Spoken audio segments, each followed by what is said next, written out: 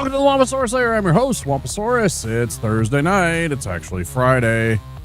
Hello, everybody. Hi, Twitch. Hi, YouTube. It's great to be back. Let's see. Morin, I see you. Thank you for being here. Bushi, thank you for the lurk. Appreciate it. And Tyler, you don't own that car. It's a pixelated graphic. I don't think he would have fit in the car. We're back. We're going to do some Baldur's Gate 3. I hope you guys are excited and ready for that. We're going to get into it right away because I am starting late lately. And, I mean, that's the time slot that, you know, is just working. But, I mean, for my personal well-being, maybe not everybody else's. But, anyway, let's get going.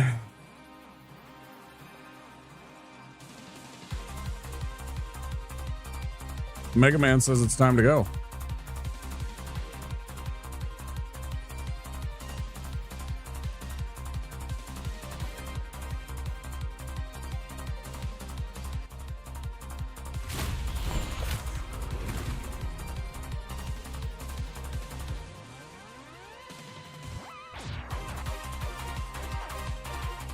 Good timing on that music.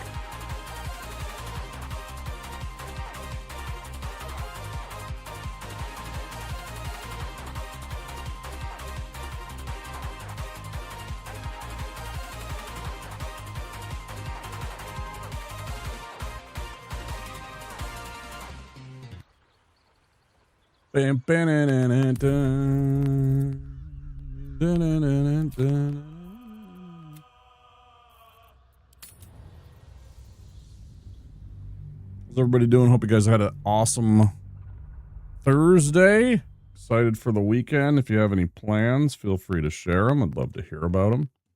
I will, of course, be taking Friday evening off, as I always do. Myself, enjoy my day off, and maybe go see my homies depending on what they're doing. I have no idea if they are. So we just literally got, the last thing that we did was we activated this tower and got it fired up, which felt good. I wish we could have this as a base of operations, like there was like a couple of bedrooms or something. Stayed interesting. Moving ahead.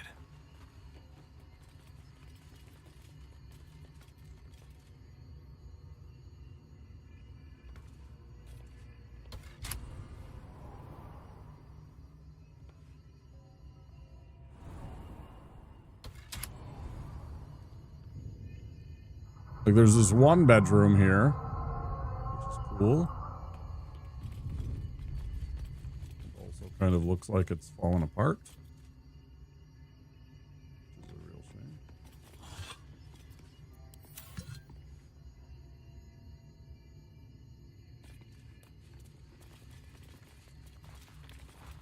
Seems simple enough.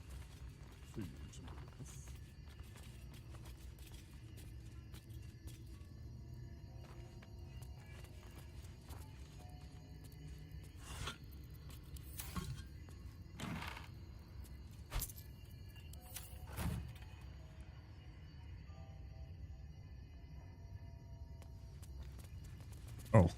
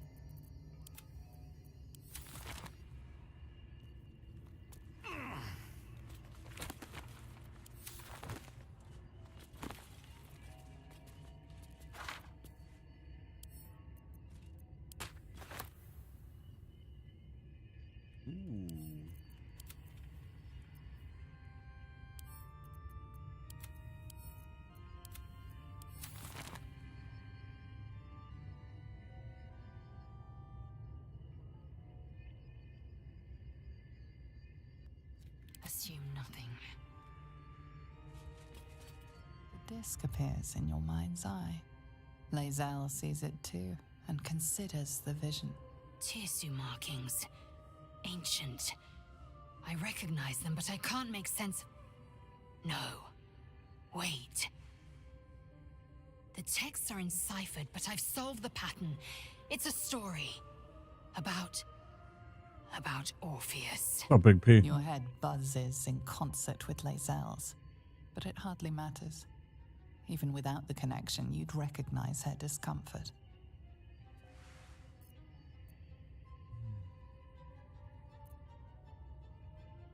Are you all right? I am fine. The slate is not. This text is heresy. I can hardly bear to read it, let alone speak it.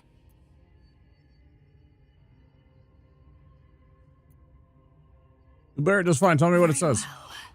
I will read it to you. The Prince of the Comet, Part 1. So it was that we were free from Geich shackles and turned our blades on each other. The heavens were shattered, and one great empire was divided in two. Gith traveled to the Hells to broker help for her people, her cause. Vlaakith would have you believe Mother Gith proclaimed her our queen. Lies. Gith made no such proclamation. Vlaakith seized the empire against the Mother's wishes. But Gith had nurtured a son, Orpheus, Prince of the Comet, the true heir. He knew Vlaakith's treachery. Orpheus rallied Gith's honor guard and declared the throne for himself. The War of the Comet had begun. Oh, yeah? Disregard this drivel. Gith declared Vlaakith queen of the Empire, and her own son defied her. Orpheus would have ceded control to the Geich.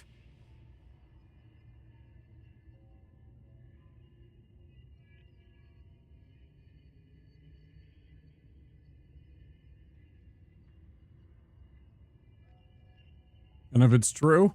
She did nothing of the sort.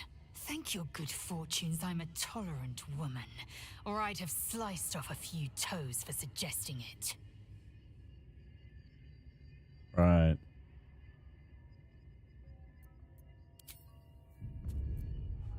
I'm really scared.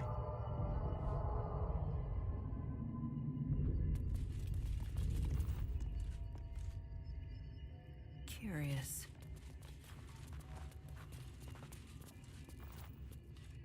Still alive. We're on the road to nowhere.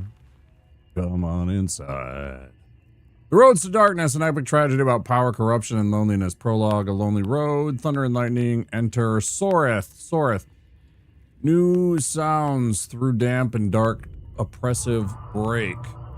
Is it the foe, that foul, contemptuous heel?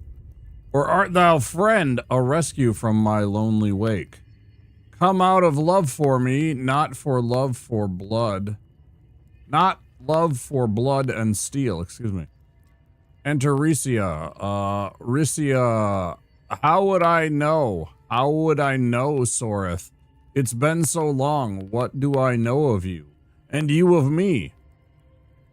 Soreth, wait, do you hear that sound? Enter Amphius.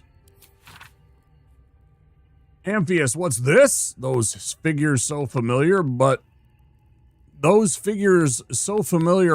but still you seem so strange. Soreth, it's Amphius. Risia, dear Amphius, what happened to your face? It's pale as death. Soreth, your eyes are black as char. Amphius, and you? I saw your teeth, they're sharp as blades. And what is with this road? So slick with blood. What happened here? What happened to us all? Exeunt. End prologue. Act 1. 10 years prior, the rest of the play tells the tale of 3 elven friends, their paths to power, and how corrupted, mad, and lonely they killed each other. What a delightful tale.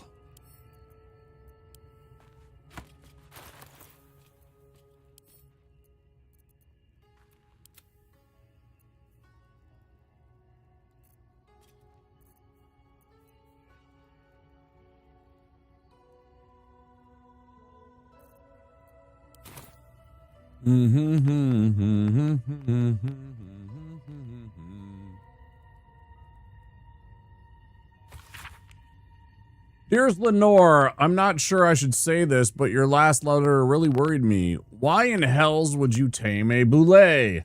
Just because you found it near Myrna's grave doesn't mean that's a sign. I'm really worried about you, Lenore. A boulet is not a pet. Using it as a guardian is one thing, but you sound quite taken by it. I know you don't want to come back before you finish your research, but if you are feeling lonely, you know my door is always open. Lots of love and hugs. Amarith.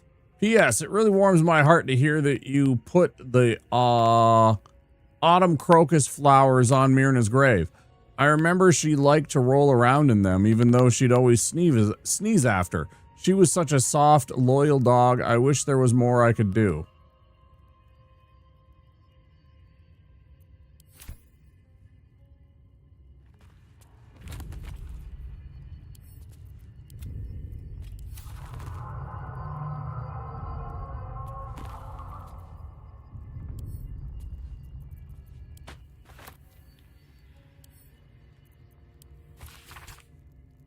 Academic disclosure. This research was funded independently and conducted at a site in Avernus. The first plane of the Nine Hells, Candlekeep, does not encourage or promote the entrapment of mortal souls. Soul coins, as a concept, are one of merciless simplicity, the sum of personal and magical essence. The soul is bound into a minted piece of infernal iron and used as currency by devils in their cohort. They are frequently traded. For their value, can purchase mercenaries, magical items, and even fuel the strange engines in the hells. However, there is a fascinating culture surrounding soul coins as well. I spoke to a devil who admitted she has one coin that she will never sell, for it was the bargain that got her promoted out of lemur status. They're like, lemurs are like these, they almost look like grubs or like maggots, but they have faces and arms. They're really horrifying. They are the least of the devil life forms. They're the majority of souls that go to the hells end up becoming lemurs. She connected me to a half-elf warlock who had promised his soul to a coin after death. I was able to look at his contract, which is reproduced below. The next 50 pages appear to be painstakingly written legal documents in Infernal with a headache-inducing number of footnotes.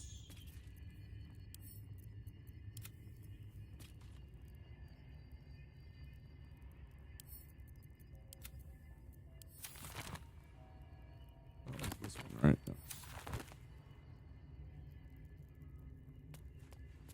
Vast world out there.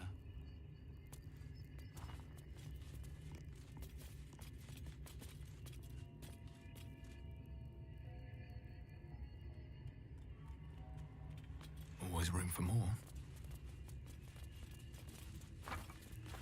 Yoink.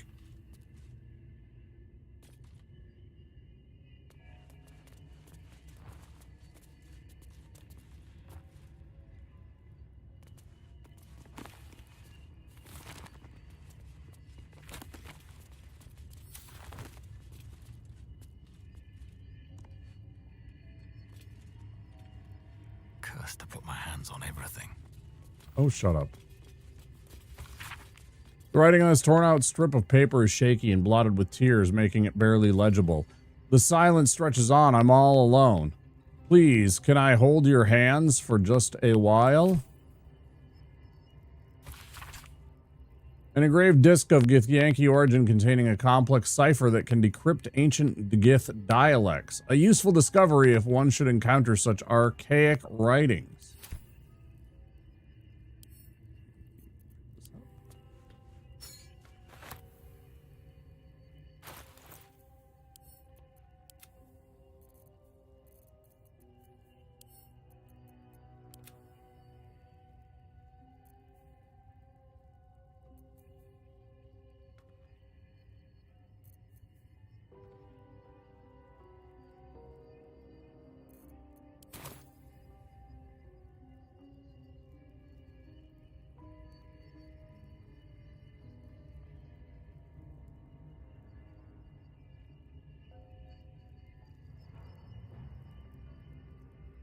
Let's have a look. Ooh, there's a button.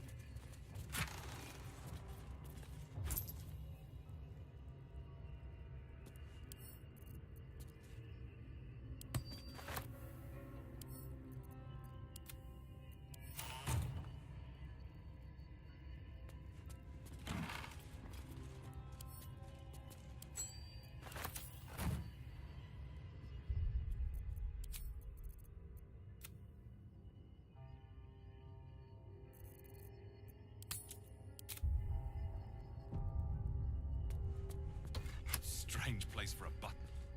Especially one that doesn't work. Didn't it?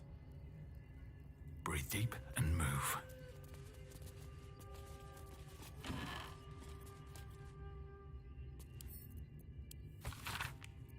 Each chapter of this book details a unique case study in the soothsayer Geraldine Haverlow's illustrious career. Its 23rd chapter is Conspiracy Dog-Eared. Chapter 23, The Frightened Noble and the Ochre Omen. Hereunder I have transcribed a conversation between myself and a young nobleman of my lifelong acquaintance. Typically, he came to me for guidance in matters of love and fortune, but his visit to me on one particular occasion stands out particularly in my mind. Himself, Madam, please, what I say to you is true. Myself, perhaps you be so kind as to repeat it for the record.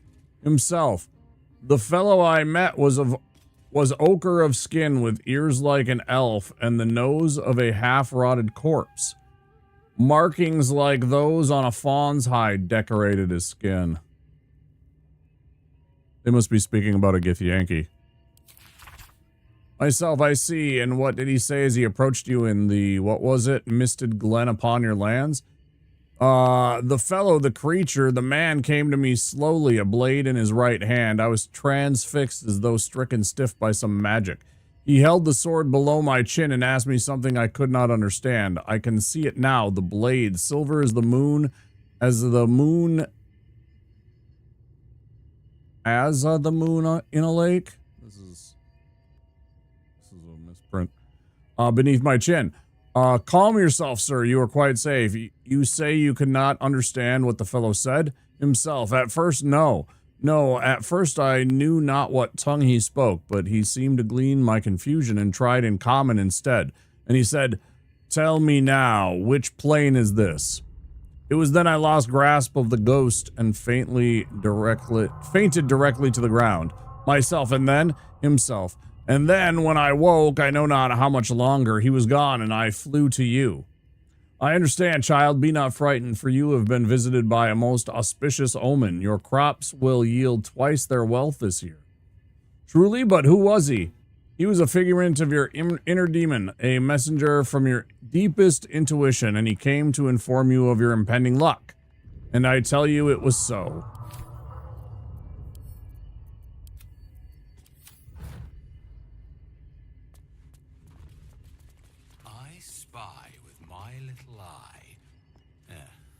Nothing of note, really.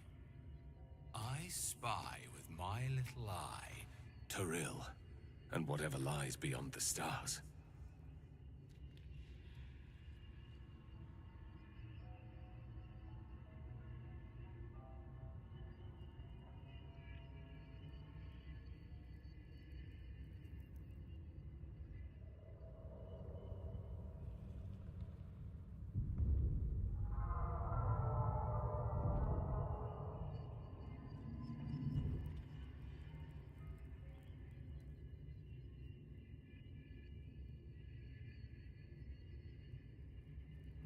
A really big hook horror.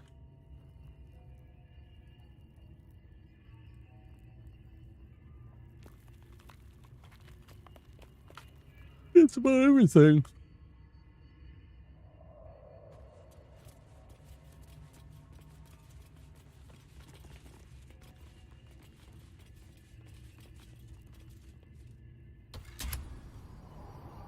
You sound so damp like a pressure break.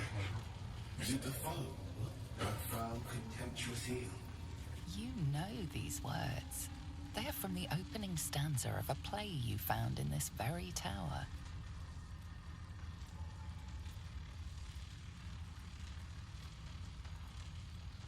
Or art thou, friend, a rescue from my lonely wait? From out of love for me, not love for blood and steel. Command as if you feel, my lord, my liege. Hey, we got a robot. I love poetry as much as an ex-wizard, but using it to command an automaton seems a bit self-indulgent to me.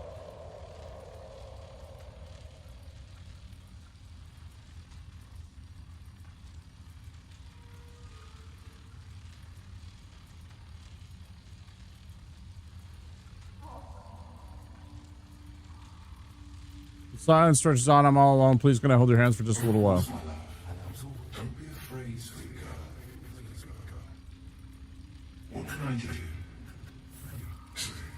Would you like a hug? Hug. You're strong. You're stronger than you ever knew. Remember, I'm always here for you, and you will never walk this path alone. Was that not the weirdest fucking thing I've ever seen? Bernard, guardian of the Enchanted Tower.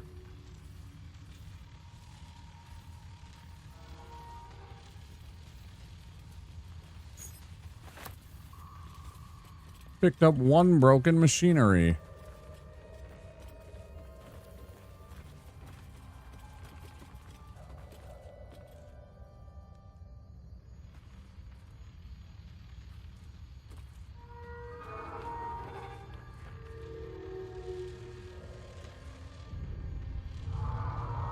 I bet if we hadn't answered correctly, we would have been attacked by all these fuckers.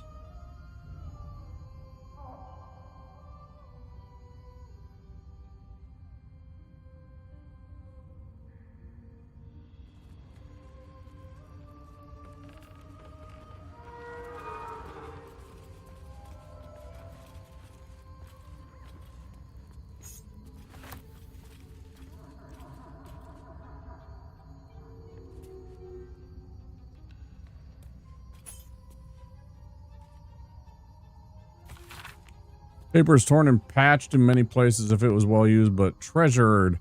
On it is a small poem without a name. These empty sheets are all that's left of you. The last of all the thoughtless gifts you gave. I will hold on to them. It's all I can do. I can't throw them away. I've never been that brave.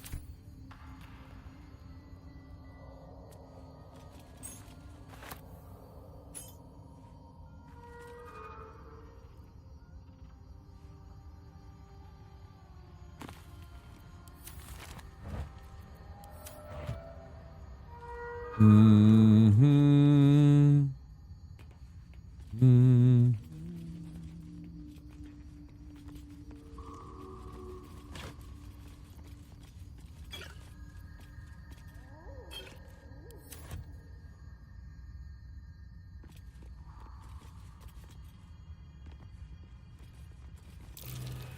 That's curious.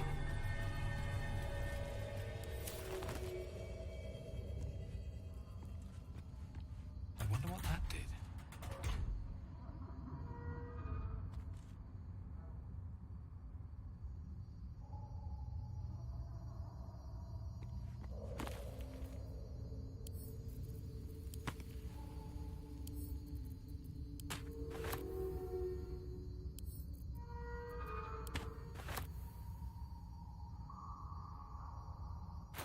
Eager for battle. We're a long way from Waterdeep.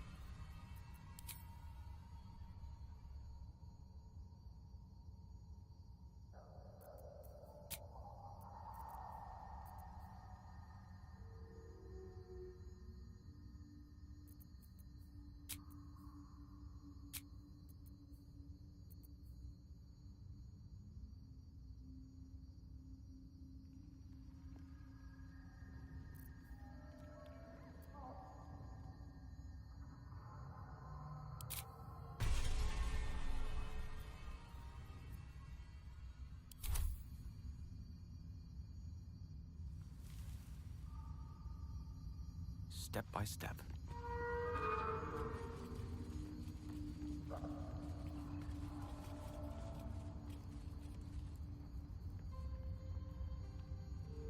As you wish. What to do?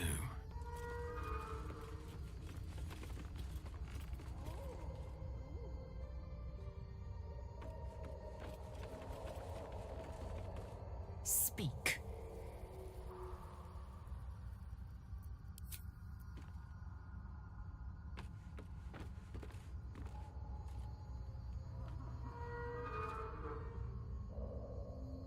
Need to find a way forward.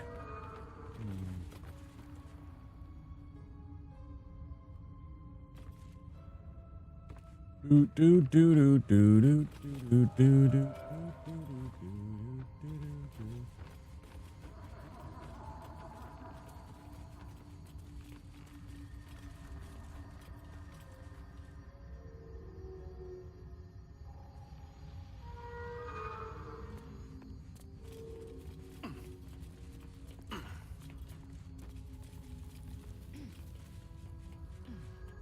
What's the point of this?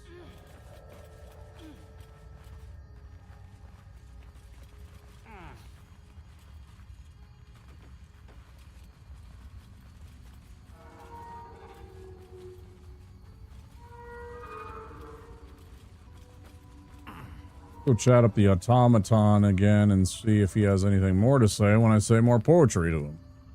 Command as you see fit, my lord, my liege. How can I trust? How will I ever know? How can I show myself my darkest? The deepest secret show. Reveal the truth. Do what you wish to see. Reward, an automaton named Bernard rewarded us with a precious ring. You receive guiding light. Ooh, little light ring. Pretty dope. Hell yeah. Command as you see fit, my lord, my liege. Not bad.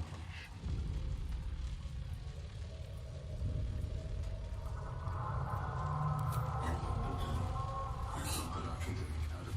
I can't throw them away. I've never been that brave.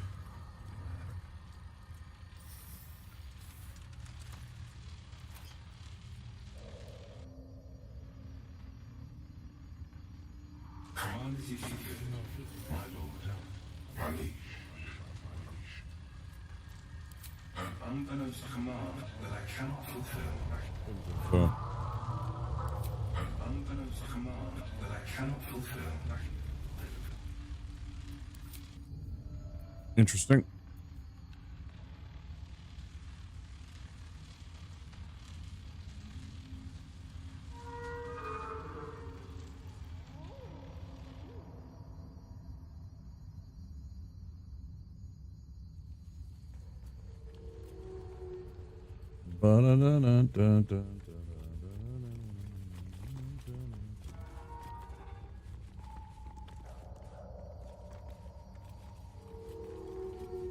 Everybody on the left. Everybody on the left. God damn it, Gale. I said everybody on the fucking left. Thank you. Now, Gale. Gale, you dipshit.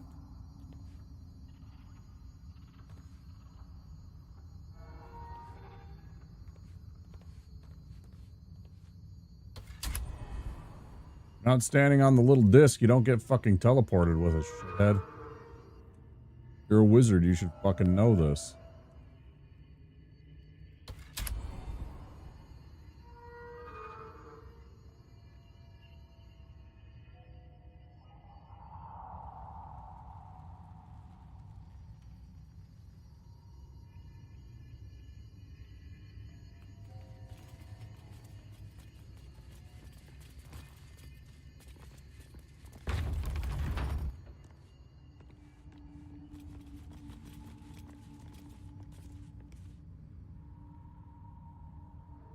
Pretty neat fucking little patio, balcony, excuse me. Pretty dope.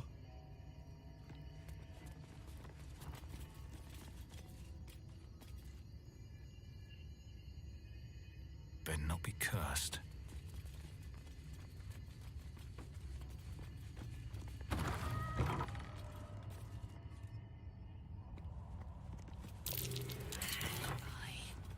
It is making my skin crawl.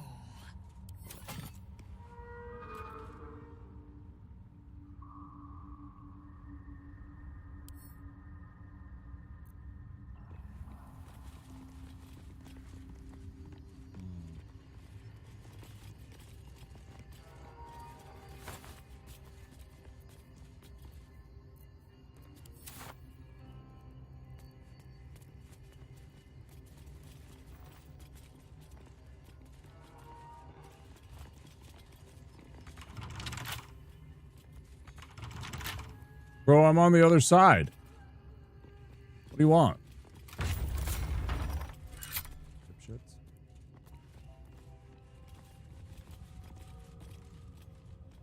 We're back outside.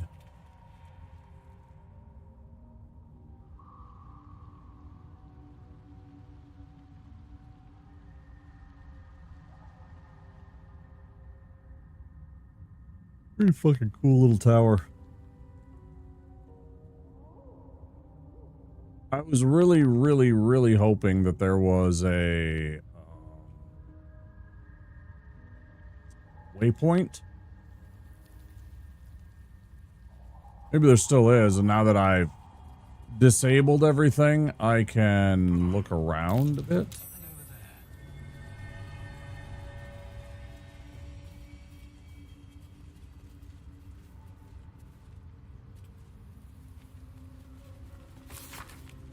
Dearest ZRA, I don't know if you're coming back, if you'll even read this message, but if you do come back, could you wait for me? I'll only be gone a few 10 days. But the thought of coming back to this empty tower with nothing but Bernard to fill these halls. I don't know how much longer I can take this. I miss you. I miss you so much. I can't shake the thought of how different things might have been if I'd only been less stubborn, working on your lightning inventions, my magic, eating together, laughing at your stupid puns. Waking up next to you, despite everything, I still love you. So please, if you read this, can you wait? I'll be back. I won't be long. Forever yours, Lenore. Few sentences are penned below in a different hand. I waited until Tarsak. I'll always wait for you, but you didn't come.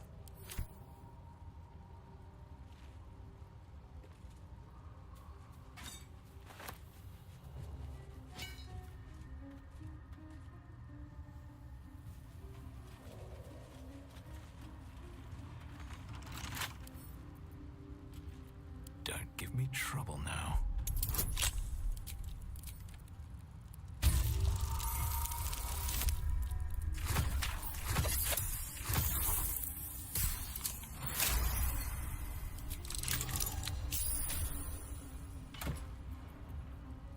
Skybreaker. Searing Smite, level 1 evocation. What's Searing Smite do? 6 to 16, 1d6 plus 4 slashing, and 1d6 fire. Deal an extra 1d6 fire damage and set your target afire. It takes 1 to 6 fire damage every turn for 10 turns. Damn. That's pretty dope.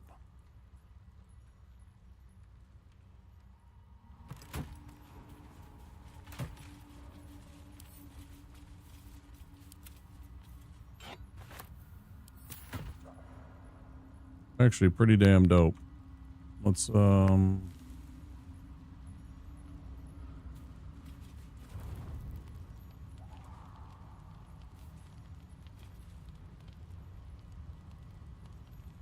Shattered anvil. Is there anything besides the digging up part that I thought that I missed? Maybe, I don't know.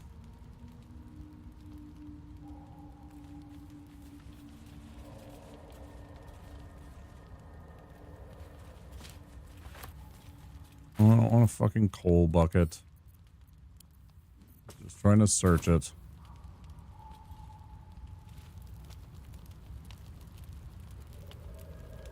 Okay. Where was that fucking mound of dirt?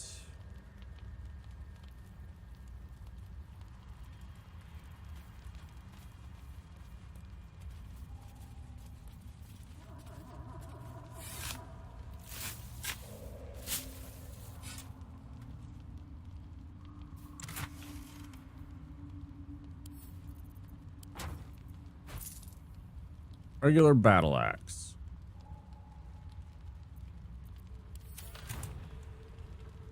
But More for me.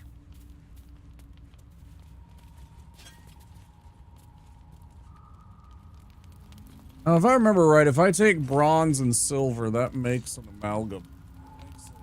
Sorry, an alloy. I just can't remember which.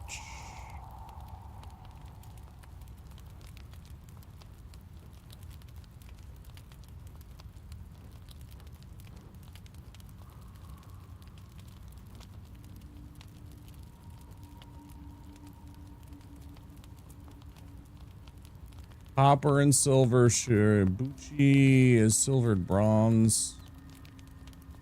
Tin, copper, tin, bronze base. Sterling, silver, bronze. Truly making the two metals are rarely melted into a single alloy because of how they mix. Instead, they are mechanically joined or soldered together to create mixed metal pieces.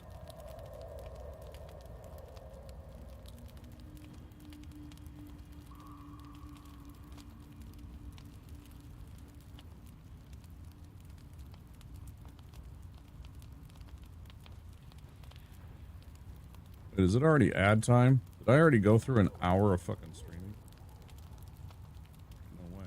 No, 15 minutes. Okay, I was like, holy shit. What happened at the time? I know gold and silver makes electrum. Ugh.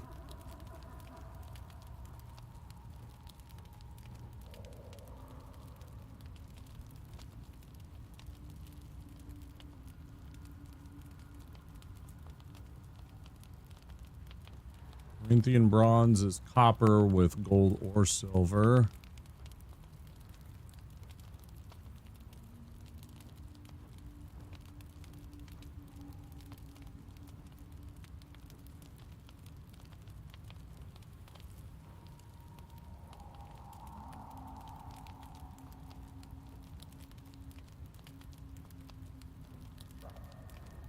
Guess it's no.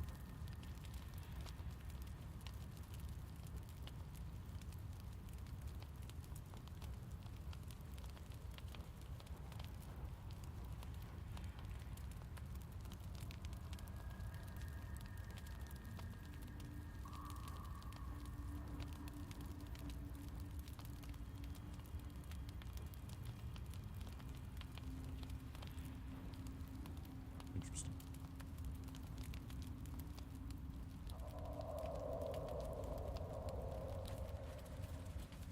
For some reason I thought that those were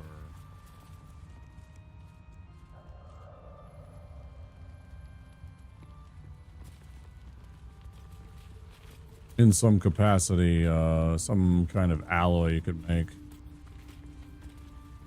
unfortunate.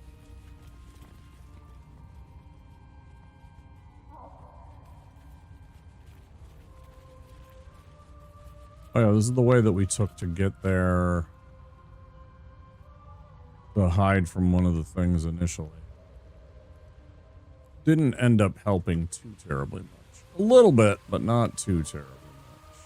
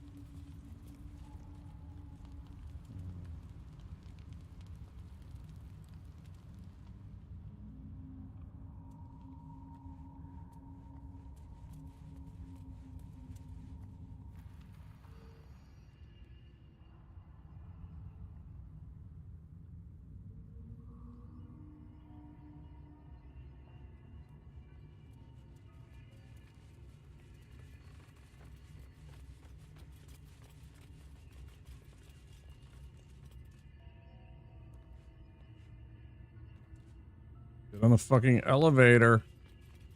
Dickheads.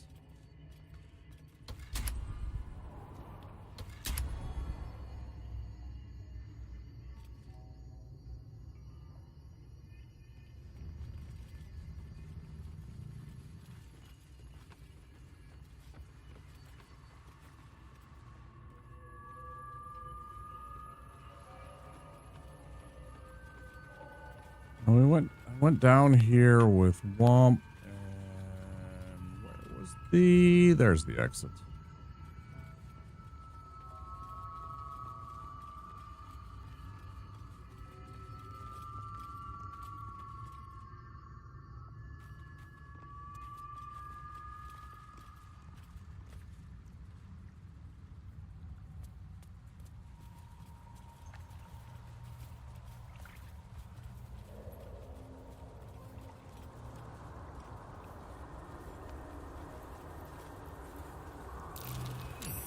What's that? Very neat.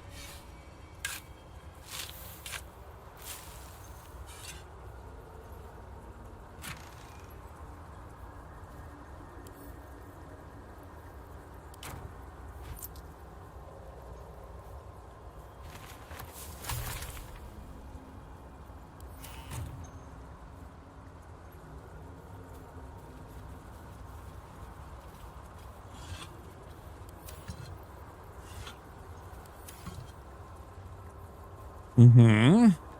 See what happens when we get our wizard near this.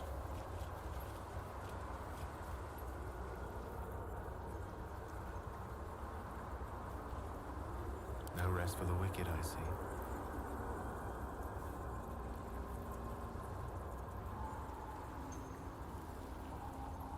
It's disappointing that he doesn't even react at all. I was really kind of hoping that he would.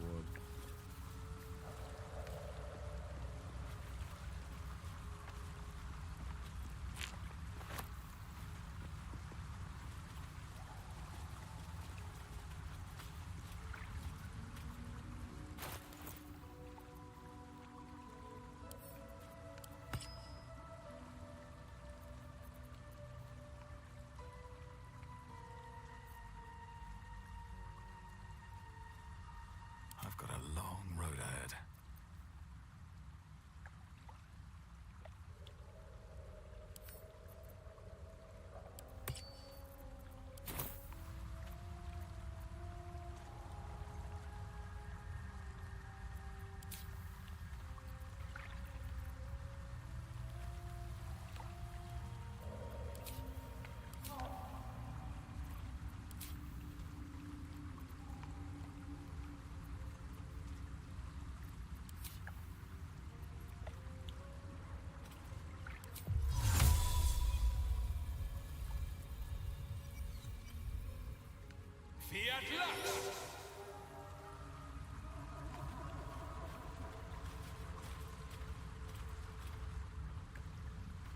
At the ready.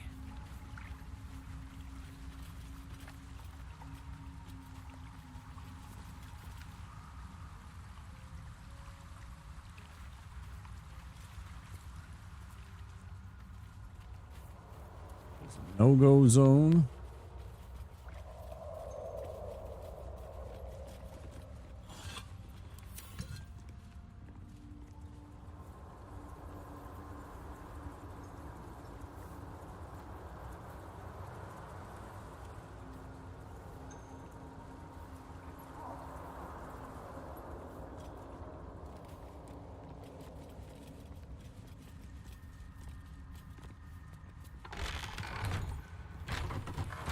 Perfect. Exactly what I wanted to do. Oh, there's more. Where's this go to?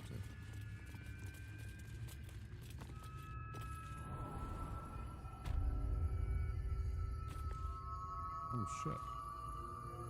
There's even more. Fucking hell. This is crazy. I'll give it a shot. Oh, more of those other things, too.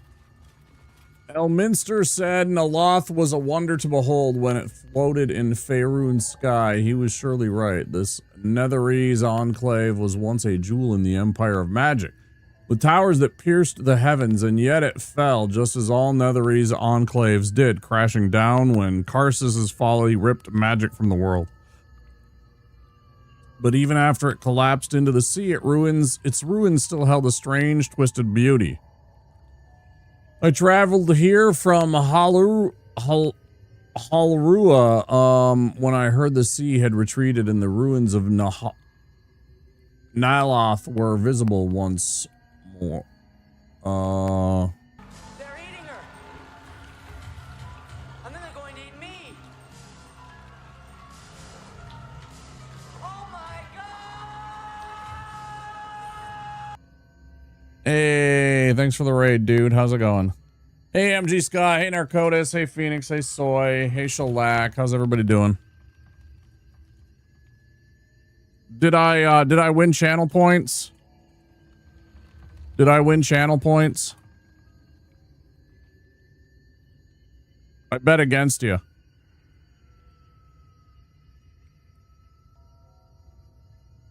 Ha ha! Victory is mine!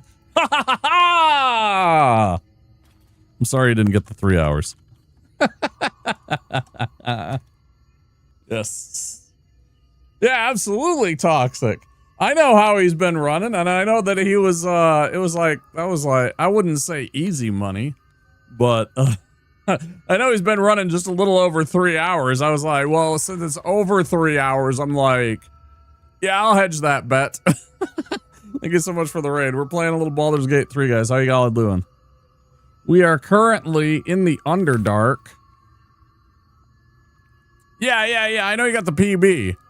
Big time PB, which is fantastic. But it was like, I mean, most days they're just a shade over 3 hours. Occasionally, I know you've gotten a couple that have been a little bit under 3 hours. But I was like, I'll hedge my bets and say yes, that it'll take more than 3 hours. Just because on average, they've been slightly over that. But yeah. Thanks for the raid, dude. I appreciate it. You guys should be following Soy. I think all of you are. And if you're not, if you were here before and you're not following Soy Fiesta, just notice the mod sword right there. So go follow him. Because you should.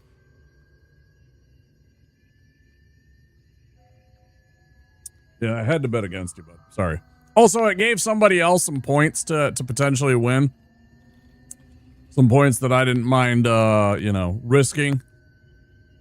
And look at that. Then Soy Fiesta comes in and fucking raids me. And then he's got a 185 stream streak. That means that there's a couple of people out there that have an insanely long stream streak as well, I bet. Thank you guys all for coming in with the Soy Fiesta raid. Staff of Arcane Blessing. Well, that sounds like something that I'm definitely going to acquire. Yoink.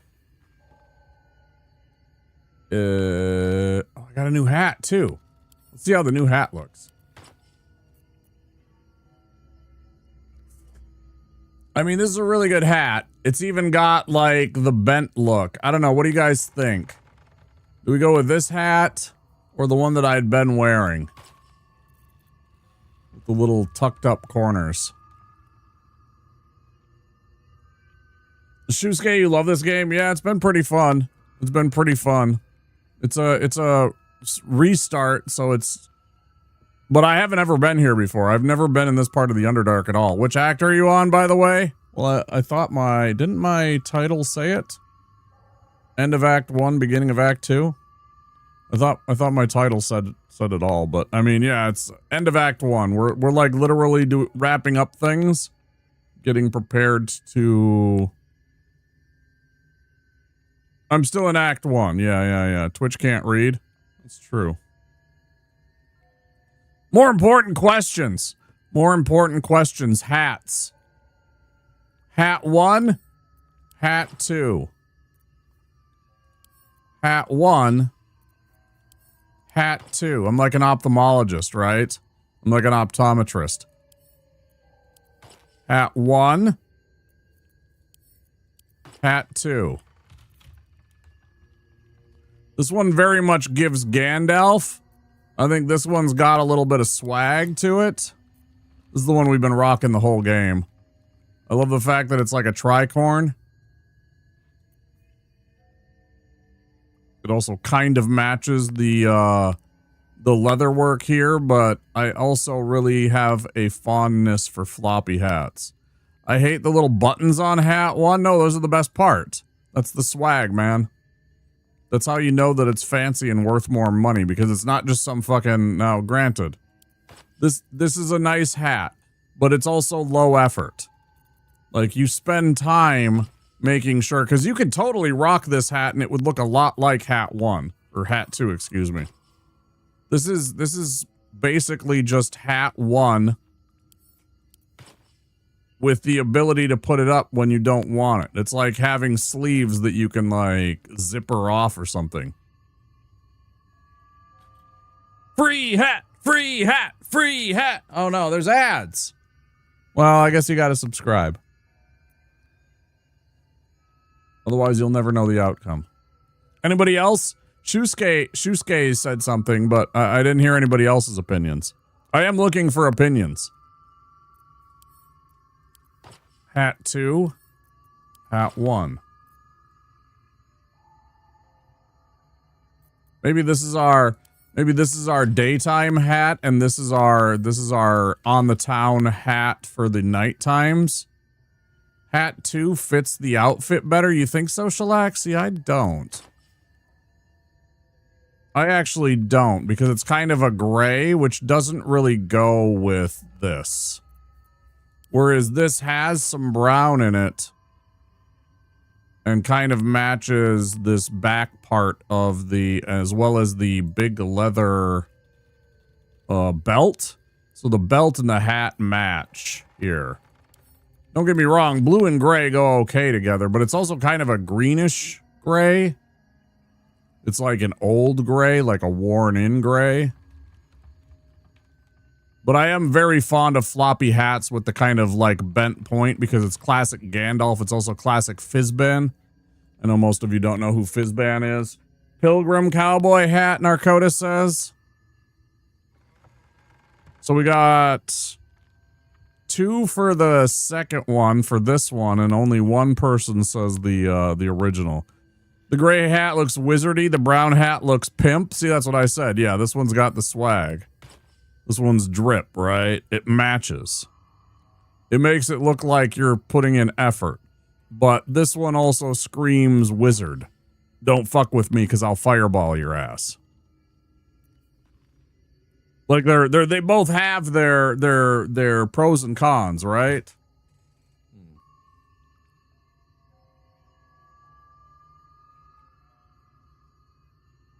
Can't decide.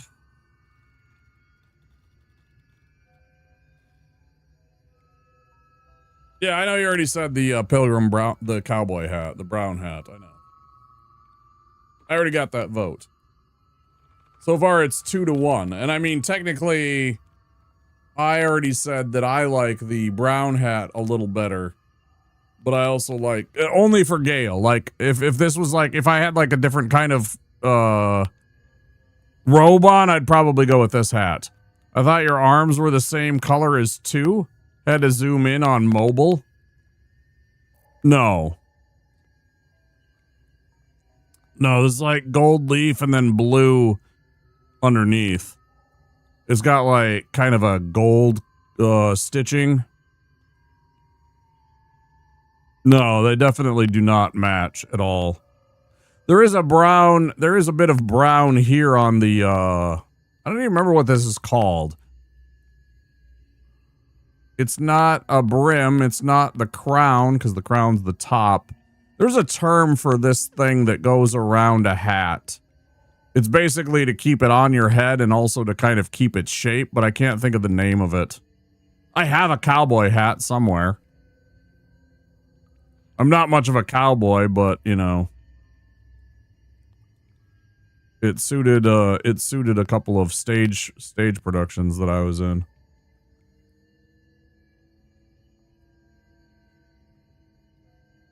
I'll tell you what, I'm going to go with this one I'm going to go with this one. And if I find a different robe, this one will be there for him when we get something else. Where is this stave that we just picked up? I got completely distracted. I picked up this stave and now I can't find it. Staff? Stave? Stoof?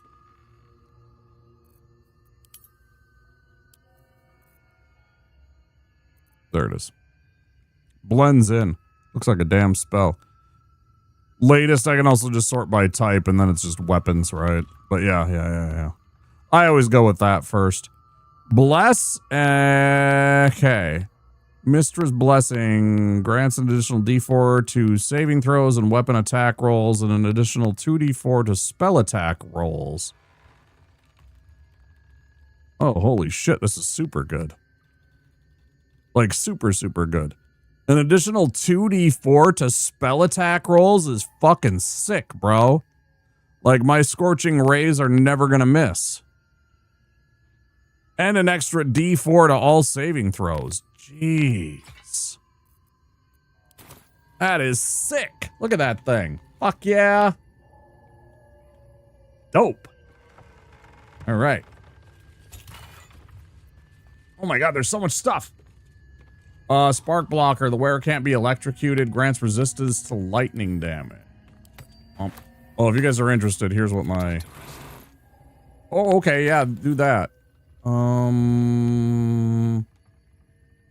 Yeah, here's my orc. This is my character. He's a half-orc barbarian, in case you weren't, familiar. Also, I should have the Twitch integration, so you can just look at my party anytime you want. Oh, you were asking about the thing? Negative. I don't believe so. I believe it's just a built-in thing.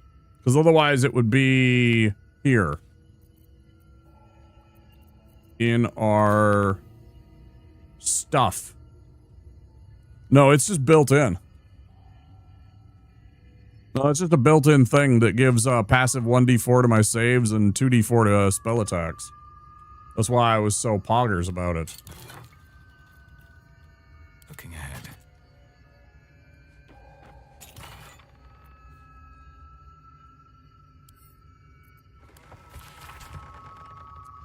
Crisp cursive fills the pages of the diary, detailing the daily struggles of a cleric of Mystra studying the magical properties of the Underdark. The last entry dates back about 10 years. To Alturiac, 1481 DR. Who would have thought 3 years ago that I would start a diary, not a research journal, but a real diary? I guess when every soul is more like to kill you than converse with you, talking to a book starts making sense. And who would have thought 3 years ago that I would be called back to Baldur's Gate to confer with the other clerics of Mystra right at the apex of my studies? I have all the pieces, but I have barely started my treatise. No matter, I will take my ring with me to show them a glimpse of the possibilities. I will leave you, my dear book, here together with the rest of my research, waiting to be finished. I should be back before next chess. LDH. Larry David Hogan. Lawrence Donald Heisenberg.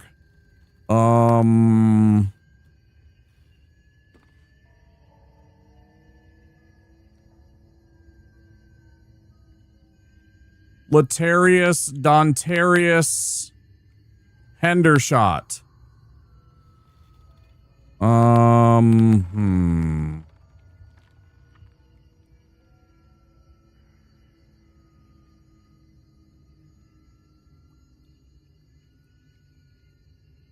Lucius Duntilla.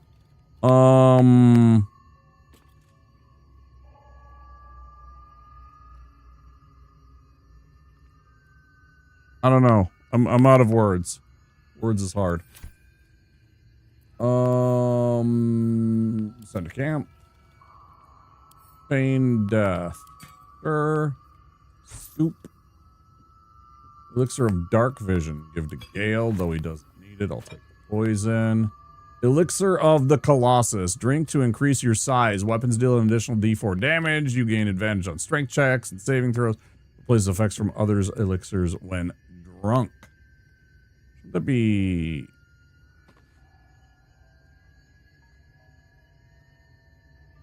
I guess it would be drunk.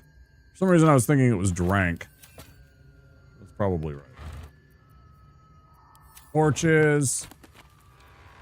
Another spell. Give it to her. We already have a realm according to Bumpo book, so we don't need that one. So you already know, but in the event that you haven't already, make sure you do get that after stream self-care we always talk about on the channel. Please do look after yourself, but if you need to go and get some sleep, or go grab some food and come back and chill. I do know it's already, you know, after 11, so if you need to make sure that your Friday goes well and you get a good night's sleep so your weekend is full of merriment, maybe look after yourself. Anybody got any fun plans for the weekend? Mine is pretty basic as always. I go hang out with my homies on Friday. Yeah, you gotta take off, Shellac. Yeah, I understand. It is pretty late.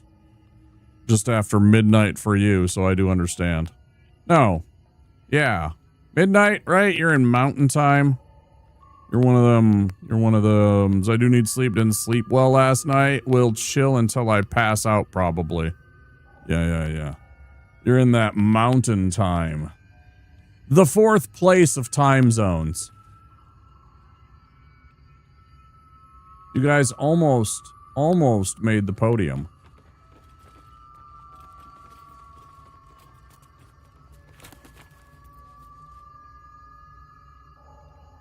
We have that one already. Mrs. Candlekeep. I don't think we have that one.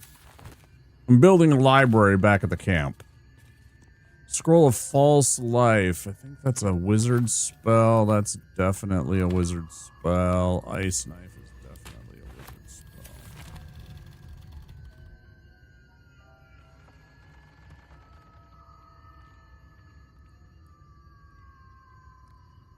Rickety chair.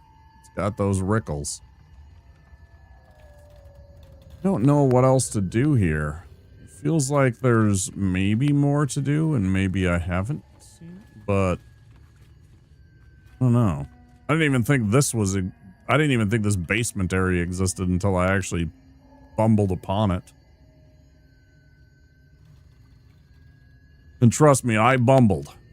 Wait, is there still more below us? Are you fucking kidding me?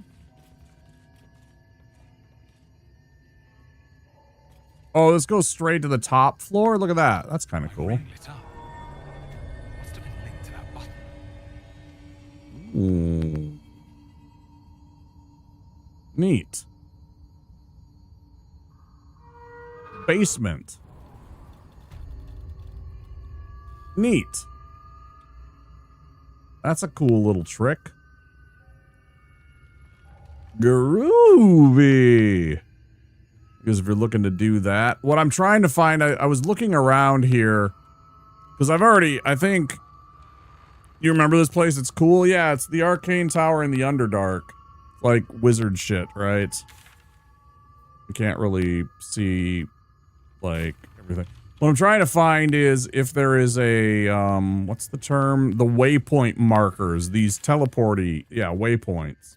I was trying to see if there was a waypoint for the Arcane Tower somewhere in this place so that I could just teleport back here if I ever wanted to, but so far I can't find one.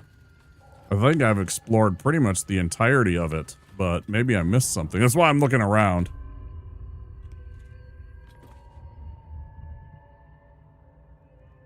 I just noticed that that Shellac used the thumbs up.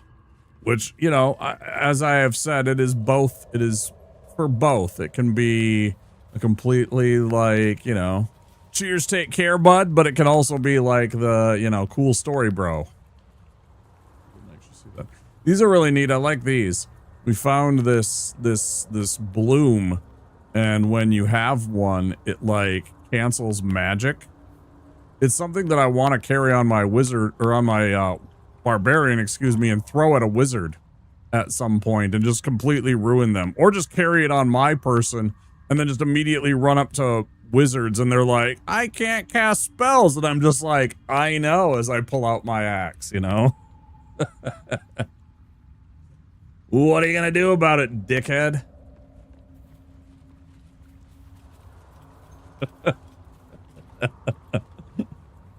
It's just fun for the whole family, but mostly just me. Is there an arcane like one of those waypoint markers so we can teleport back here somewhere in the maze of this tower that I haven't found?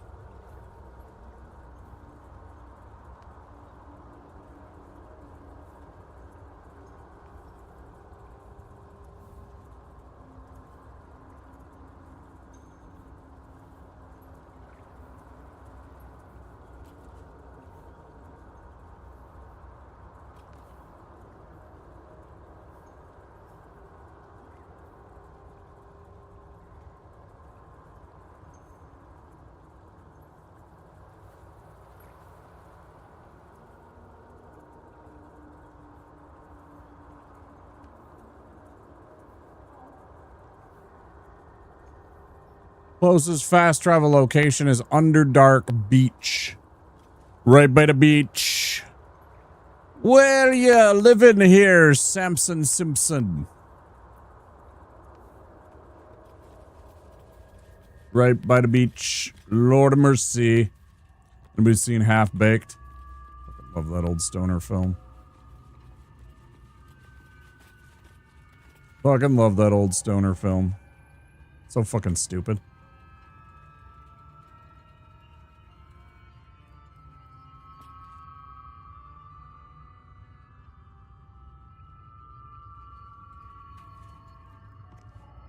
That leads outside. This little switch just closes the door. Cauldron. I think we've done all this.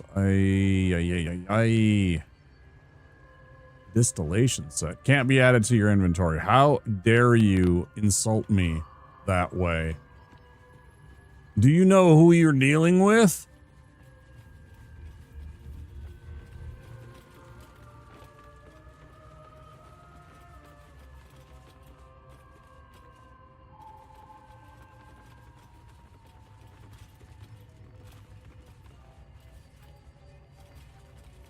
Not gonna do it. Everybody on.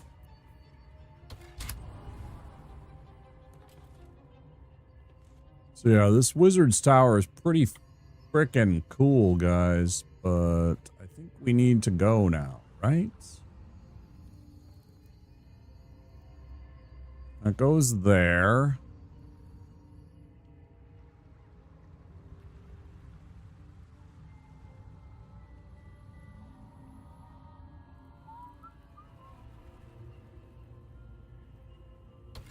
Up a level? Yeah, up a level. There was these arcane turrets that were just blasting me, you know? Fucking Danny DeVito style. Fucking Frank Reynolds style. Every single time I got, like, there was a couple of times where it was really bullshit. Like, they were shooting me through stuff like this pipe. I was, like, hiding over here. You know, like... right behind this box, and it shot through the pipe, through this, whatever this is, and hit me when I was like hiding over here. I'm just like, there's no way. I was crouched too, you know. Let's see. No. I don't want to.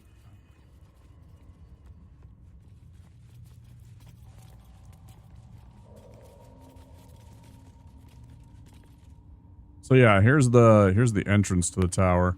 I wish I could zoom out a little bit and control the camera angle so I could, like, look up.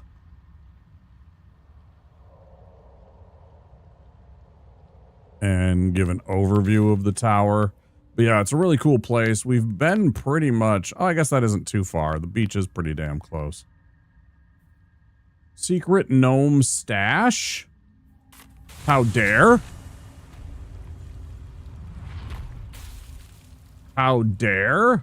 Secret gnome stash? How could you do this to me? What's on your mind? Nothing. I wasn't clicking on you, Gale. Fuck off. Nobody gives a fuck. Rotting something something. Again, nobody cares.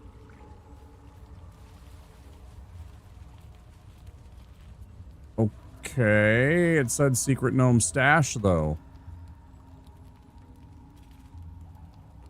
Well-stitched satchel. Suspicious.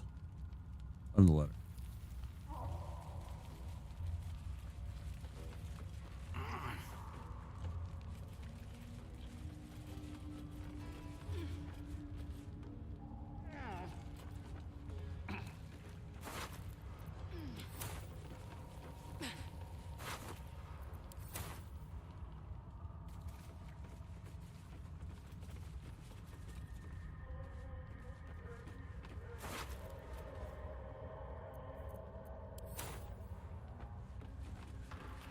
One of my favorite things was pushing.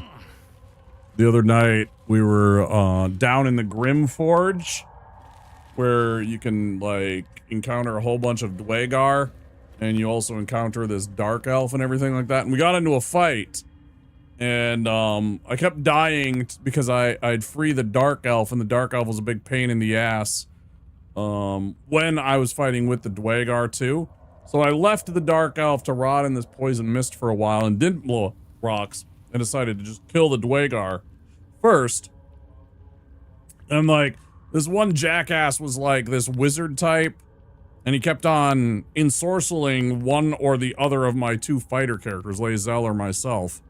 And it was really pissing me off. And so, during the what ended up being the successful fight with them, because I had to reload several times, I just went and pushed one of the Dwagar straight into lava. Just pushed him straight into lava. Actually, I pushed two of them into lava.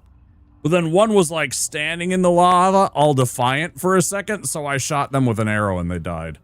Somehow they were just standing in lava like fucking Arnold Schwarzenegger in the fucking end of T2 with the big thumbs up, you know, or something like that. Just like, excuse me? Empty, empty, empty. Lurgan. Oh yeah, by the way, this is my hook horror. So I had made friends. I'm sad about this still to this moment. I had made friends with this Myconid, one of the fungus people. And he was like, yo, bro, I want to go fucking, you know, adventure with you. And I was like, sweet. And his ability was he could use his little spores and he could animate whatever corpse happened to be there, right? So I animated a hook horror and we absolutely ran through this whole area with this hook horror. And he was fucking things up, right? But then they finally killed off the little Myconid dude. And I was sad. Actually, I don't think that's the Myconid anymore. Maybe it is. No, I think they got rid of his body. He was here somewhere. They must have deleted the character model. Because I also reanimated a Dwagar. But yeah, we totally had a hook horror that was running around and just killing all of these Dwagar. Just butchering them. Because he's got this really cool... Hey, fish heads. Yummy fish heads! Yeah, you can see Spore Servant. It's still under the control of the Myconid, but it won't leave and it won't turn hostile. I could probably attack it and it would probably turn hostile. I don't really want to fight a hook horror right now, though. But I thought that was super funny. I was running around reanimating shit with him. Man, I wanted to keep him for a while. He was really cool. I was like, you're the best companion. You bring things back from the dead to kill their own buddies with. What's that? You're You're a Dwagar, a deep dwarf assassin? Yeah, go stab your friend in the face, you know? Pretty great. Yeah, all of these are because of that.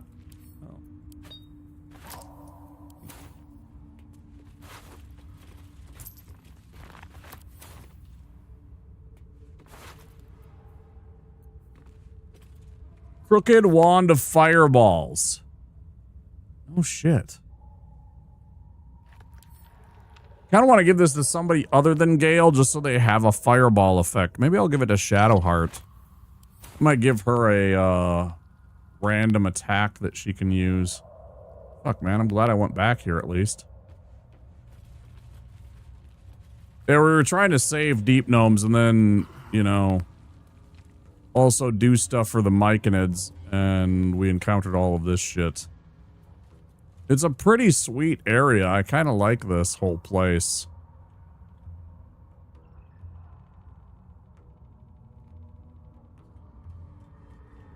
Like both aesthetic-wise and just like the stuff that you encounter here. Oh, my bad. That's where we were already.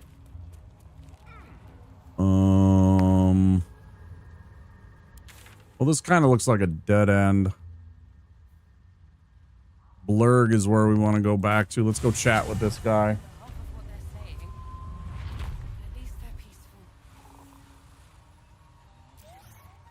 Yeah, this is like the, yeah, here's the new sovereign, but the other one was like down over here and he was just chilling. He was like, he had been deposed or exiled or, you know, overthrown or something like that. Which was pretty dope. I like the idea that there was some kind of like sovereignty hierarchy. We've had some rest. Maybe we can still go back for the others. I should speak up. I greet you, child of the sun. How has your search for the mushrooms fared?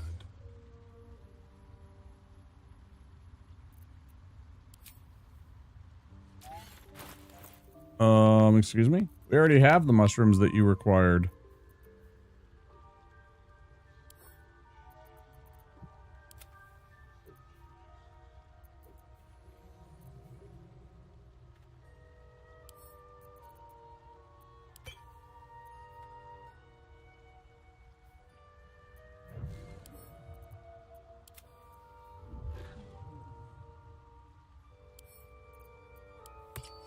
I'd rather not get electrocuted, so there we go.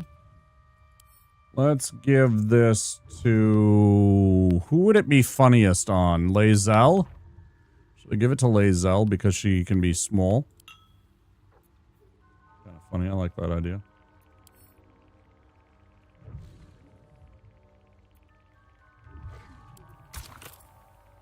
Oh.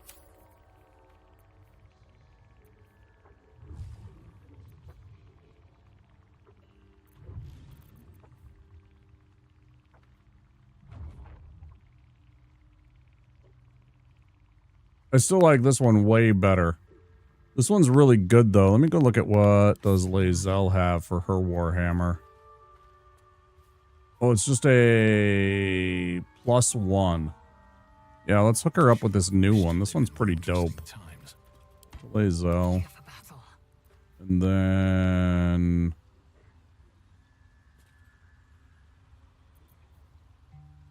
Faithbreaker is the one that's just... Skybreaker has this. Oh, wait, it's a light hammer. Ah, shit, I just noticed that. Although that does mean she could keep her shield. But no, I wanted... Damn. I wanted that. I want that back now. She still has her glaive. I shouldn't worry about it too much. No, I needed bludgeoning damage, though. Shit. The nutrition my species receives from other... Camp here. So we've got the owl bear now as a little pet that hangs around the camp. We've got our doggo Scratch, and we found this guy. We've saved him a couple of times, and now he's like chilling at the camp, I guess. Which is cool, you know? Got a whole bunch of folk hanging out here. It's pretty nice. Got ourselves a regular adventuring band. We're an adventuring band. We're an adventuring band. Oh, whoops. I don't want you. I want Stop me yet. fucking Open Womp. up. I'm talking to him with my main character.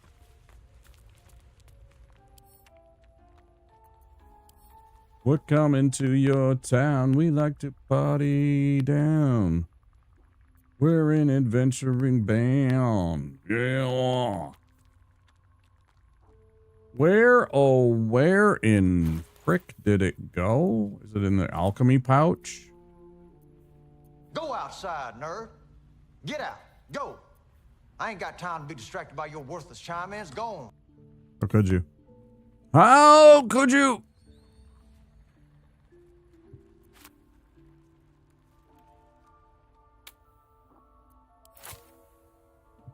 Thanks for the lyric, Gosser. I appreciate it. Good to see you. Loth's Candle, Viridian, Night. Where did that go? I definitely have some of the Tinnamusk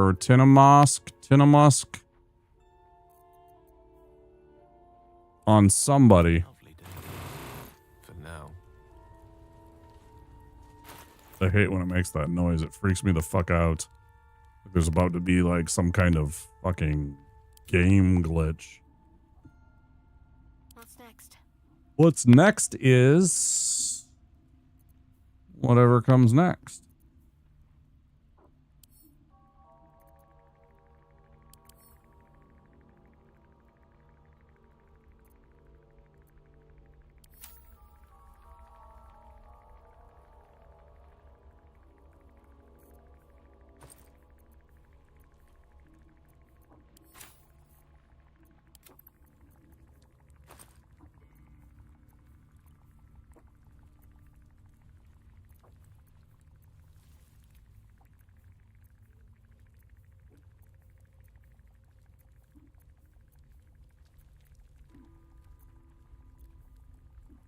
Action, reaction. Stop doing that. It's freaking me out, game. But yeah, where is that stuff? Rogue's Morsel, Trumpet, blah, blah, blah. No time to waste. We looked in here, right? Yeah. Looked in here. Still breathing, despite everything. Despite everything. Is it going to totally rip us off and say that we didn't pick up any, even though we had, like, fucking 2 of them?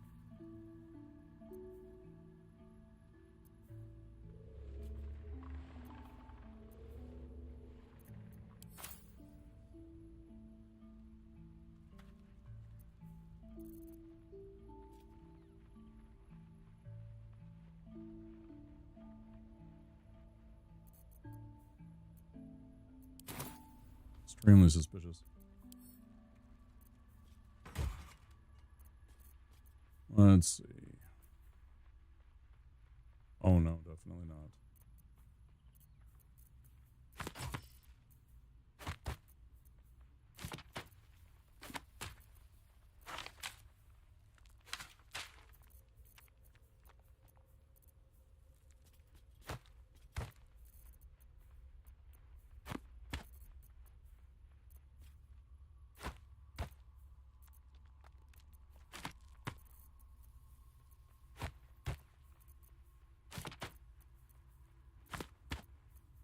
Oh, it's full.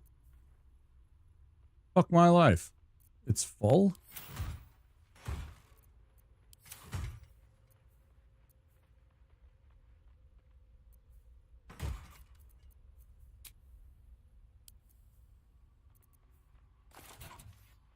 Do not get the dialogue option. You do not have enough of the mushrooms. Maybe check the quest entry too.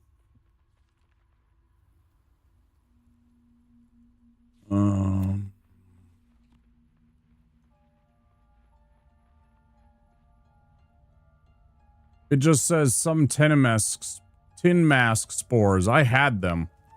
I 100% picked up some. Because I blew up one with an arrow and then scooped one up, and it was on Womp because he was the one that did it. That's what's frustrating me about this, because I can't find it in my inventory anywhere.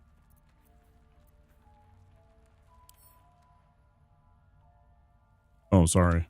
In my inventory anywhere.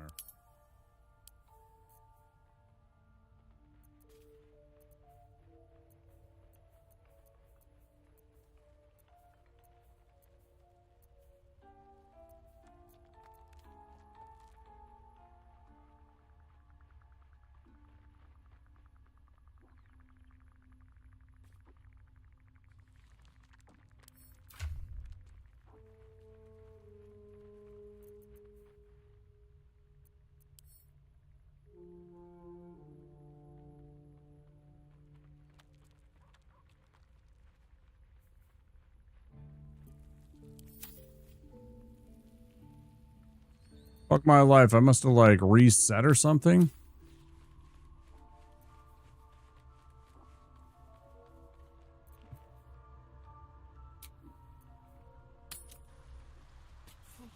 Have you spoken with Skris lately?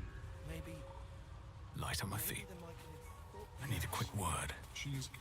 I greet you, child of the sun. A tongue of madness and the spores from a Timust mushroom. You may find them in nature or the nearby cleric's tower. Doesn't say anything about 3 of each. No, I haven't been doing any of the alchemy spiff. No, I didn't do that either. I did nothing of the sort.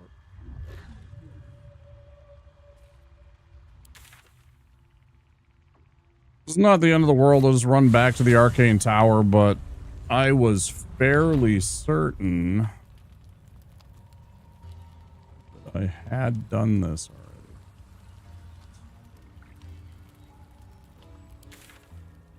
already. All right, I need to go.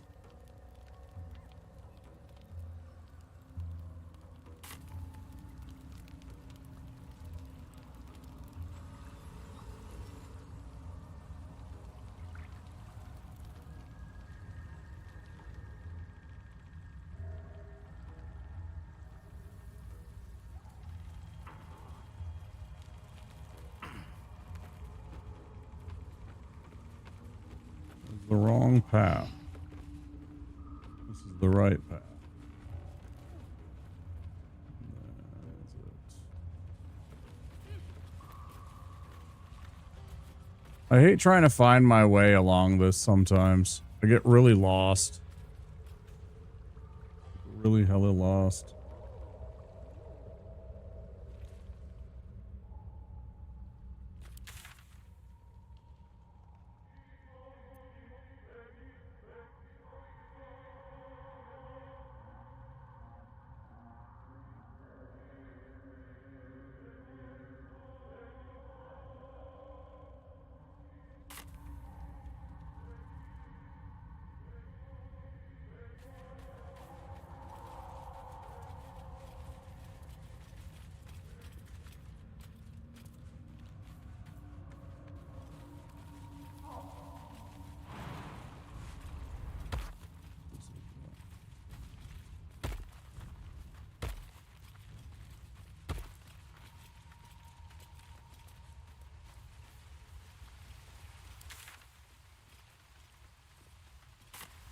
Not the way.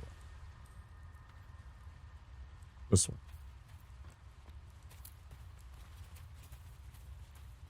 Get lost around these places. I wish there was an arrow that showed that was like, there was a little tiny arrow that was pointing which direction your character was facing on the minimap. Like just something as simple as that would be very handy for me.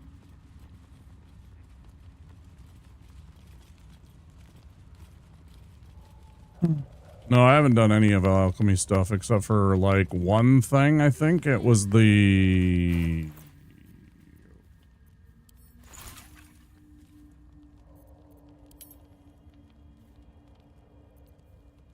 It might have been this. It was like Nightlight. Yeah, Nightlight, I'm pretty sure, was the one that I did. Just to, like, see what it did. Back into the tower.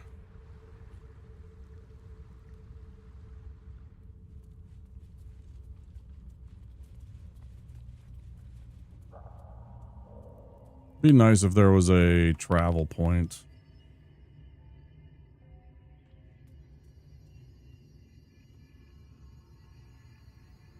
Where was the Timisk? Timit, son of Timit spores. I know it was downstairs. I just don't remember which level had them.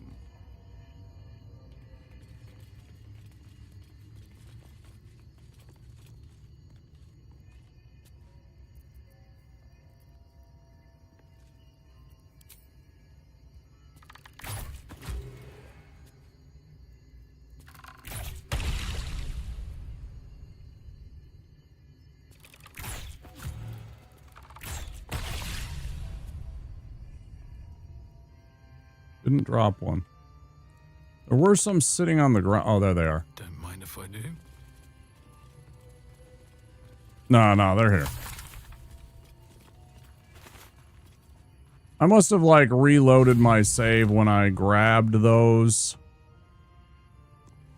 Or something like that. I don't know.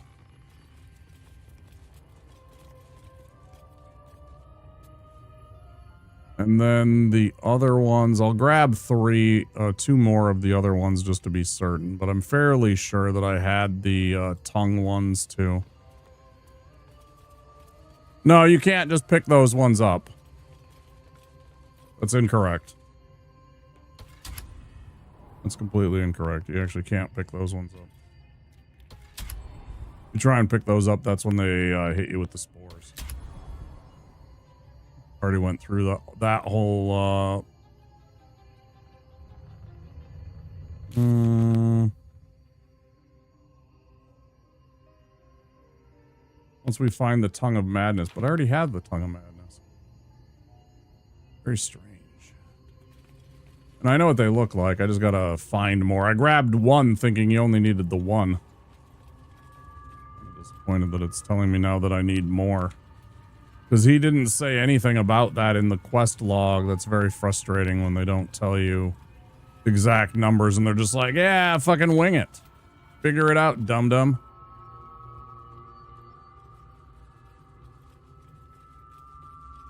I mean.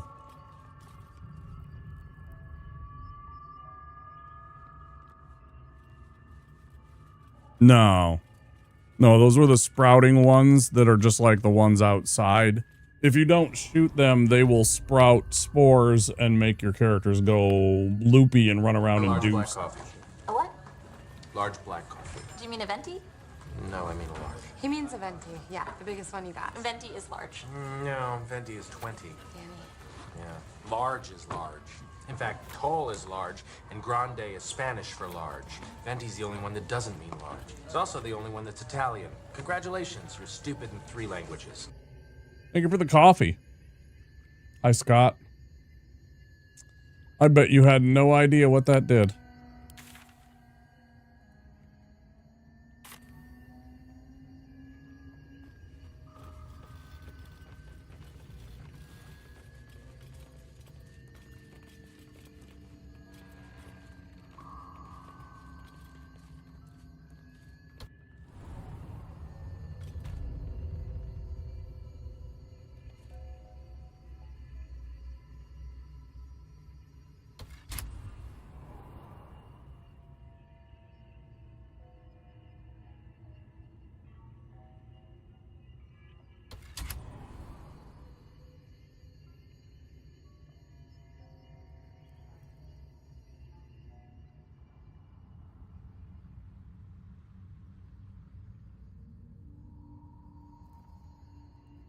Here we go.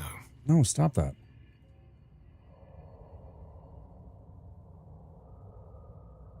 That's all good. It's fun. I like that clip. It's funny. It's from a movie called Role Models. It's from a movie called Role Models. It had, well, Paul Rudd, obviously. And then, Sean William Scott. They were, a couple of, I don't know, probably near 30-somethings. I think they were supposed to be. And they did some dumb shit and they had to get community service. And they got stuck with a couple of kids that were D&D nerds. That's the beginning of the movie, like when he was like a total asshole. And then like, you know, he of course had the redemption arc throughout the movie.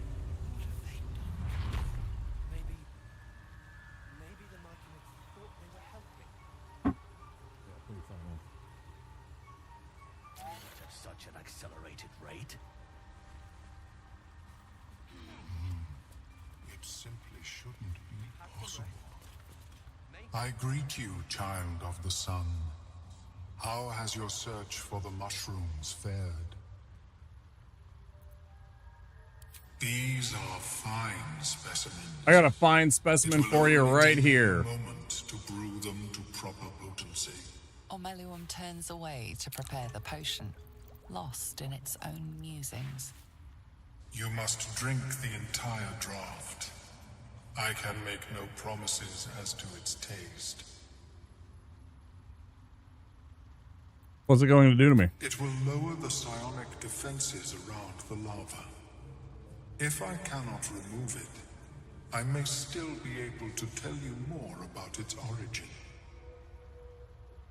Omeluum watches you with cautious intensity. It expects doubt.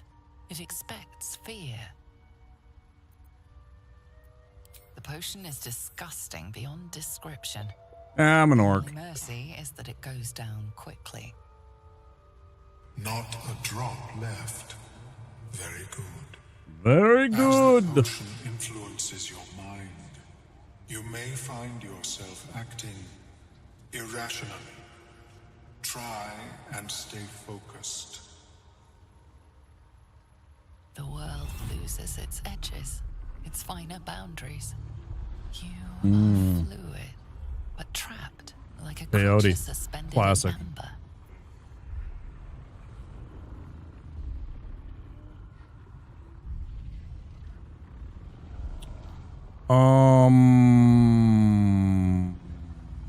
Wisdom, intelligence. Well, You're sinking into a starless void that has no end. I choose to The look connection back at the between darkness. mind and body draws thin and tight. The tadpole spasms, seizes. It's fighting the potion even harder than you are. Fear pierces your mind like knives of ice. The parasite digs deeper, as if it needs to hollow out your skull.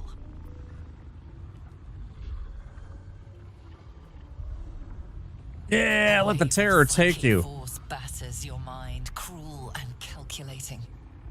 You are nothing to it. You are small. The parasite swells with power. More power than you have ever felt before. It surges and twists, lashing out against that which would dare to intrude. Yeah. The parasite in your mind quiets, pleased with itself. Omeluum, are you well? That lava is like nothing I have ever observed before. Its power is unsettling.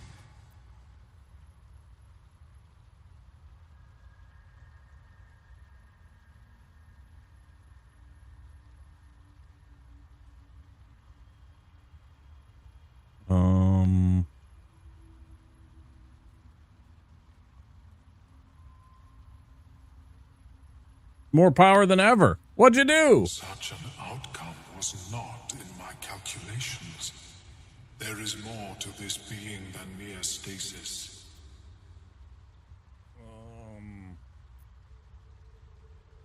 Oh. So I went through all this and the tadpole's still lodged in my brain. What's next? Cutting off my own head? Such crude destruction may not waylay a lava like this. But there is another possibility. I possess a ring of mind shielding. It prevents elder brains from noticing my presence. Well, I don't. It will not remove the lava, but it will limit its influence, both positive and negative. I would offer it as a gift, but in truth, the ring is priceless.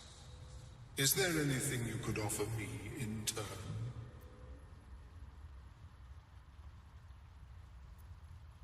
Your life, give it.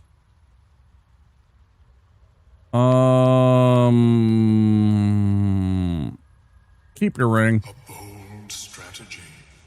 It is not many that can defeat their own minds. If you require it on another occasion, merely ask. You got it, man. How is your more personal research progressing? Not well. The nutrition my species receives from other minds is difficult to emulate. Worry not, friend.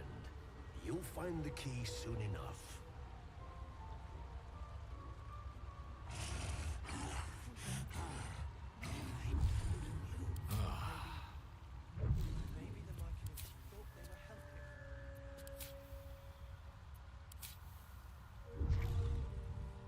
Okay. Hey, Blurred. Welcome back. Have you made any new discoveries? Understandable. We are small in number, and I do enjoy a good bargain. If anything in my private collection is to your liking. I love the name of these. The Boots of Genial Striding.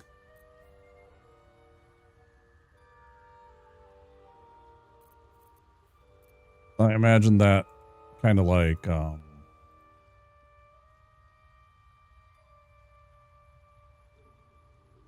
I kind of imagine the Boots of Genial Striding like this guy.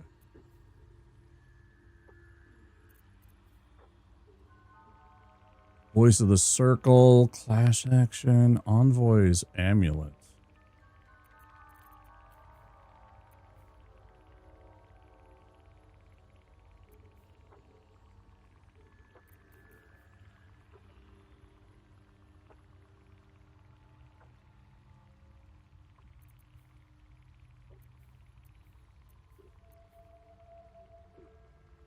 And nothing really impressive.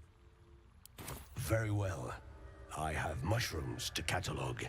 Got a mushroom for you right here.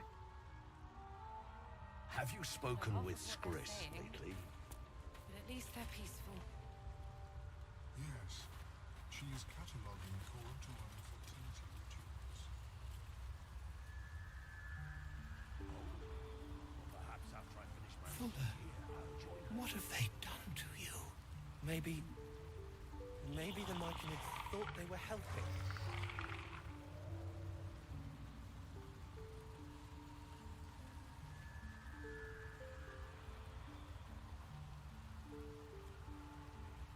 We've had some rest. Maybe we can still go back for the others. No, Lunkbug. Our work is bigger than any one of us. Even Baldur.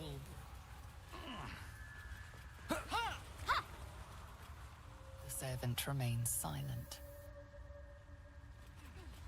I don't know half of what they're saying, but at least they're peaceful. Such an accelerated rate. Peacebringer, be at home. Thanks. Maybe Maybe I will. Myconids thought they were helping. Maybe I'll go stand in some haste spores. Yeah, we got them haste spores. This definitely can't be bad for our health in the long term. We've had some rest.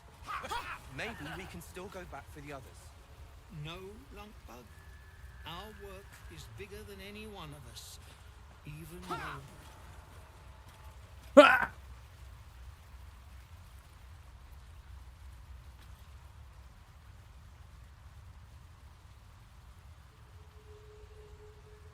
know half of what they're saying, but at least they're peaceful. The nutrition my species receives from other minds is difficult to imitate.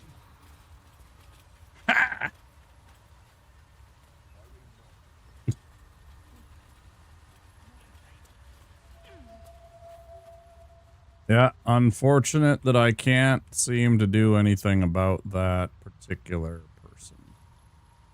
I think she's pretty much toast.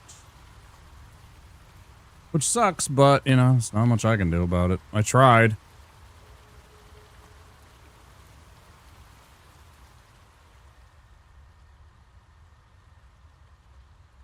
Yeah, I guess he's gone forever, huh?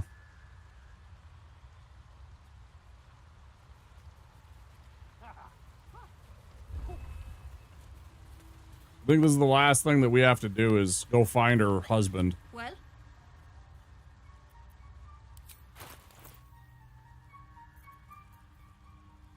Ring mail, padded, leather armor, scale splint, studded.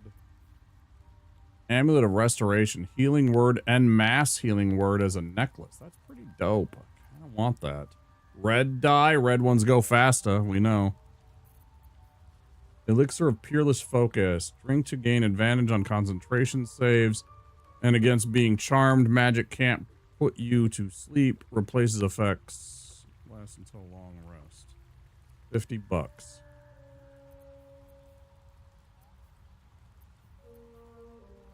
Purple worm toxin. Purple worms are nasty. Nasty enemies. On top of the fact that they're gigantic, Q Quake haste. On top of the fact that purple worms are really giant creatures that can do tons of damage to you, when they bite one of the characters, they can attempt to swallow them whole and force them down into their gullet and start crushing them and digesting them and everything like that. But also, like, unless you have like a small weapon that you can wield, you're kind of stuck inside of the worm then. So it can completely eliminate party members from the fight by swallowing them and forcing them into the gullet if they succeed. So lots of times the purple worm can like your wizard or, you know, a cleric, somebody that isn't very good at stopping it from like grabbing you and swallowing you. And then that character's out of the fight and suddenly you're down a party member, which makes the fight even harder. We are approaching our 2-hour mark, which means I'm going to take a quick break. Guys, make sure you take care of yourselves if you have been here most or all of the stream like I have. Maybe get up and stretch and go get a snack or a drink or stuff like that. We'll continue on. It's just past 2 o'clock in the morning here in Minneapolis, so I do understand if anybody needs to take off and get some sleep. But we will return shortly.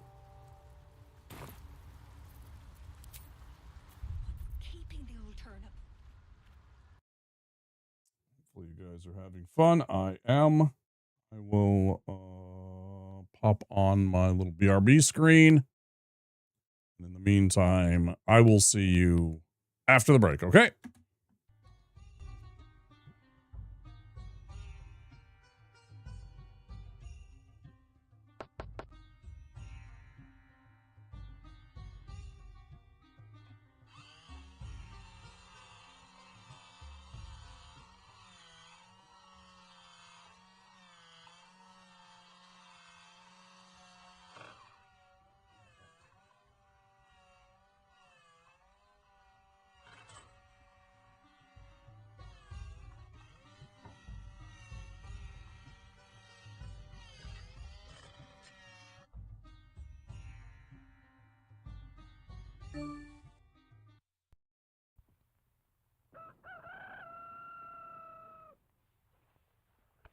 Breakfast!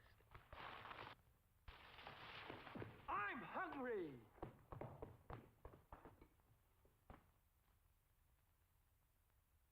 Take it from Carinkles, that's me. The best breakfast under the big top is post-sugar rice Carinkles. So crinkly, so delicious, so different. Each grain of rice in sugar rice Carinkles is carinkled with honey and sugar. It's so good, I crinkle every time I eat it. Yet, no matter what other rice cereal you've ever tried, you'll love post-sugar rice Crinkles best of all. Honey and sugar make it different and wonderful. A circus of fun to eat. So you crinkle on down to the store for post-sugar rice Crinkles, the greatest cereal treat on earth.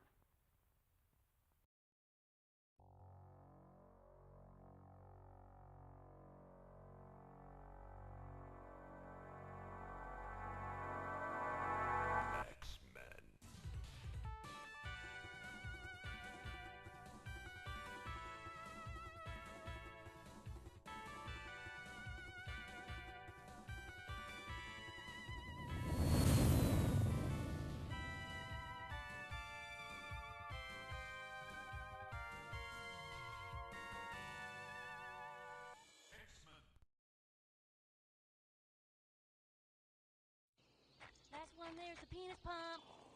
That's no fair. You're no Holy cow, I'm totally going so fast. Oh, fuck! Punk. Oh my god, I don't know what to do. What do we do? Hey, what the fuck are you kids doing on my fucking lawn? And don't look at me when I'm fucking talking to you. Help Get me, that kid off my eyes, you help. little wankers. Alright, give him the stick. Don't give him the stick. Do you know my dad? Oh, G.I. Joe!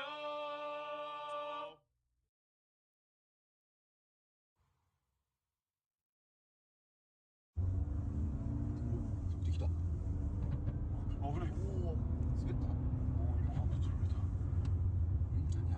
빨리 들어와. 어? 응.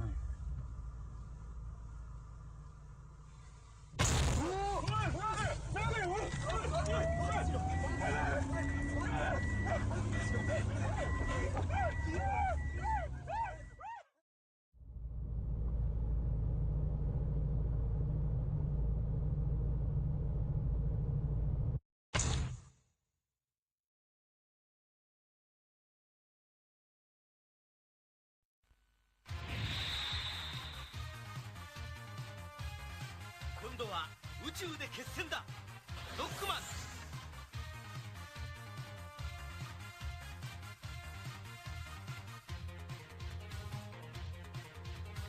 로봇犬ラッシュを従えさらにパワーアップファミコンソフトロックマン3ドクター・ワイリーの最後近日発売予定カプコン Do y'all know that F&J Furniture's having a sale? Right now, buy 3 complete rooms of furniture for only $5.99, and $50 down will put you in a bedroom set or living room set today. Or buy it on credit. Your credit's always good at F&J Furniture, regardless if you've got bad credit, no credit, or on welfare or SSI. You've got credit at F&J Furniture at low monthly terms. I would like to get a living room set. Do you have any credit? No. See the special man. Let her have it. I would like to get a set of bunk beds. Do you have credit? I just filed bankruptcy. Well, you need to see the special man. Let him have it. ¿Tienes estufas? ¿Tienes crédito? No. Habla con el special man. Let her have it. You can have it too at Frankie and Johnny's F&J Furniture, 315 North Broad, 822-8220. Go see Frankie and Johnny, the easiest credit men in town.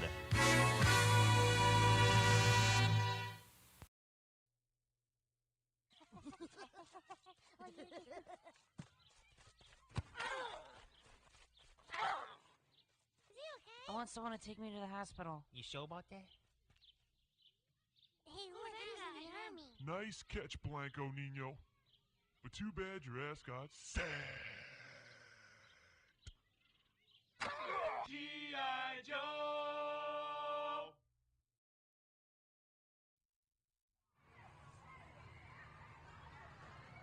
Oh, this is cool. Hey, I want to check this out. Cool. Hey, can I try that? Yeah. Oh, what? Hey. Oh, you're not my friend.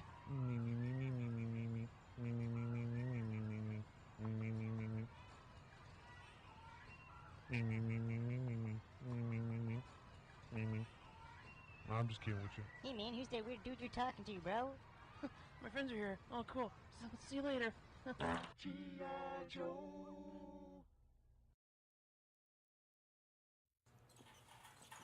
Hello! Mrs. Jensen? You don't have any Snickers in your shopping cart. The neighborhood kids love Snickers on Halloween. Let me help you.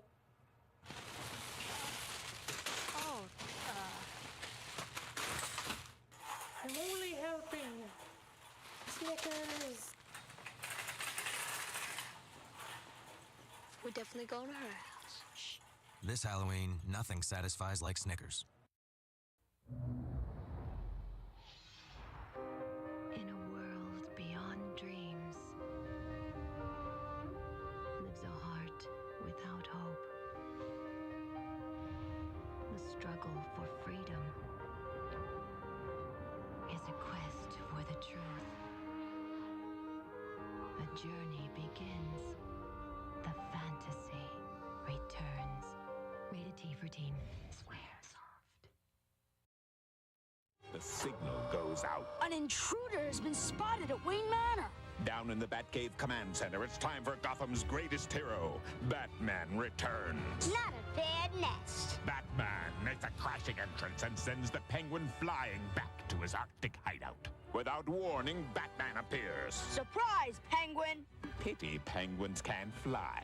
Batman returns. Batcave Command Center and figures sold separately. Some assembly required. After these messages, we'll be right back. Yeah. It's the Jurassic Park Command Compound. With an electronic computer that says over 100 commands. We need more firepower. The computer Send help. helps you control Jurassic Park. Got him. T-Rex attacking. Look out, Brad! Fire the net. Got him. Compound secure. Jurassic Park Electronic Talking Command Compound. Figures and dinosaurs sold separately. Batteries not included. Well, how does this mask do that? Well, if you can get the idea of what...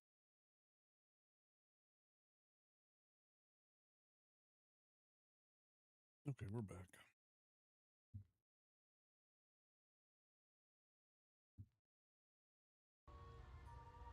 Got myself a little snack. Keeping the old turnip.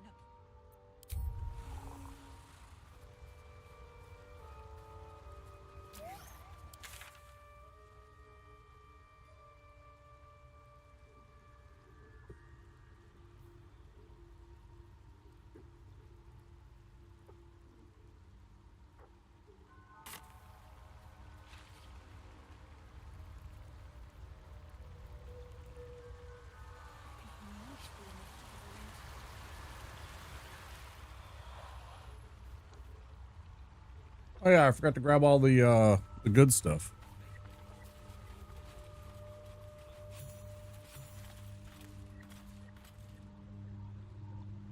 Something good here, I hope.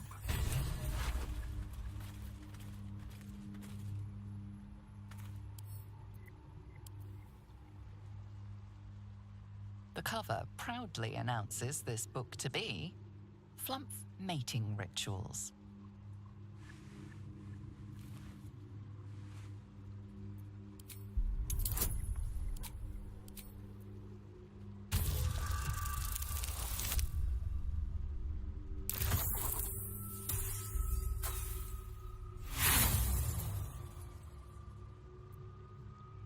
It is exactly what it appears to be. No, a it's rather stained and unsavory look at the mating rituals of the common flumph.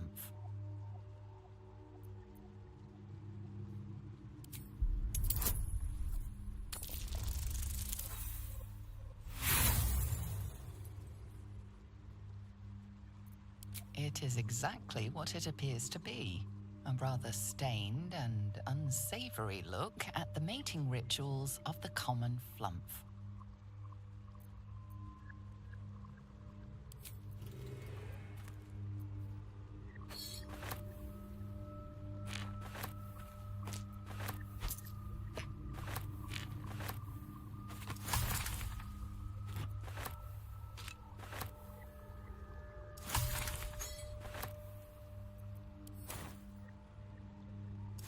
Salutations.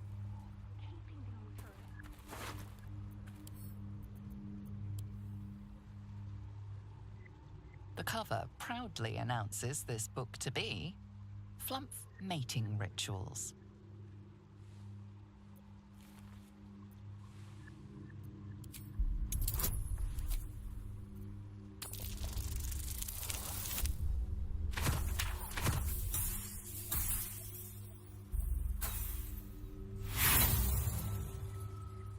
Not that it would have made a damn bit of difference. It I was is trying to exactly add what guidance. It appears to be a rather stained and unsavory look at the mating rituals of the common flumph.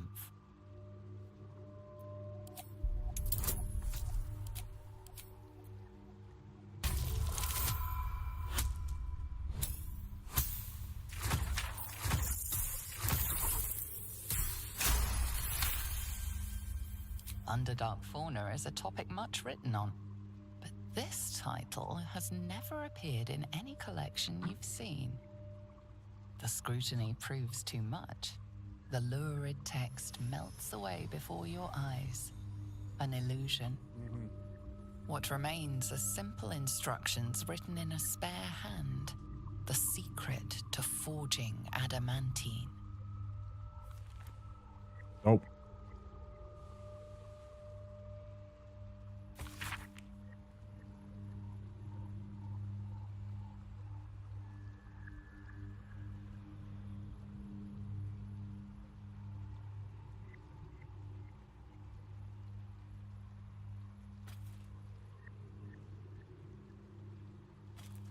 Yeah, we felled it.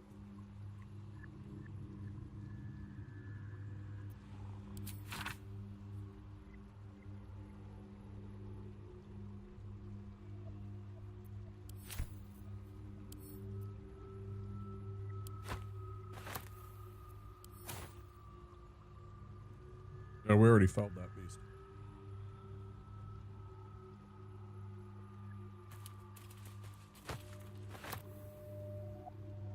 Battle of Menzelberg. What the fuck is this? Oh, it's a hat.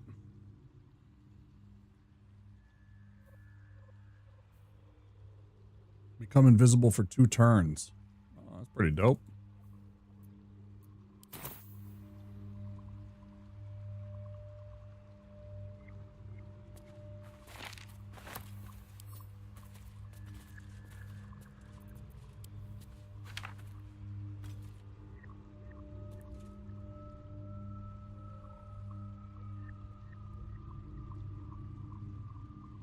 Color me curious.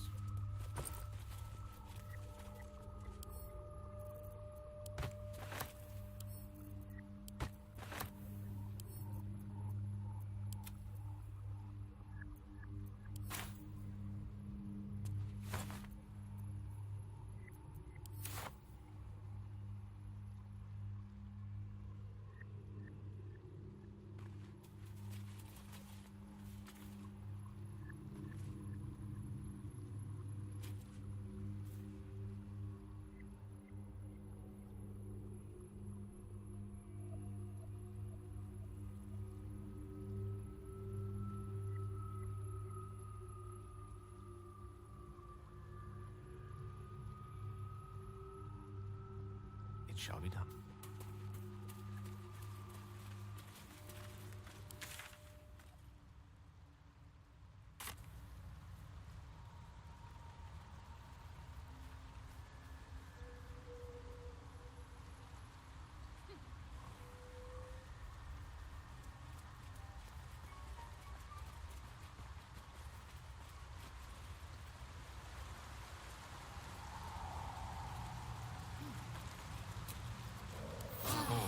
Lovely little pick-me-up.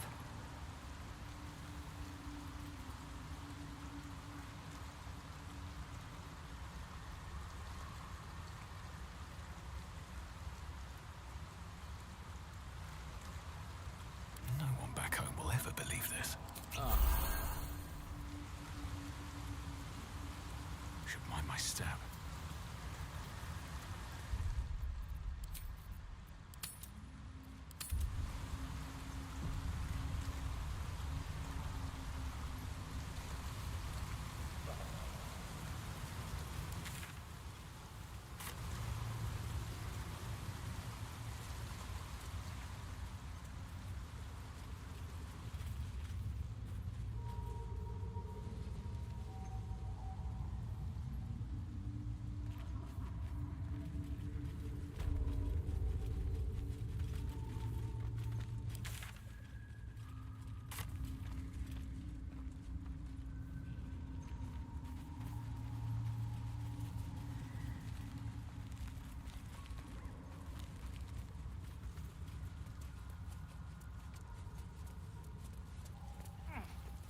What are all these? Bibber Bang. Let's get this over with.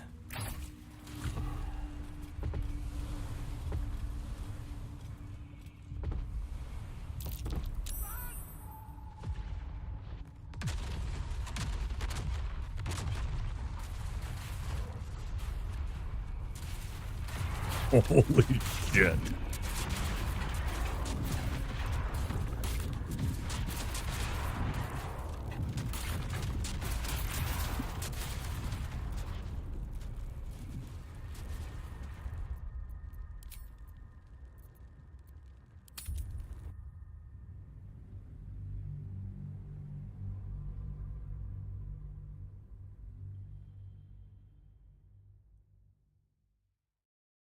What are you talking about, Gosra? I don't know. Was that meant for this channel? Was that a chat meant for this channel?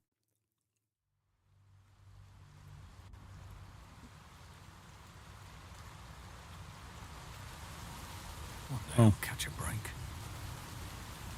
Never heard of them.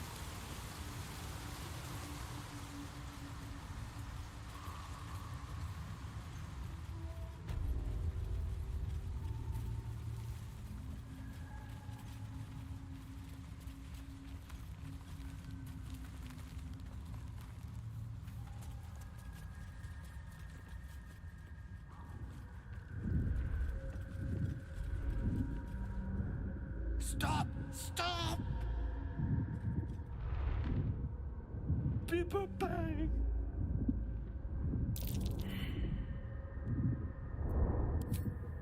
These mushrooms! Toxic!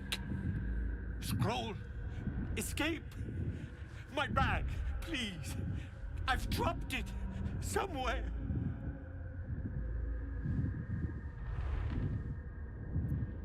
Thank you! Thank you!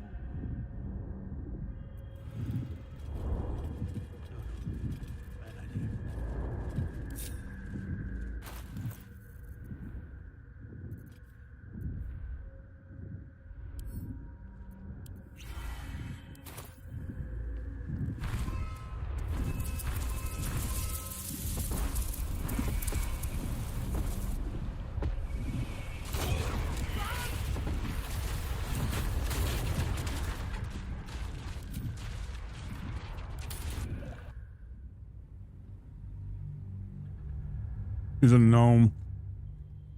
Actually, he might be a dwarf. I think he is a dwarf.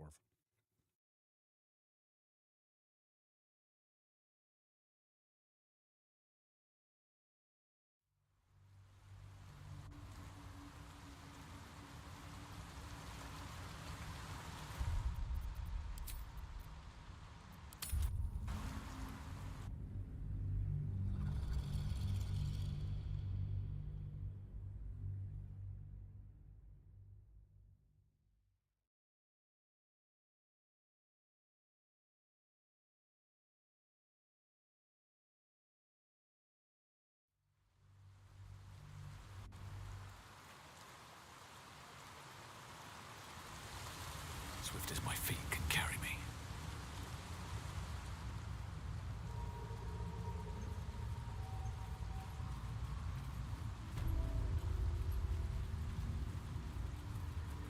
Any BG3 nerds out there? What am I doing wrong here?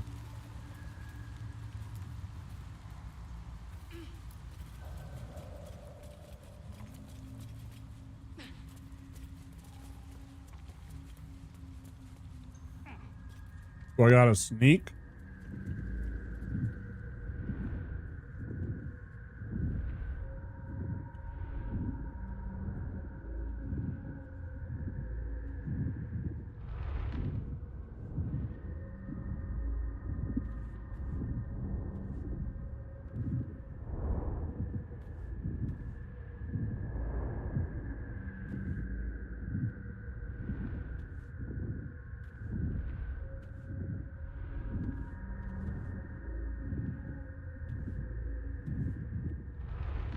What if I just... No, bad idea. Find ways to not get near them. Wow, so helpful.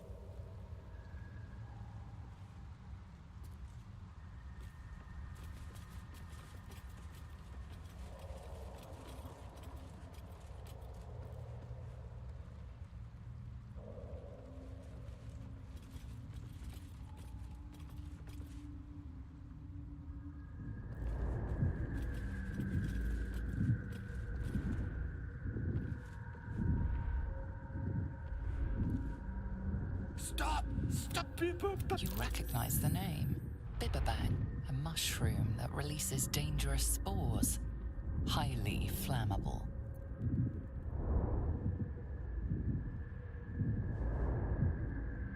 Quite a predicament. I know that. Scroll. Escape. My bag, please. I've dropped it somewhere.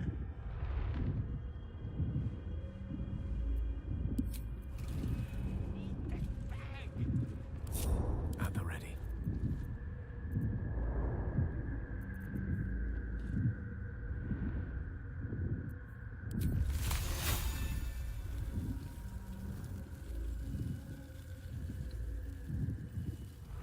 On my honor.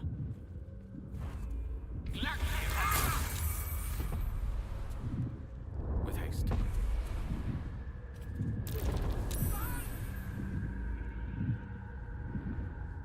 Oh.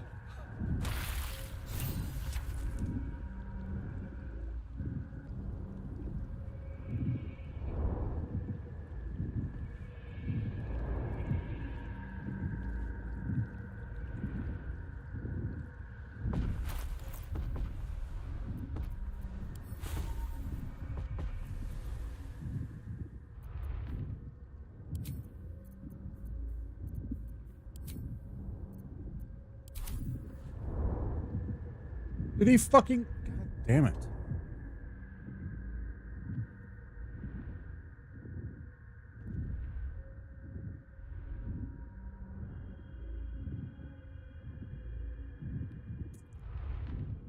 I thought about the mage hand, about trying to, like, pick up the bag, but then I thought it would be too heavy. Maybe I can pick up the torch?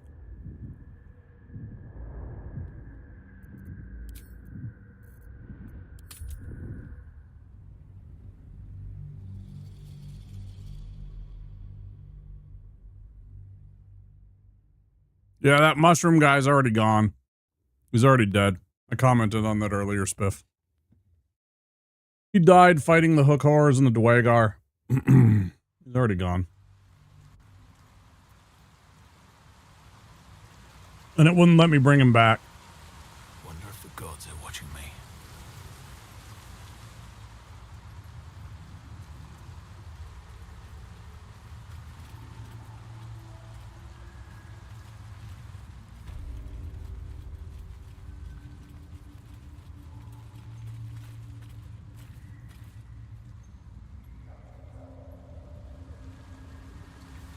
Hey, dipshit.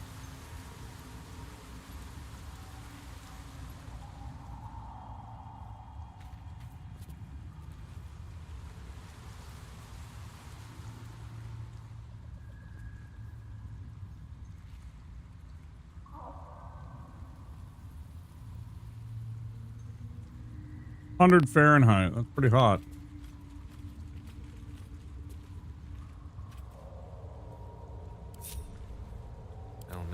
God, you're a fucking moron, Gale. For a fucking character with 18 intelligence, you're one of the dumbest fucks alive. Let's get going.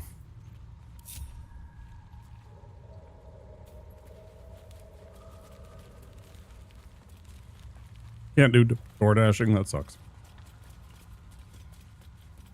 Yeah, fuck driving around in a car when it's 100 degrees out, man.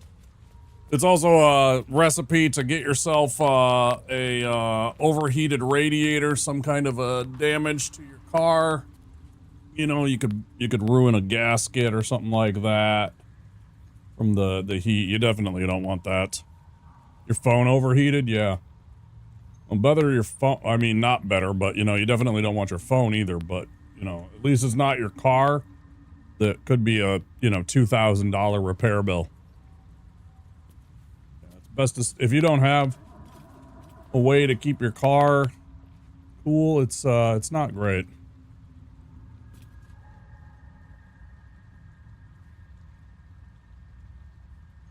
Yeah.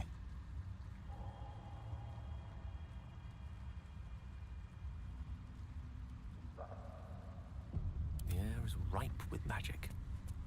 Onward.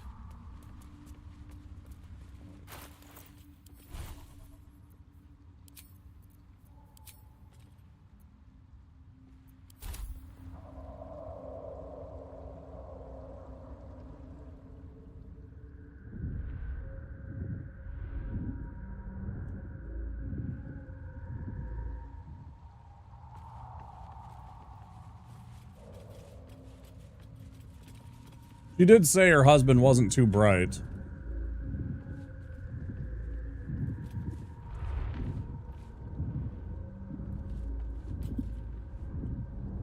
Hey, idiot. You want to talk to us or something? Stop, Bibba! You recognize the name. Bibberbang. I scroll. Escape. Thank you.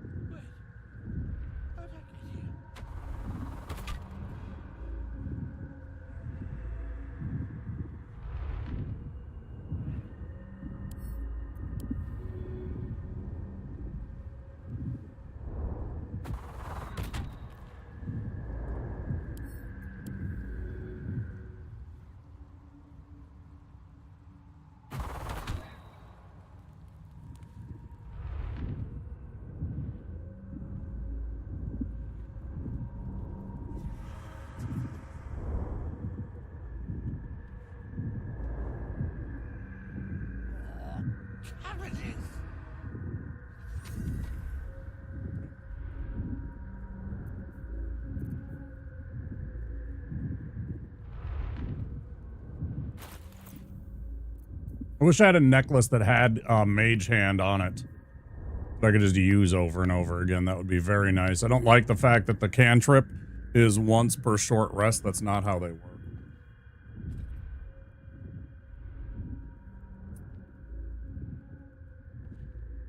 Car engine stays cool.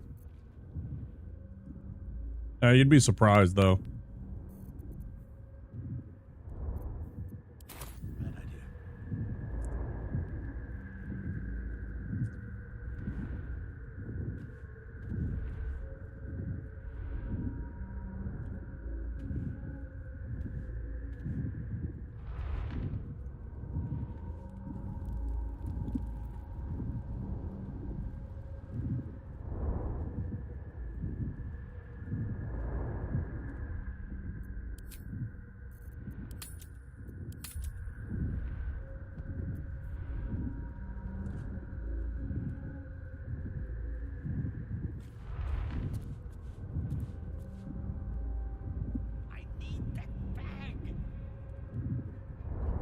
Yeah, but I am not an arcane.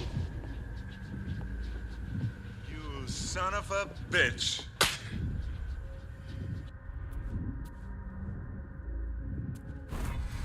Fuck.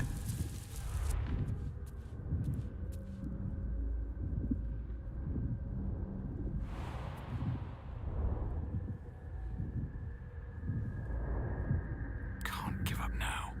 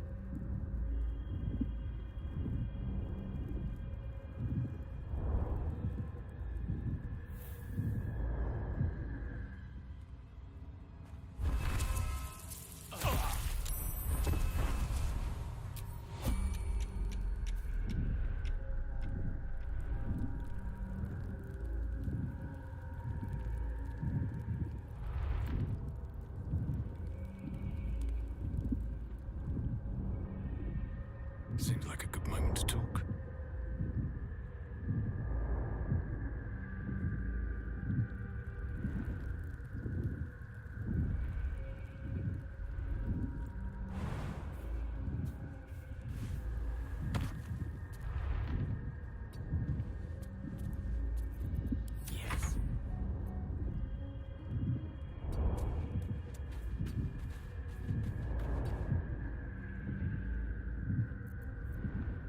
Action, not reaction.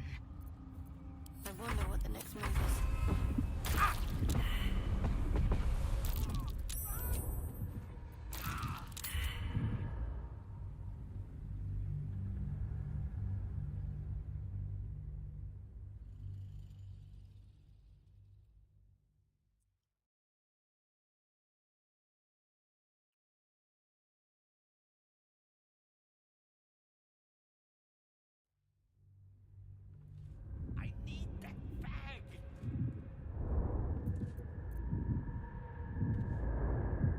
I don't like how that does that. Did you see that? That's such bullshit. That's really, really toxic of the game that it goes and, like, for some reason, damage will carry... When you load back into a game, it's like, it starts acting like as if you just fucking hadn't missed a beat, and it's just like, hey, by the way, this guy took, like, fucking 15 points of damage just there. Why is he at 4 hit points?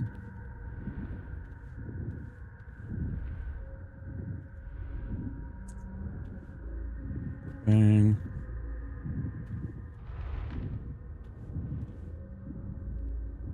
Oh, there it is. Oh, okay. Okay.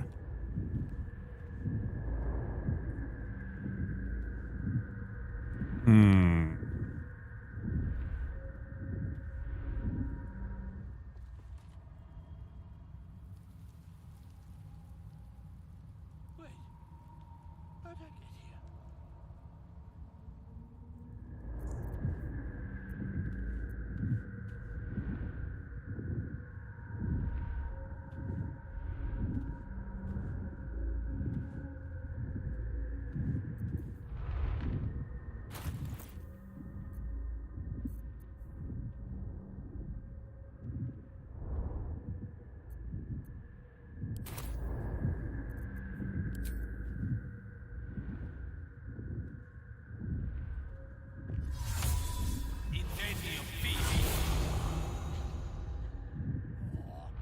How'd I get here?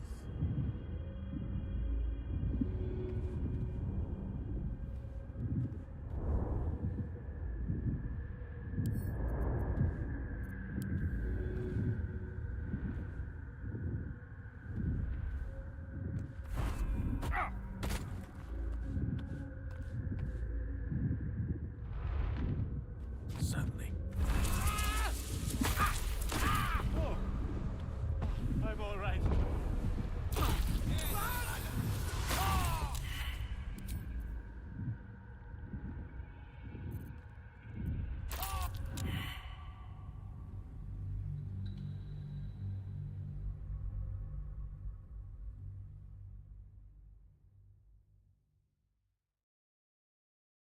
Maybe I should go back and then just, rather than picking up the torch, I should just take the mage hand and throw the bag to him.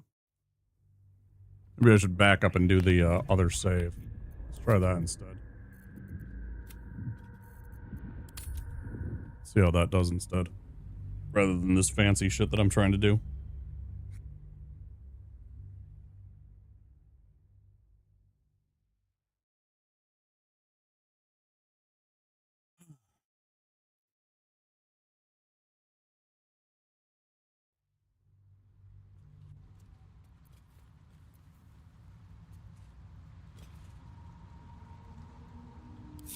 Direct me.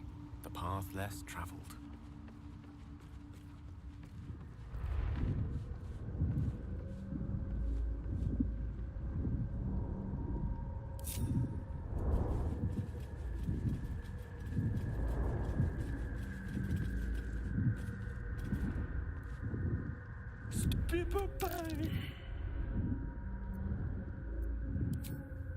The scroll. Escape, thank you.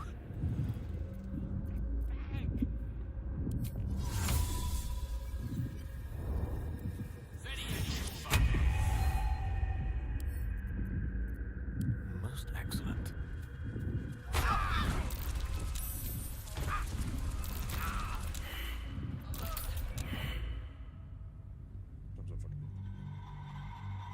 Sometimes I fucking hate this game and its controls. Switch to the mage hand.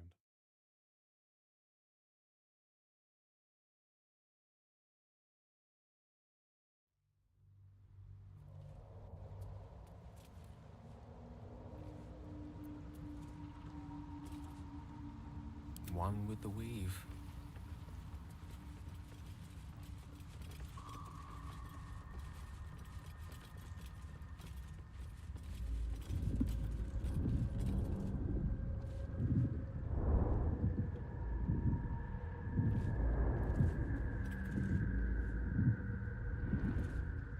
Stop! Stop! People bang! Scroll! Thank you.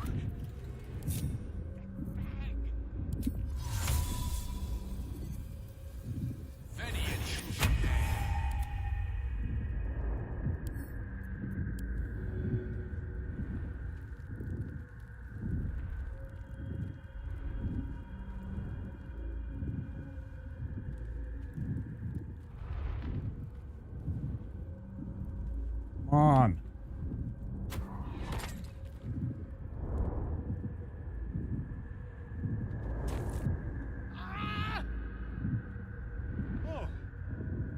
I'm all right.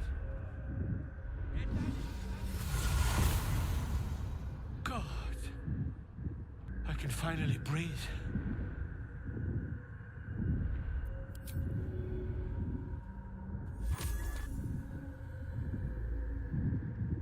My pleasure. Ah, right. What were you saying?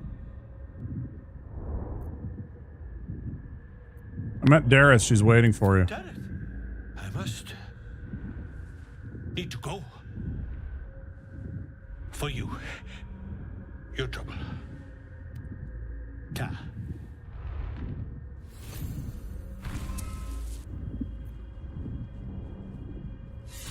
My pleasure.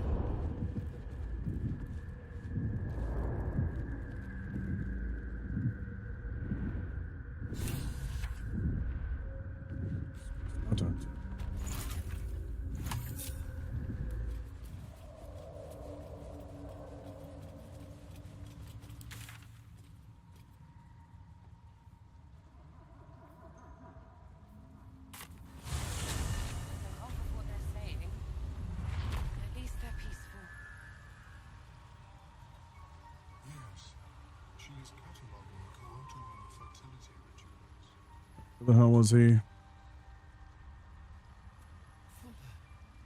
What have they done to you? Maybe the Myconids. Did you bring the noble stock? The what? Noble stock? The mushroom? I knew I was forgetting something. What? Sorry, love. Absolutely worthless. Ends not as bad as it could have. Look at that. Got my useless old man back. I suppose that's your doing. That's right. His hands are empty as a whole. We'll have to send him back out soon enough.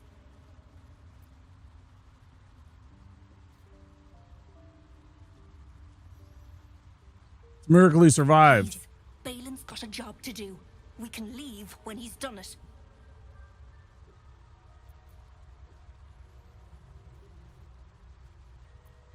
There's no love lost. Love? Never heard of it.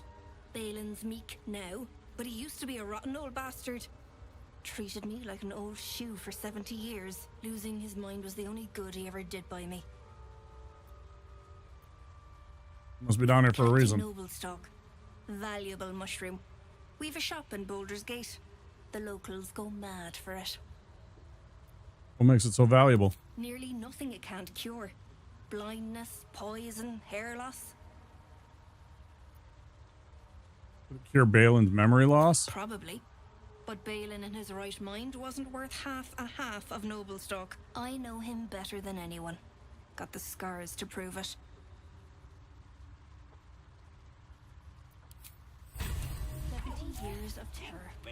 For what? Globes of Uninhibited Kushigo. The wearer deals an additional D4 damage with throw attacks and attacks made with improvised weapons. Oh, fucking awesome. Man, imagine if you were like a monk or you had like dex and you were like all dagger fucking throwing kind of character.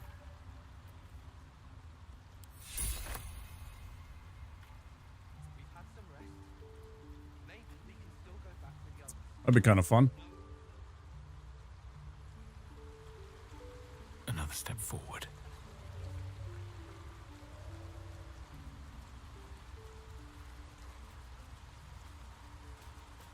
Question, chat. If I go and light a fuse on all of those toxic mushrooms, will that destroy the noble stock that this lady is after? If I go and destroy the toxic mushrooms with fire spell or a fire item, would that... It would destroy them? Yeah, that's what I figured. Okay. Thank you. Yeah, that's kind of what I figured.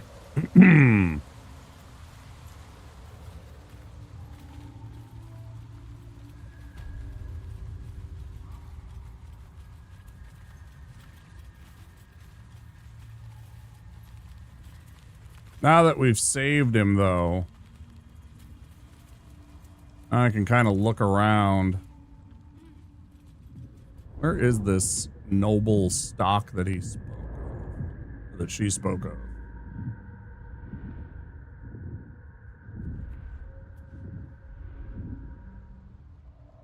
Loth. What was that? I thought I saw one, and then...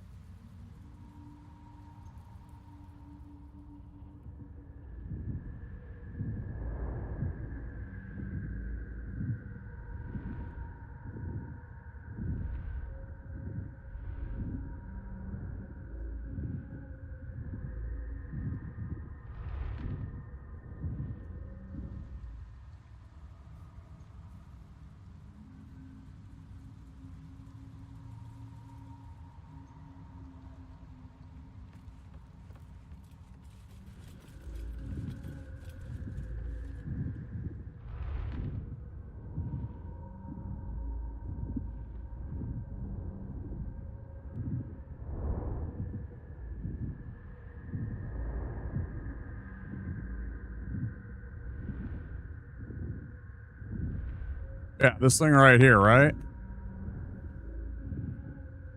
Yeah. That's what I had thought. I just had to find it again because I remembered seeing it.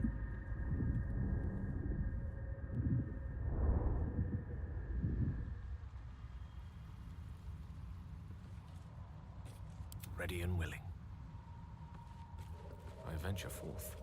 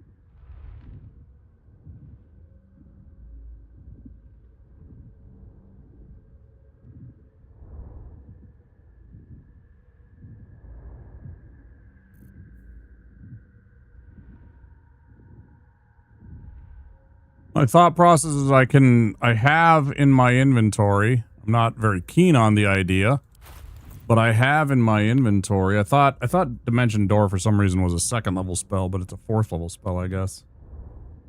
I have three scrolls though of Dimension Door. I was thinking I could use a Misty Step once, and then Dimension Door back. Like, pick it up, Dimension Door the frick out of there. Where was it again? Back here. Well, that's super tough.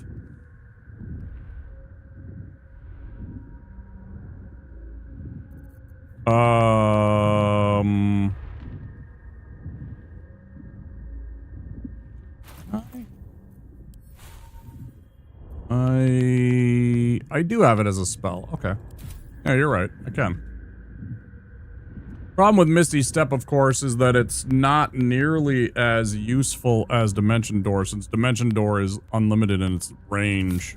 It's just whatever you can see.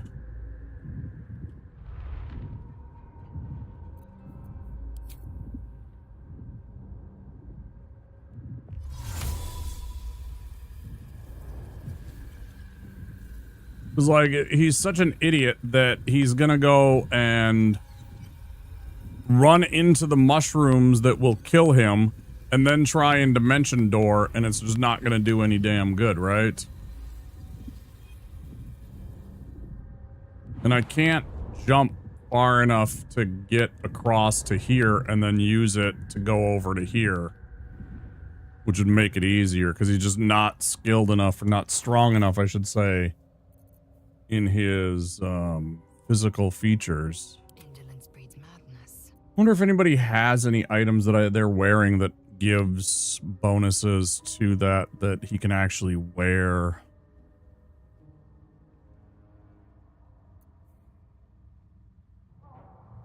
Got the amulet.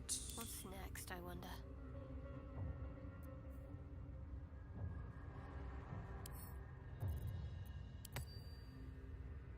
You have my attention.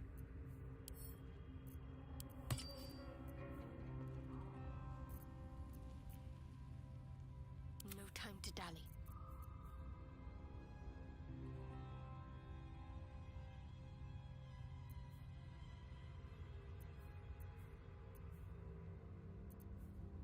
I mean, obviously I could drink a potion that gives him a better strength, which would allow him to jump further, but I'm looking for something that's a little bit more,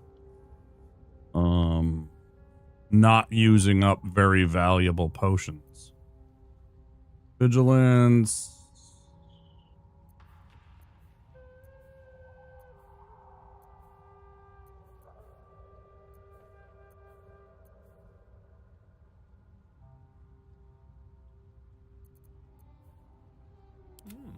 I applaud your taste.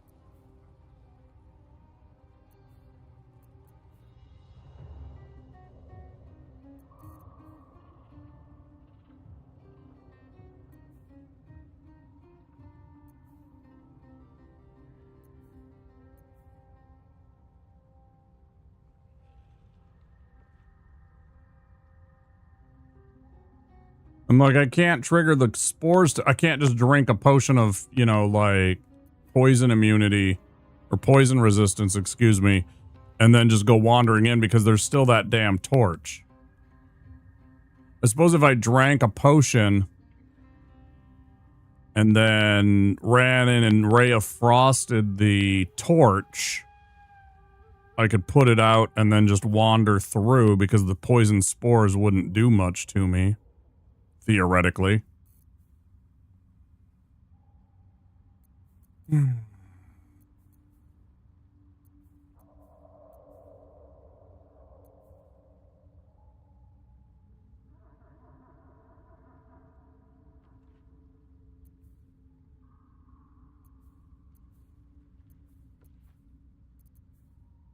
I could blind all the spores, right? That'll help.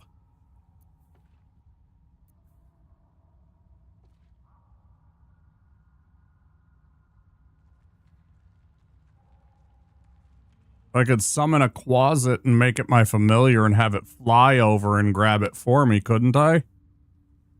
I could finally get this Quasit and make it, like, go pick it up for me. I think, because it has the fly keyword.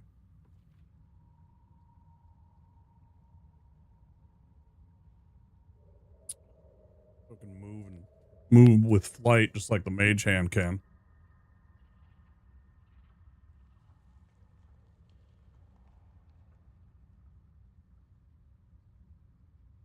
Well, that doesn't make any sense, because Quasits are just,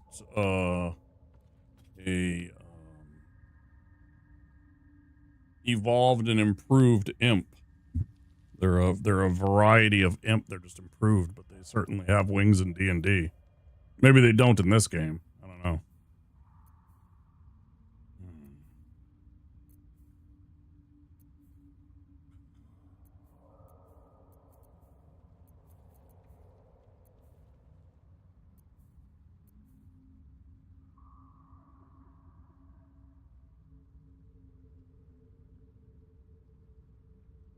Leaves an icy surface. I'll just cast invisibility.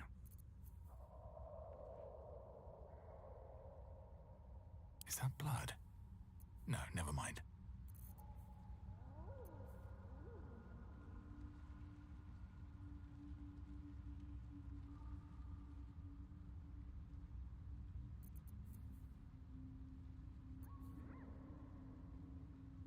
Yeah, see, like I could drink this. I don't know, in 5th edition they don't fly, although they can turn into bats in tabletop, but this game nerfed them, yeah.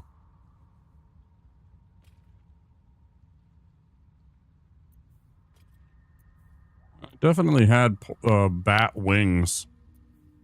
They were literally just a improved upon version, a more powerful, literally like Pokemon evolving. Quasit was just an improved.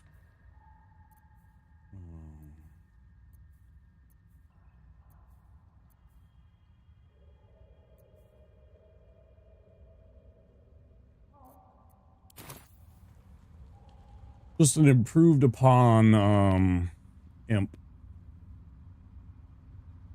Moving in.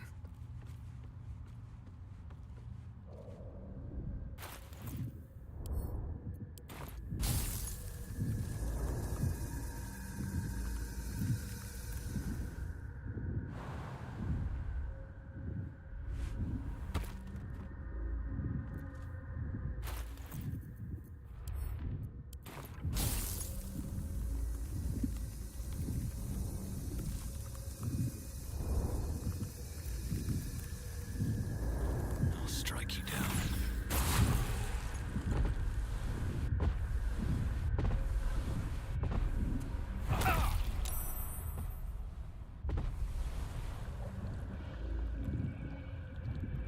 Now then, did that damage the noble thing? That's the question. Did that damage the noble stock by poison? The poison shit. This eventually goes away. I'm just gonna chill here for a second and see if they'll eventually fuck off.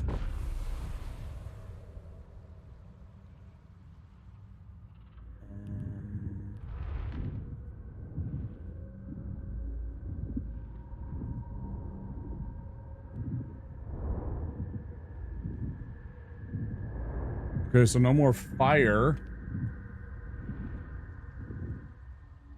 Yeah, it's still there. It's still fine. All right, let's give him split 1.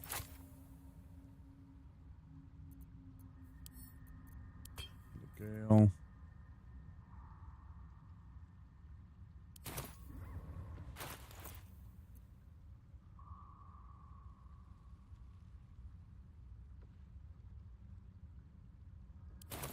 Maybe I just go with my Barbarian and just leap.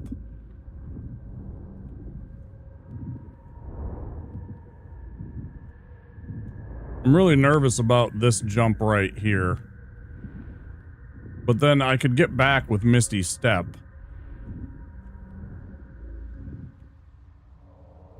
me just try without the Misty Step. Let's quick save. Just try without.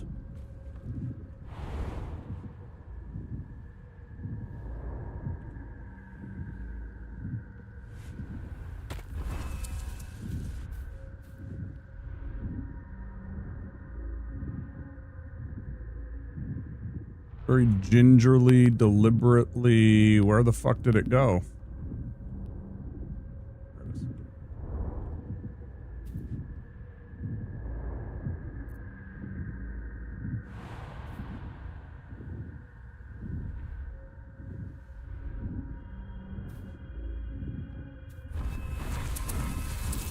That might be worth it.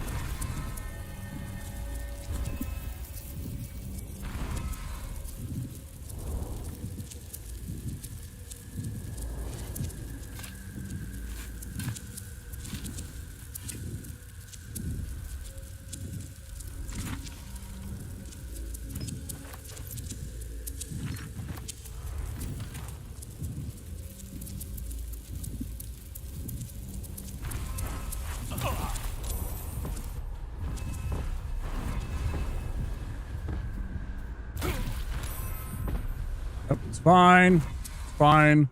We're fine. Everything's fine here. Yeah, okay. Groovy.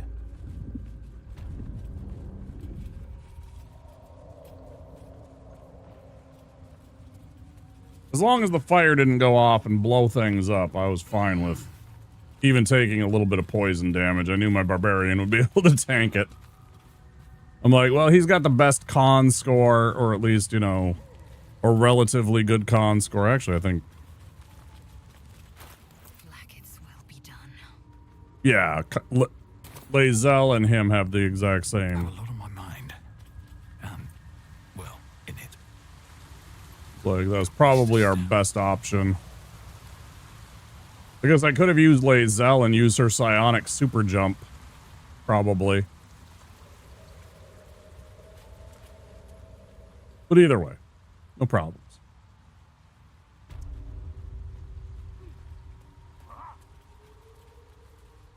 Something about the mushroom that isn't obvious, the noble stock? Yeah, sure, before I go and use it. Yeah, absolutely. Can I use it to cure myself? Can I use the mushroom to cure myself if I like consume it? Will it destroy the tadpole or something like that?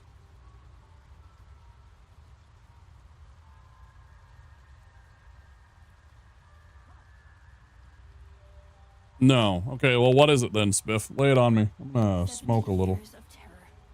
For what?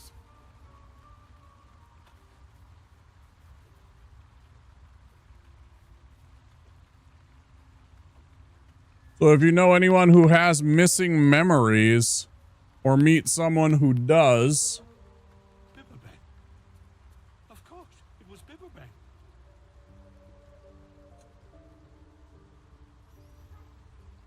Instead, you mean instead of giving it to her, I could keep it?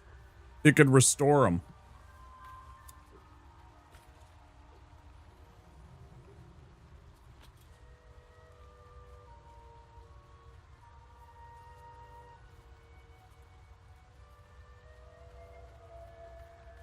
Probably worth keeping then, because whatever she's going to give me probably isn't that good.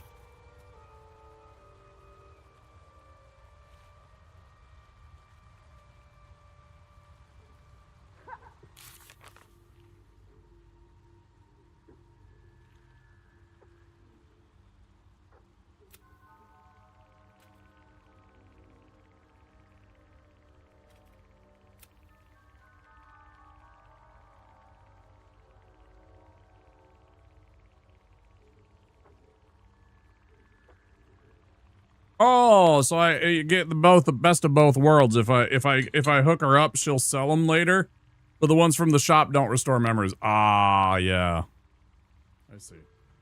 So it is a binary choice.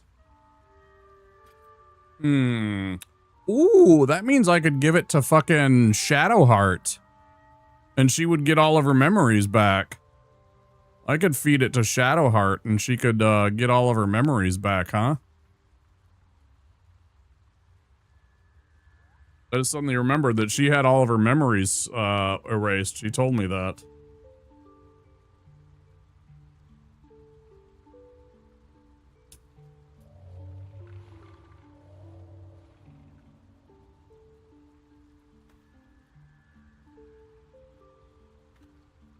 Right, before her, the ones that she got erased because of the Shar commitment, right? Oh, man. What's the item that the dwarf lady gives us? Is it any good? Or is it just some, like, vendor trash that I'm probably gonna sell? Like, knowing what you know of my party composition, and of course you can look at them. Knowing what you know of my party composition, would the item be basically vendor trash? It's okay for monks. Yeah, that's trash. Also, she already gave me an item for monks. Are you sure it's not the same item that I already have? It's not this one?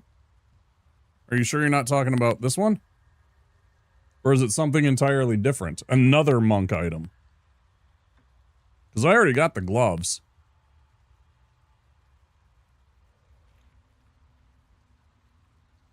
For saving her husband. Or whatever he is. Partner, we'll call her. Or her man there. I don't know if she said that it's her husband or not.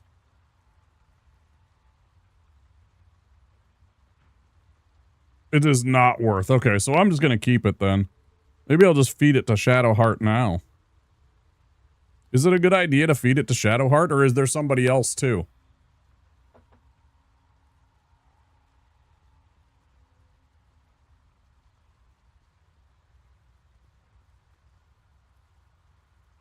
Without any story spoilers, is there more than one person, or is it just her? The main benefit of giving them to her is you can buy the noble stock she has in Act 3 that just heal you and remove conditions. That's kind of trash. I don't really care about that. Technically, you could feed it to someone else. I mean, besides her husband. I'm not counting her husband as the person. So aside from her husband, because they just said that he could eat them and have his memories restored. And I don't want to do that, because I don't care. You're saying there's another person besides Balin or Shadowheart? No, he's the other one? Okay, so it's Shadowheart or him. Okay.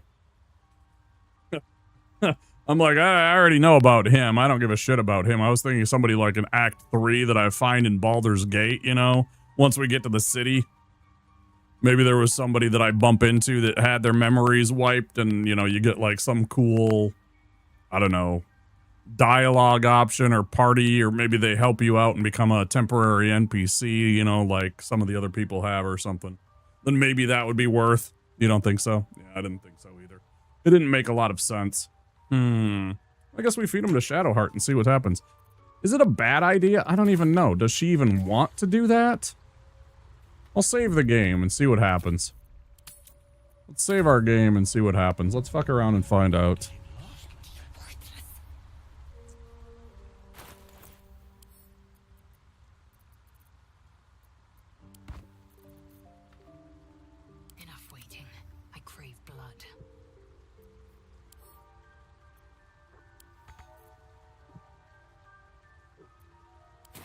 Talk about it first. Wait, what? This can be dangerous, you know. At least let's talk about it first. What do you mean?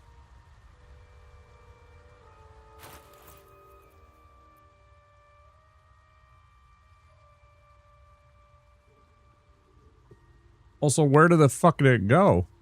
Oh, it's right there. Send a womp. Let's talk to her then. See what happens. Never a dull moment. Yeah. I've been catching myself smiling more lately. I think that's your fault.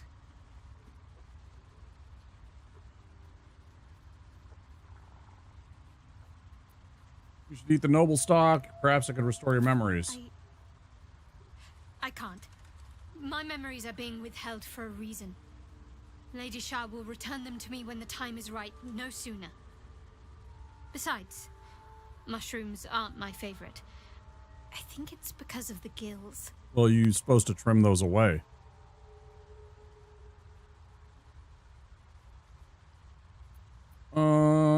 Yeah, we'll try and persuade her, I guess.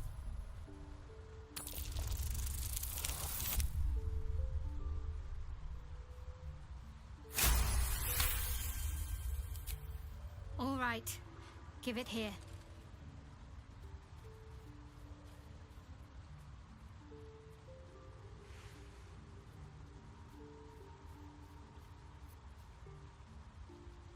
I think so.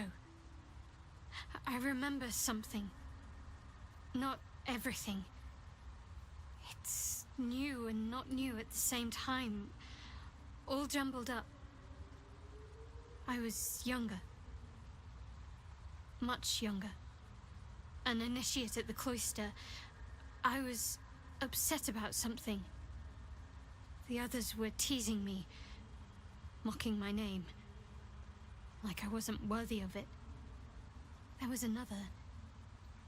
A tiefling boy with short horns and purple hair. I think he was my friend. He tried to make me feel better. Ronald. That's the last part of it I remember. That must be his name. Right. Perhaps he's still there in Baldur's Gate. It hurts. Did that say mysterious Shar and wound? What the fuck is that? Hold on. Oh, she has some weird mysterious wound.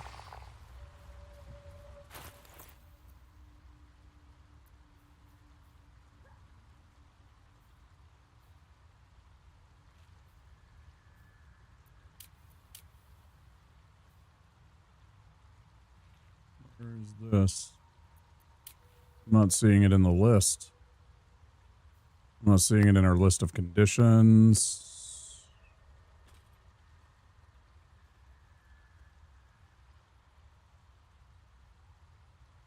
It's that thing that glows purple sometimes when she does good things, right? Because Shar's technically not a good god. She is evil-ish.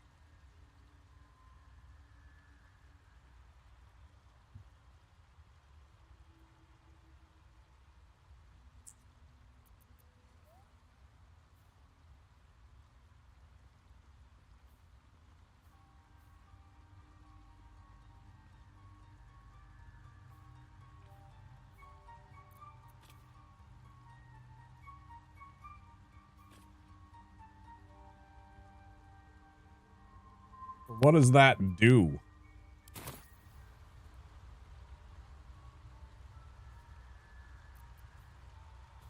It's not really showing divinity. It's just normal.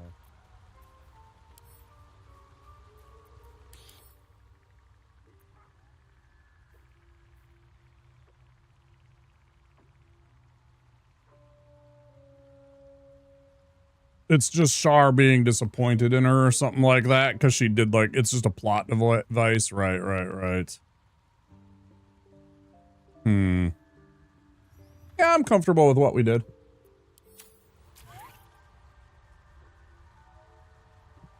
I must keep going.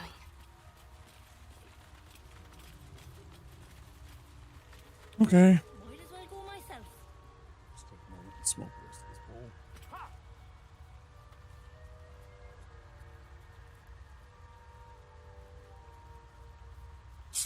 Smoke weed. Hey, damn, son, where'd you find this? Smoke weed. Smoke weed every day.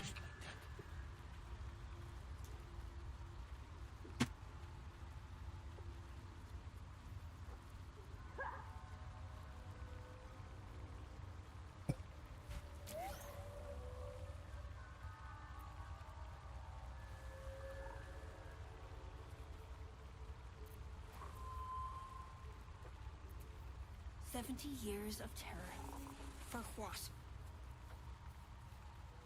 I'm tempted to max out because I know you can go 4 spots.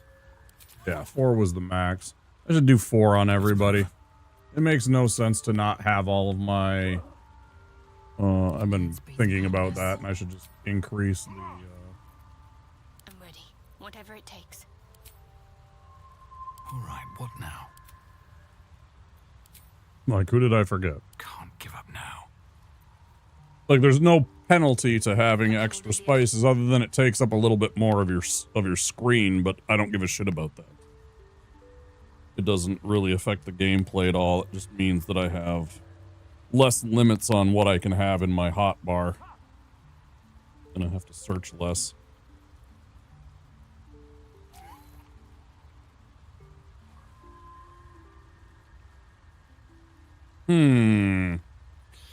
Okay, now we did this. I don't know that there's anything else I can do in the game. Like, reach the pass, find the Githyanki Creche, go find the Night Song, but I think that was in Act 2 that I did that. The last time.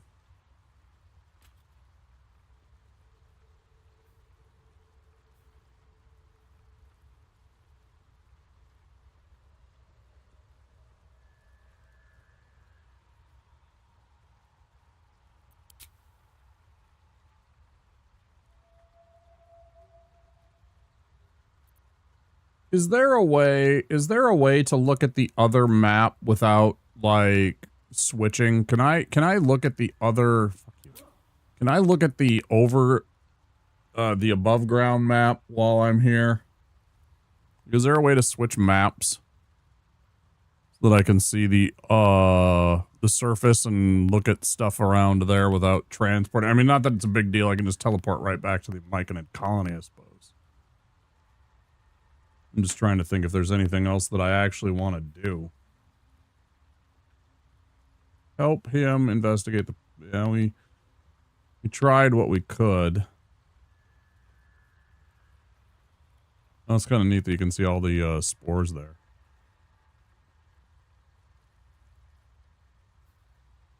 Brem. Did I encounter Brem? I don't know that I encountered this person, Brem. I suppose we could wander over here and go find out what's over here.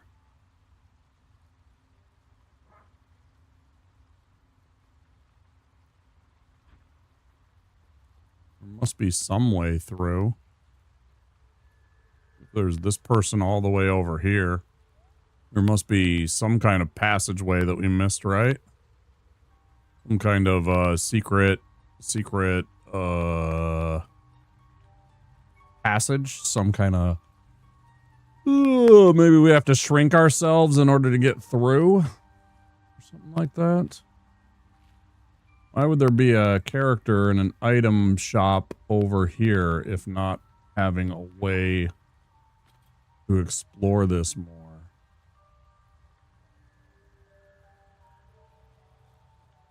I don't even know if my pointer is visible for the rest of you. Like my little clicky pointer in game. I assume it is.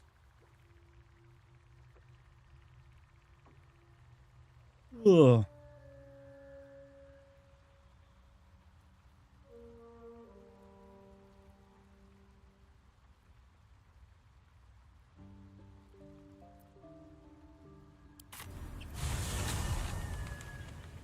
Teleport back.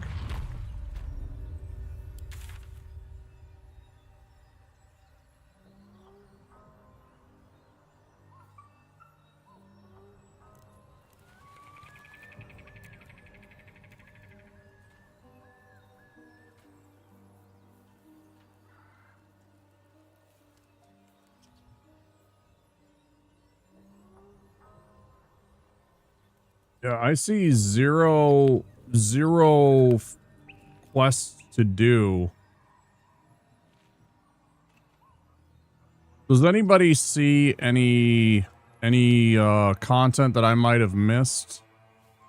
Any standouts maybe for something that we didn't do?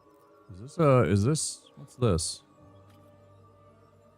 That's very clearly a cave that I don't know that I explored ever.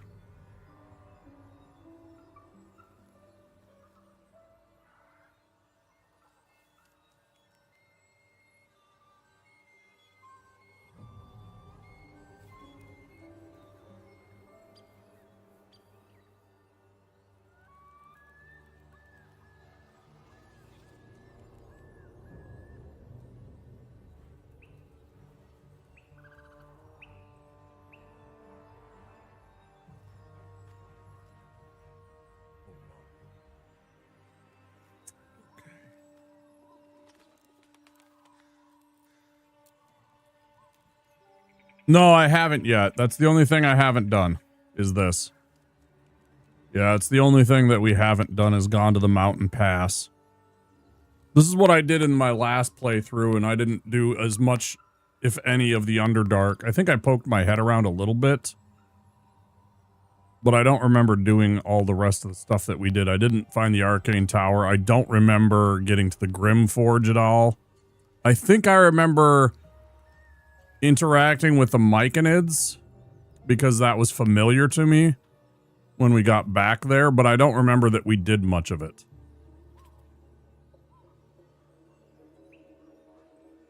If anything, I don't think we did. I think I might have been like lower level and I might have got butchered by a couple of book horrors and decided to say fuck it and left, or like returned back and just did the overland part. But no, I haven't been to the mountain path. I think that's the only thing I have left to do is go there. I know I encountered the tiefling that was spying on all of the Gith and had the cutscene with the dragon rider and all that stuff already. We did encounter that, or at least I think I did. I might have to redo that encounter because I might have reloaded for a previous save after we did that, like something might have went awry. But as far as I know, we have already done that cutscene with the where the dragon lands and you meet the, I don't even remember the name of the dude, but he's like the big head honcho of the Gith that are searching for you, that wants the artifact. He looks old as shit and he's a super powerful Gith Yankee. I can't think of his name. Name eludes me. But you know who I'm talking about. He's like that older gentleman in the armor. And like when you first meet him, Lae'zel tries to call him by his first name and he's like, "You shall address me as Lord such and such, Lord Poofy Pants." I don't fucking remember his name.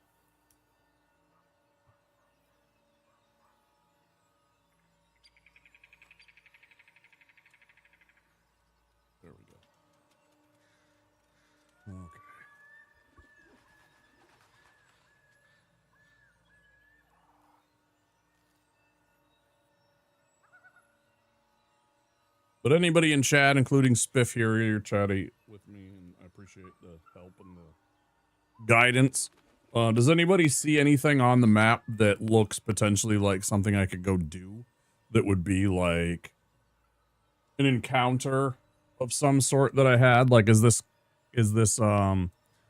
cave south of the Goblin camp potentially? Does that have something? We could run over here and check out this cave, maybe. I think this one was the one where the gnolls were, right? This cave right here, I think, is where the gnolls were. Oh, maybe not.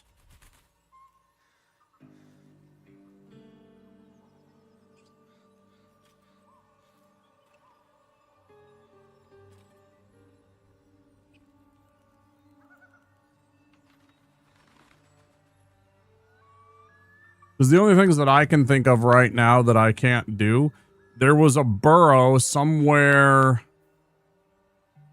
There was a burrow somewhere in Blighted Village. There's a couple of burrows around the place. I haven't explored those. Like the little tiny holes, the tiny gaps that you can sneak into, but you need like, well, for example, a potion of diminution. Wherever the fuck it went.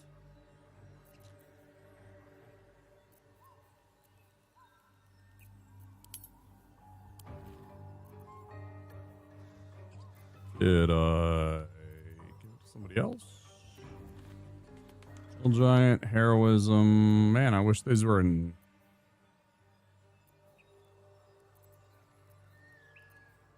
Oh, they are in alphabetical order. Who the hell has it then?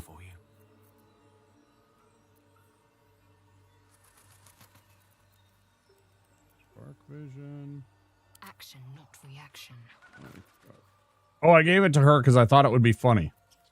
Right. I gave it to her because I thought it would be hilarious to have tiny Lae'zel, right? Oil of diminution. Oh.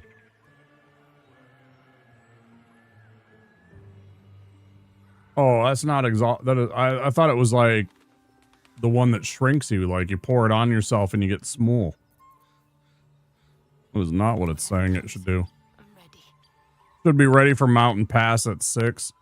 Yeah, the last thing that we did with our previous save was I went into Moonrise and I was level 8 and I kind of felt like that was too low a level for that. So I'm looking for any and all possible things to do. All's well that ends. Not as bad as it could have. Before I move on to Act 2, right? Because I don't want to leave any stones uncovered.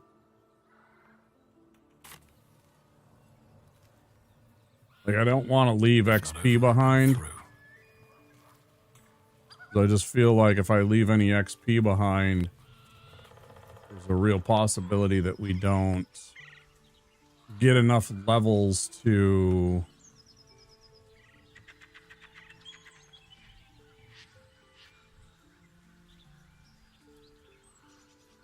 Should be 7 or 8 if you do all of Mountain Pass. Yeah, I want to be higher than that. I want to be level 9 before I go on to the...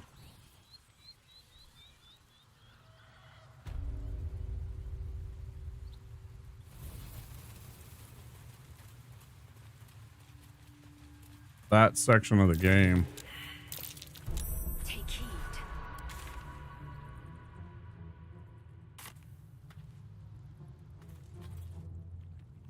Oh, it's just a hole in the ground. Does this lead to the Underdark? If I, like, used Featherfall on the party and we all jumped in here, would this take us to some part of the Underdark? Is that what this is? Just an alternate path down into the Underdark somewhere?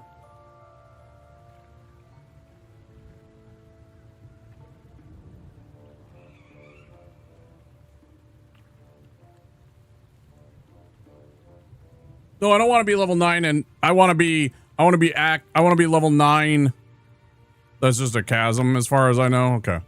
I don't want to be level 9 before I get into Act 2. I want to be level 9 before I fight in Moonrise again. So I'm just looking for a little bit of extra XP so that when I do the stuff in Act 2, maybe I can get up to level 9 by the time we get to that point, because I was getting my ass beat by that Moonrise Tower fight. Now, admittedly, I had really nobody to help me out. It was basically myself. So maybe there'll be some different outcome if I happen to only be level 8 when we get there. But I was just felt like I was underpowered and I was missing a couple of spells that really would have helped us out. In the event that we have to tango with fucking Ketheric, which I imagine we have to no matter what. Here goes nothing. Be wary. This place is trapped.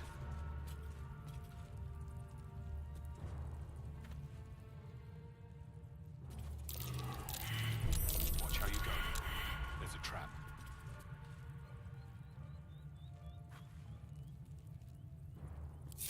Can't afford to stay idle.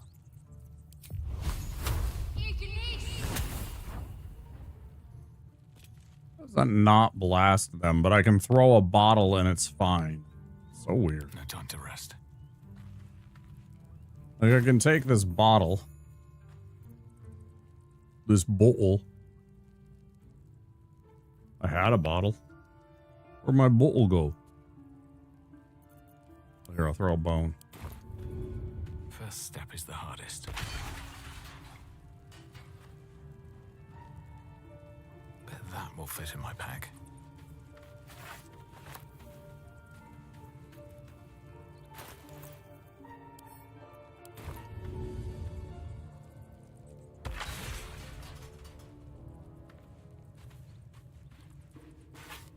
There's a lot you can do. I must have missed some things because what ended up happening was we went down into the Underdark again when we got to Act 2, and I went and I did Shadowheart's Justiciar quest, and it put us in a lock where we couldn't do anything but Moonrise. Like, I couldn't go back to Act 1 and do anything that there was. I couldn't get back to the Underdark, and I couldn't advance past Moonrise and all of that stuff because I kept on getting these weird visions from, like, I don't know, some elder brain or whatever, or some mind flayer god or something like that that was melting my brain. Or maybe that was going back to Act 1. Either way, there was events that were happening that were preventing me from leaving or for going in either direction, and the only thing I could do, it seemed, was Moonrise, and I was just at my wit's end after a few days of fighting over and over and over and over again. It was just too much.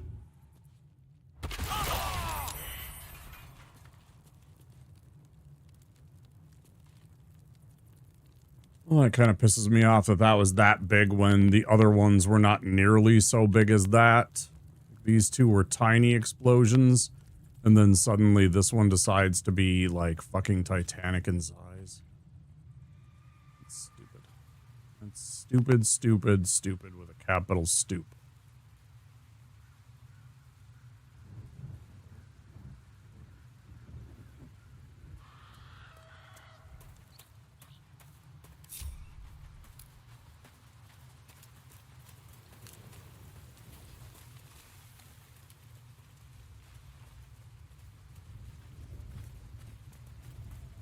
Anything of use?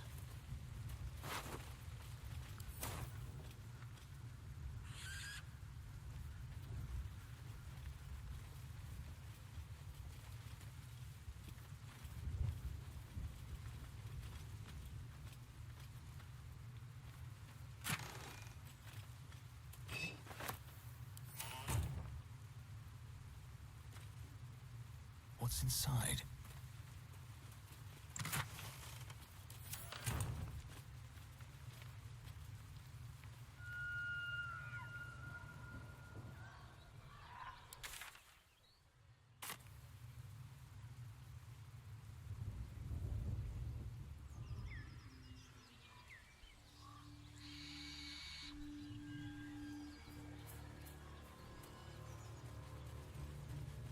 Games give you a prompt before the part that locked you out of going back to Act 1, areas that told you to consider if you want to go forward. No, it didn't.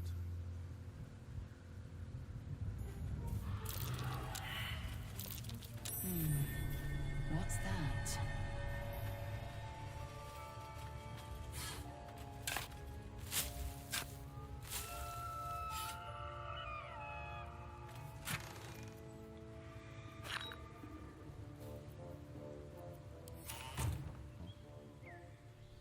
It's not too bad, though. And then...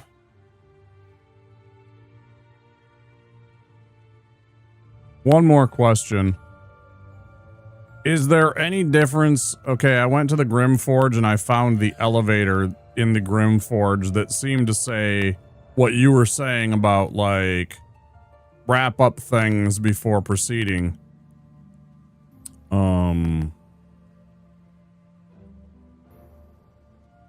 Is there any difference between taking that elevator? Does that elevator take us to the same spot that I would be if I went on the mountain pass?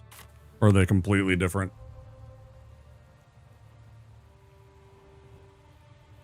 Oh.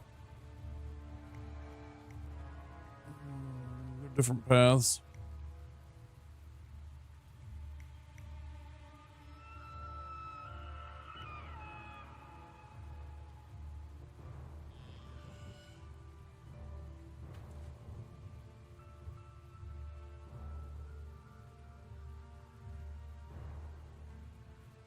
Again, no, there was not a message after I did Shadowheart's quest saying that this was going to lock you into this thing.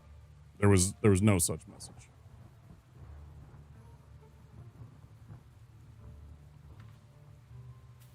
Please don't gaslight me into my own memories.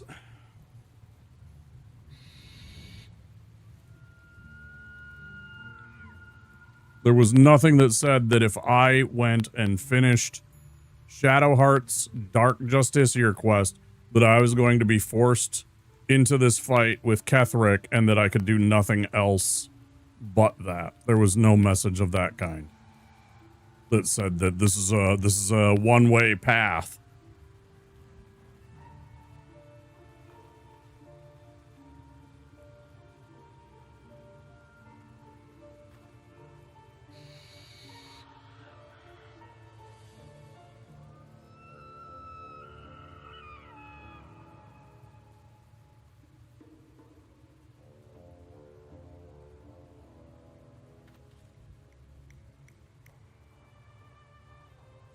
Which path do I want to take?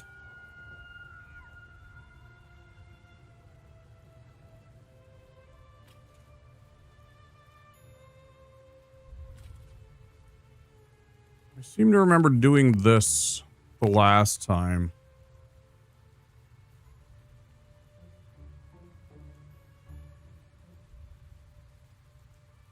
No, it's okay. Just, it's just like, I know what it did and didn't say. It didn't warn me that I was going to be stuck having to fight Ketheric Thorm because the Dark Justiciar quest somehow, like, makes him an instant enemy to me, which apparently it does.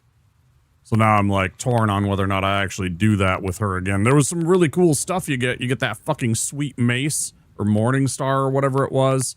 And you get some real Dark Justiciar. I mean, I know I have Dark Justiciar armor on her. Right?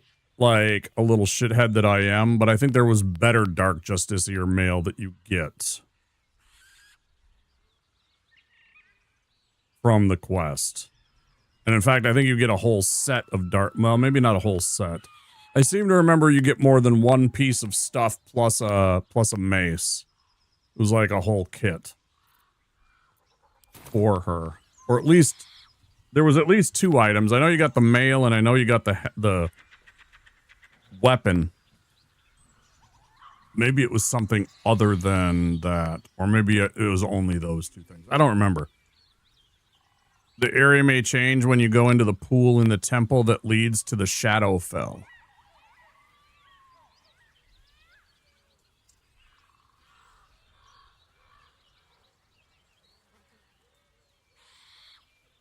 I have to do Shadowheart's quest at some point or Ketheric's quest? Which one do you mean, Spiff? I have to do it at some point. Do you mean Shadowheart's or Ketheric's? Like I have to deal with Ketheric somehow, or I have to do, or you know what I'm saying? Sorry, I know I keep repeating myself.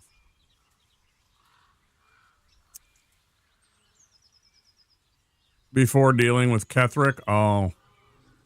So in other words, I probably just did Shadowheart's quest a little too soon in Act 2. I probably could have run around and found some more things to do. Fucked around in the game, got an extra level. You can go to Moonrise first. I think I actually did and chatted with him, and then I left and went and did a few things, but I didn't do enough in the area probably, and found Shadowheart's quest and dove into it without understanding that it was going to trigger enmity with Ketheric. So I think what happened was I did it too soon, Shadowheart's quest, in Act 2 without doing some of the other side quests that are found around the area. And it was kind of like, I don't know that I had any other options. At any rate, it's in the past, so it doesn't even matter. You know, I still have the thing, but you know, like if I go in here, I save.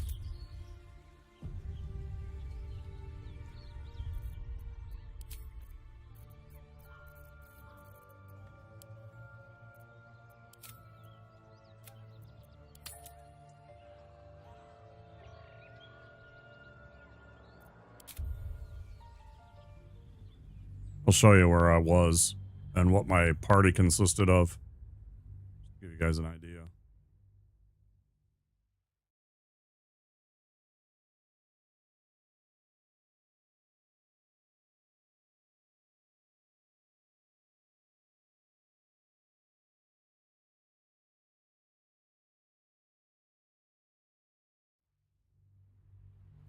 'Cause I'm literally right outside Moonrise here.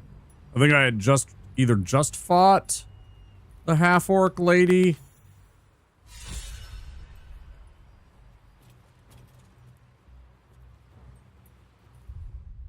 All's well that ends, well, not as bad as it could have. My faith protects me. Yeah, it was gauntlets. And boots. Okay. Yeah. Yeah, I was right. I remembered all this. Okay, cool. And then she's got this sweet ass, the blood of Lathander. That's a sweet looking fucking... Yeah, and some of the characters were even level 7. No, they were level 7. I said 8. They were level 7. Fucking A. Damn, I thought I had... I guess... Anyway. As you can see, I was underpowered at the time. And it was a bad time. It was way... I thought I was even level 8. Wow, I was level 7. Yeah, I was getting my ass beat. It was not fun. I was getting trounced over and over again, and apparently you can, like, sneak up his tower and stuff like that. Like, there's other things I know. 55 hours is also quick.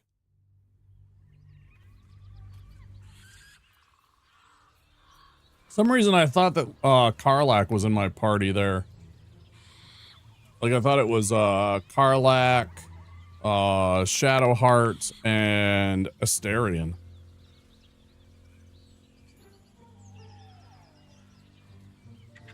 But really, the only thing that's changed from that party is, I guess I have a Barbarian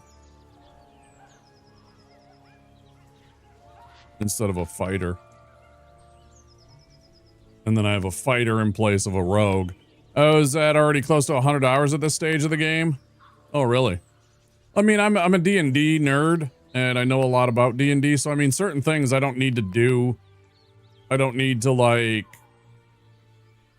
double check, you know. I'm pretty familiar with the game, so I might have been able to get through certain things quicker. Just knowing game rules and game mechanics and such like that. I don't know. Probably a good idea to sleep. Let's take a long rest before we go anywhere.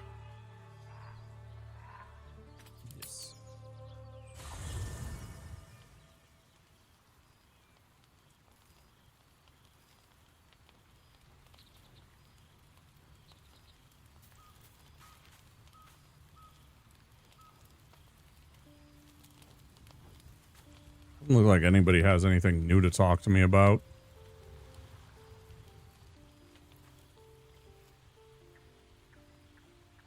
Chat with Shadowheart and see if she has anything to say now that she's had her memories restored. You know, I've been catching myself smiling more lately. I think that's your fault.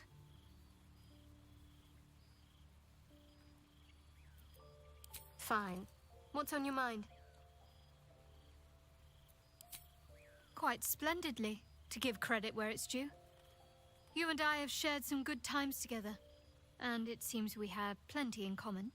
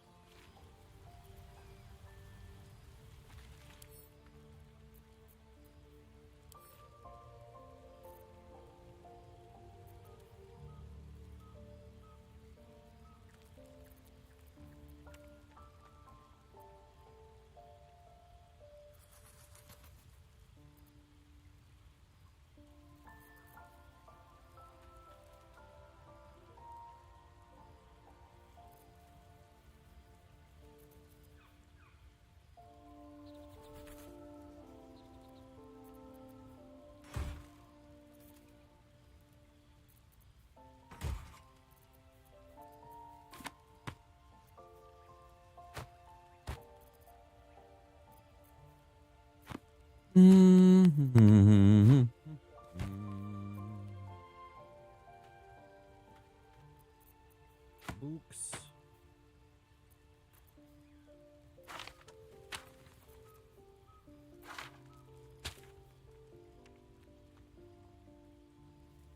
Any other books?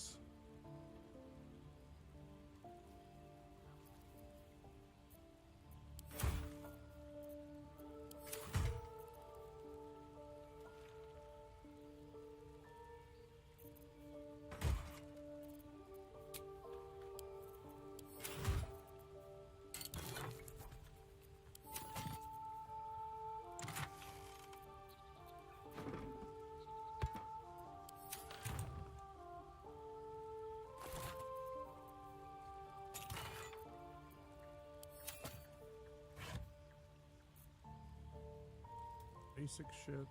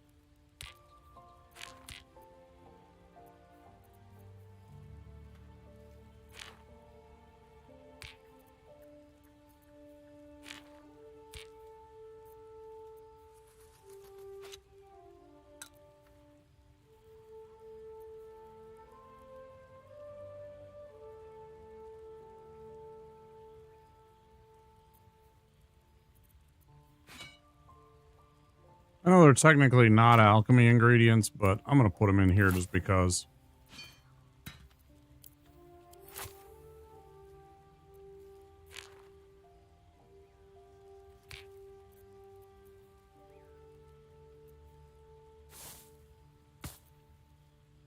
Oh, it's not the same stuff.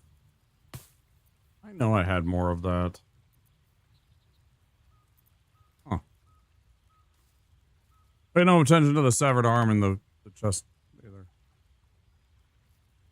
Pay no attention to that.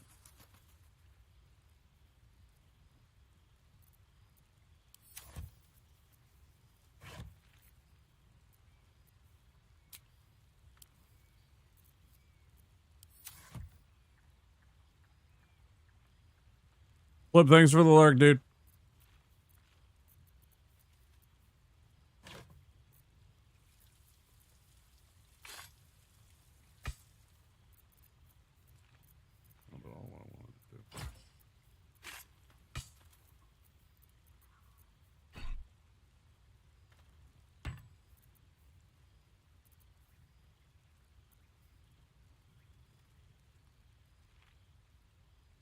Oh yeah, and then send this to Lazo.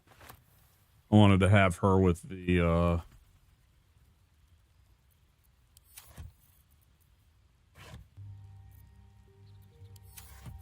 what's it? Bludgeoning damage in the event that she needs it. We seem to encounter quite a few things that need bludgeoning damage after all. Where is the clothing one? It's food. There it is.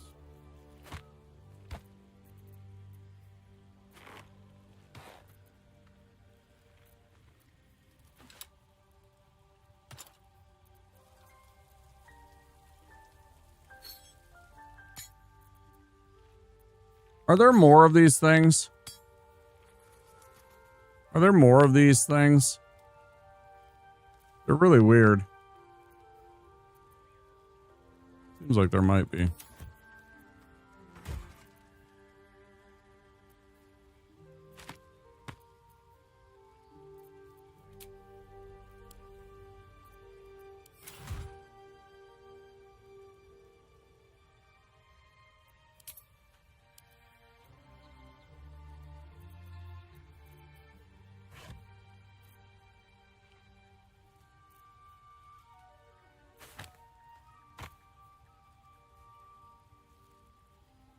There are more than two. Neat.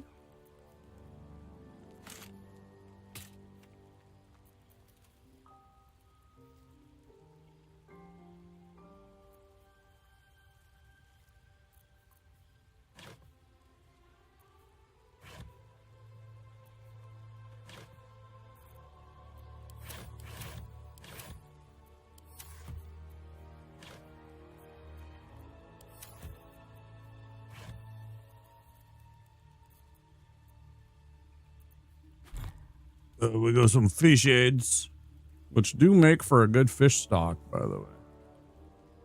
Lots of good bits in those fish heads if you're looking to make a fuss stock. Or you're trying to make like a lobster bisque or something. Good for a seafood stock. Fish heads.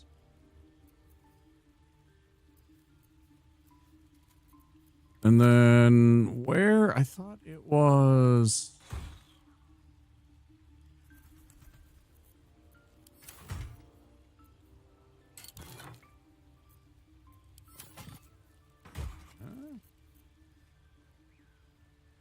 Where the hell did I put the art?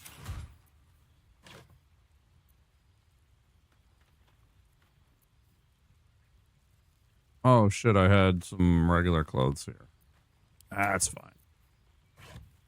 Here they are. I'm like, I know I have a whole entire, like... Oh, we got 2 copies of Tiger Mist now. Damn. Why can I stack this one, but I can't stack these? Oh, okay, I can. I'm like, why is that? I got 2 of Tiger Mist and this... Well, they wouldn't... That's so weird. Anyway.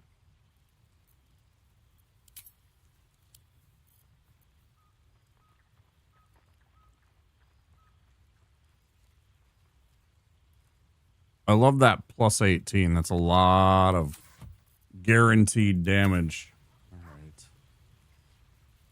Well, I think that's settled it. How farther can I go?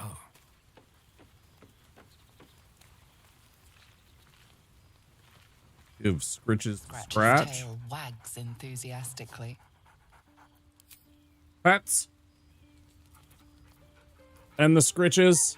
Scratch's tongue lolls out happily, his tail wagging even faster.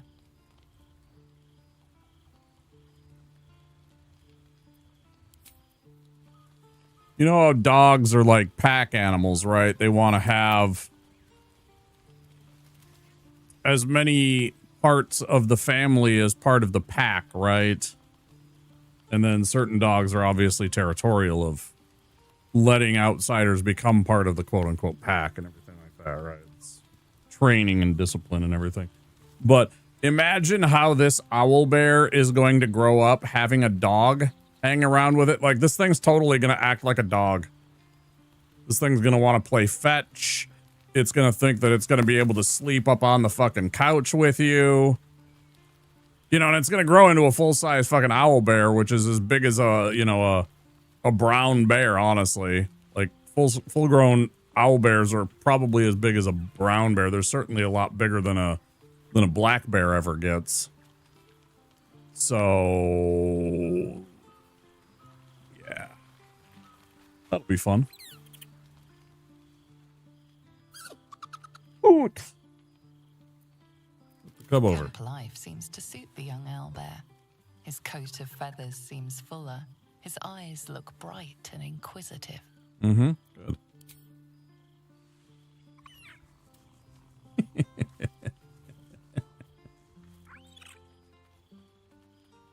It's funny to me because he could easily, even at this age, still take like clean off. He could take some of my fingers or part of my hand without a hesitation. He's still a giant, powerful, like small black bear sized, or like brown bear cub sized. There's still enough power there that it could probably take off part of your hand. And that's hilarious.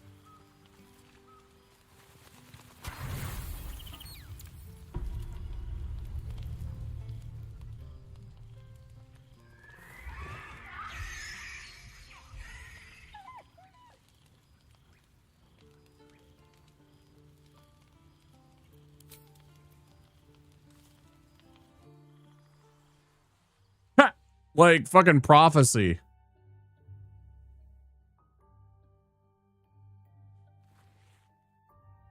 Probably having a bad nightmare.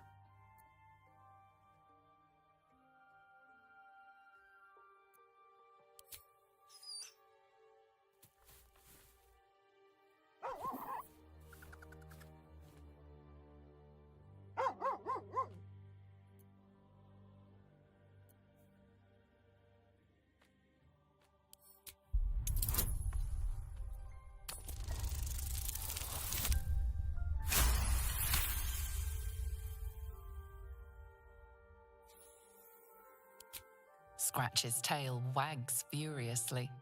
These two have become firm friends. See what I mean?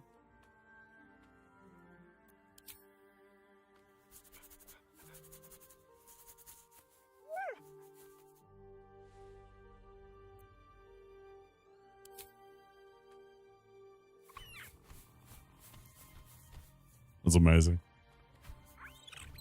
I was just alluding to that. It's like, oh yeah, by the way. Nothing. Both animals look fine, watching you expectantly. Yeah, that's what I figured. That's hilarious. That's amazing. Yeah, we're totally going to have an owl bear that acts like a dog, that thinks that it can sleep up on the bed, sleep on the couch, you know, get up on the couch and, like, you know, watch movies with you and shit. Except it's going to be, you know, the size of a brown bear. Funny. Yeah, they're chasing each other, having a good time. Yeah. He's totally going to act like a dog. Oh, no. That's pretty entertaining, though. All right.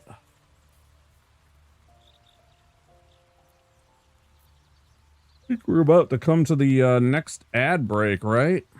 About 5 minutes. I'll wait until the ads clear before we step into Act 2. Because if I remember right, or whatever the mountain pass area of the game is, we'll do that. Oh.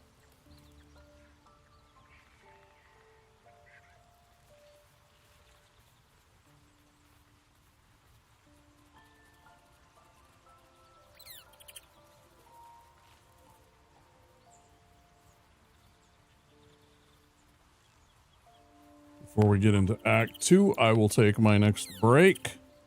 It'll be just a few minutes. And I definitely need to do some exercise because I haven't really done any today. I kind of woke up and I was lazing about. I was really tired. I got a really bad... today I woke up at a slightly more reasonable hour, but the day before we had, you know, we didn't get to bed until like 1 in the afternoon. I don't like doing so. Trying to do a little better. I probably won't stream more than 6 hours today, so I can go to bed at like I don't think it's very realistic for me to say to go to bed at about 7 or 8, but the sooner that I can go to bed, the better. Since I usually go and try and see friends on Fridays, and me waking up at like 8 or 9 p.m. would not be conducive to that. So I'm going to do my best to try and go to bed a little early and stream a few less hours, but we'll still go probably 6. We're coming up on 4 hours, so I will take that break.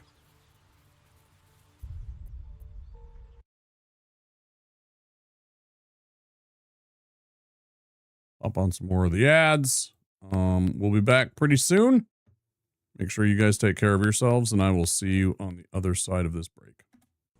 Well, how does this mask do that?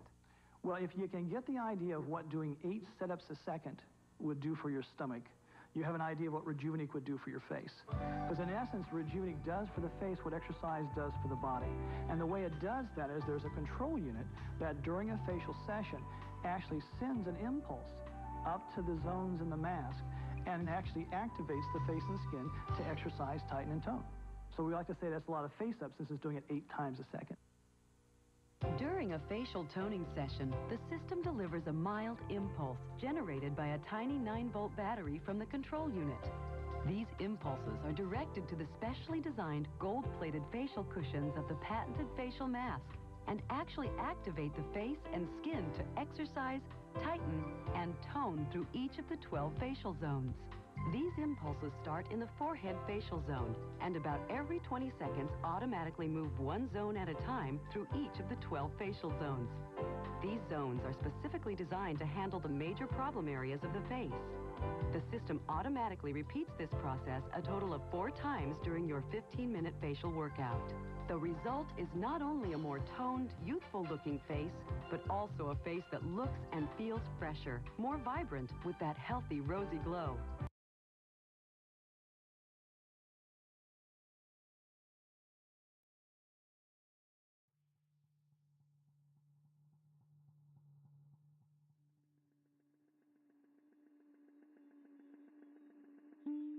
Go ahead and lick something. We lick you very much. If you want to lick something, lick us. We love to lick. We lick to love. We're love lickers.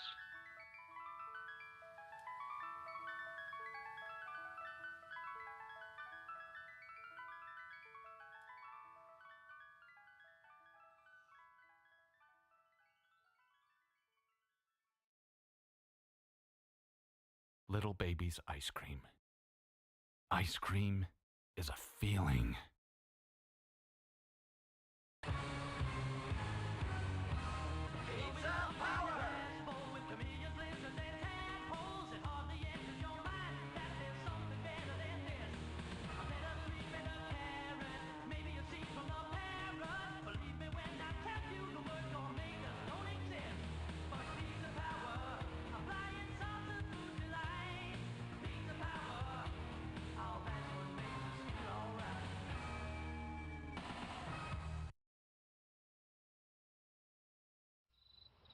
Speaking of logs, I'm gonna take the Casby kids down to the river. It's on your sleeve, kid. Fire on your sleeve.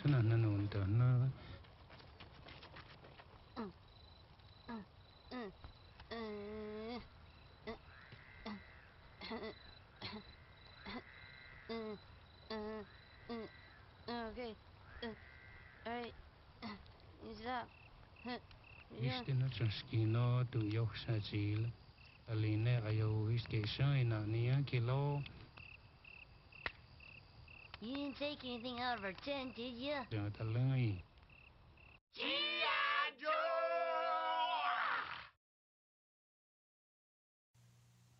What do you want when you're hungry for something that you really got to have? Like hot dogs. From AM/PM with mustard on the bun. 2 hot dogs. Just 89 cents. AM/PM is the one. Say hot dogs. Hot dogs. Oh, say it one more time. When you buy the dogs, get a 12-ounce Coke for just one more dime. So when you get that special taste, remember AM/PM is the place. You want it? We got it. AM/PM Mini Markets.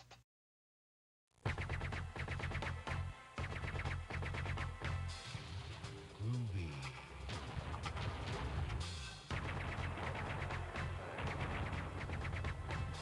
Come get some.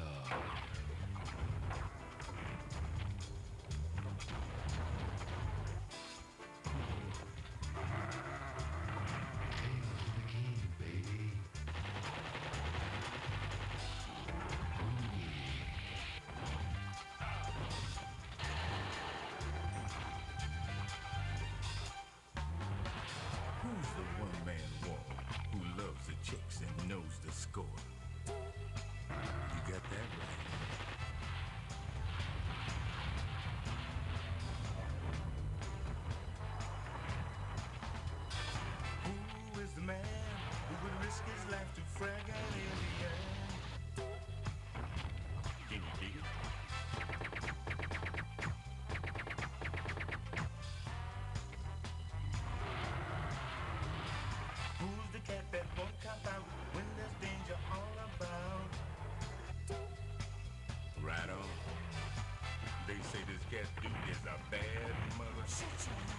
but I'm talking about Duke.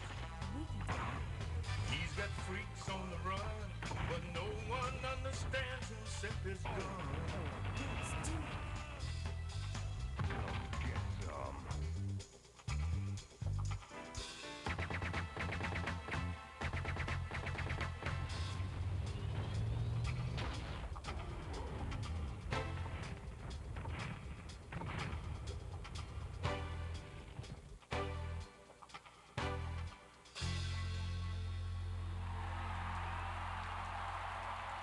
Hail to the king, baby. 45 seconds left in the ad break. Probably not enough time to run another round of the words, right? Billy, you think I can have some more? Yeah, we should totally hit it again, but I get first dibs on it. To me come off, what's me nearly dead with laugh. I watch it people rush the door like Basha. Chuck up, fun time there, time for the bus ride. Sunshine there, a time for the bus ride. Sunshine there, a time for the bus ride. Fun time there, a time for the bus ride. No! G.I. Joe! I've replaced your shoelaces with fruit by the foot. So you did. I replaced your fingers with fruit by the foot. Bravo. I replaced your bones with fruit by the foot. Indeed you have. I replaced your guitar strings with fruit by the foot. Seems like a step backwards, but alright. I replaced your DNA with fruit by the foot. That would be end game, my friend. Fruit by the foot. Fruit-flavored snacks.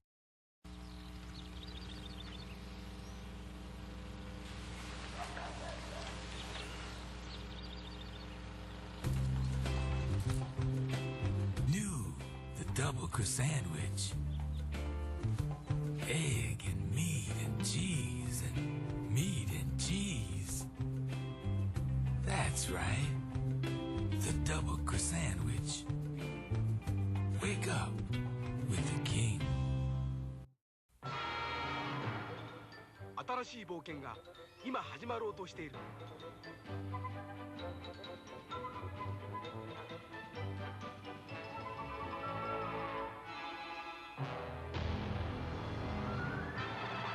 愛よ、勇気を奮い立て。僕らはマリオと強くなる。テクニカルファンタジーゲームスーパーマリオブラザーズ3。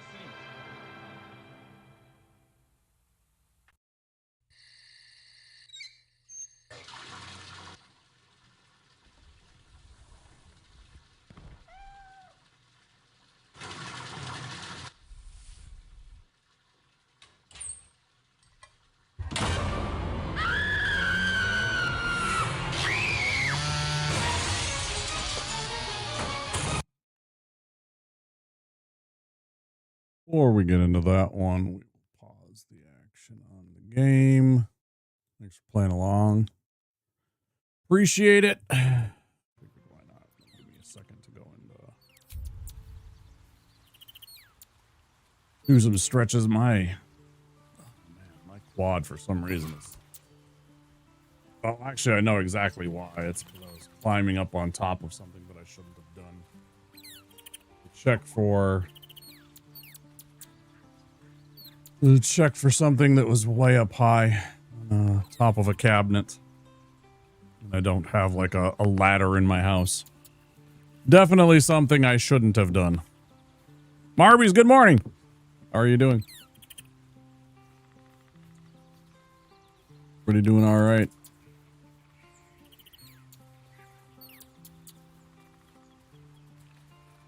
Boom, boom, boom, boom, boom, boom. Boom. Boom, boom, boom, boom. Boom, boom, boom, boom. Boom, boom, boom, boom, boom.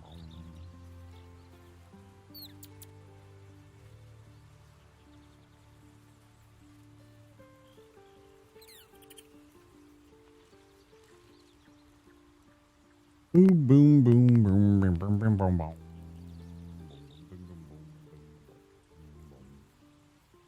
Finish my chores so I can start no-lifing on Twitch.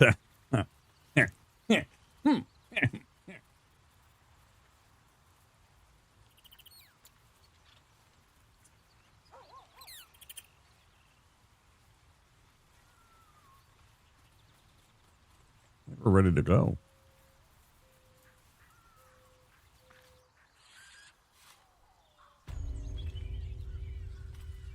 Right. Save our game. Brand new save file.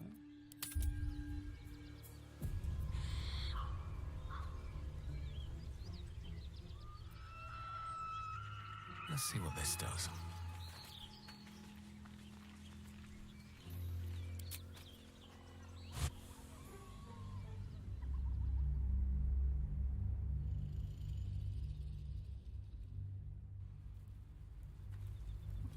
We just finished Act 1, Marbies.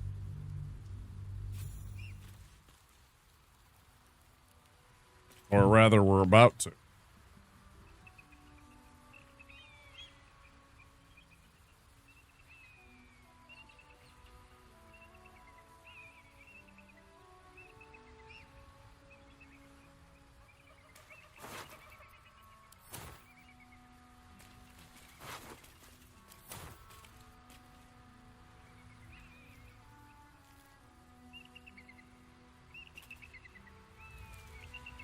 Never wanted the easy path.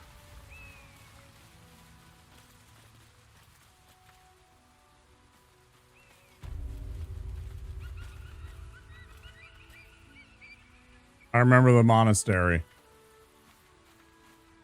I remember this place. Pretty cool looking. What's in here that's mine? Oh, I don't want a cauldron, you dipshits.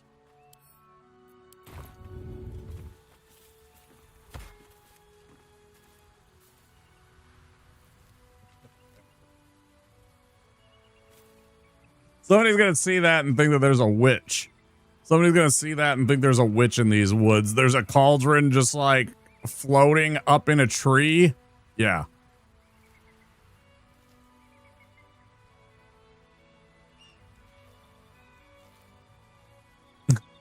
So, there's a cauldron just hanging out in a tree.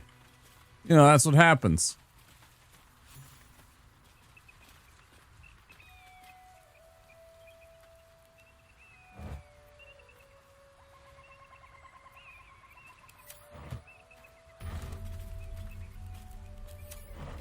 Oh, sick. That's gross. Oh, there's a waypoint. Wait. These markings. Tirsu's script scratched in the ground. A creche must be nested in the temple below. We must go there at once. What does that mean? Githyanki writing. Every word a wheel. Every letter is spoke. The most powerful texts are engraved in slate. Some so ancient, only the most erudite Gish can read them.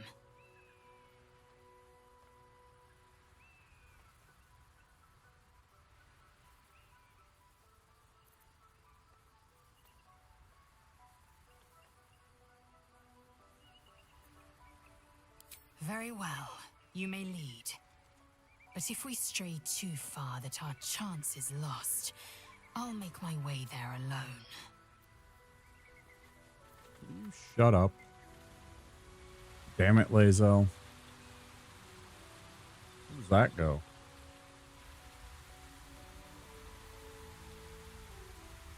Flaming fist helmet. Dagger. A bunch of hammers.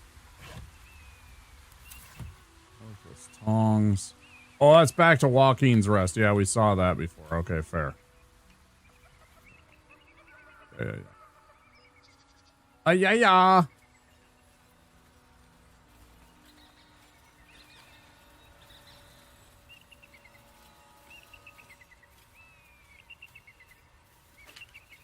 Yeah, we got a bucket. Put it on your head.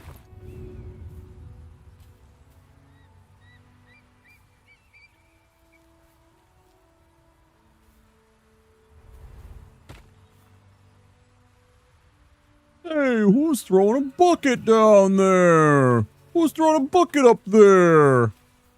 You know. Ugh, basket of oranges. Fuck yeah. Oh.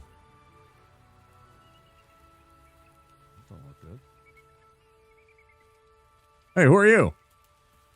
Hey, who are you? Oh.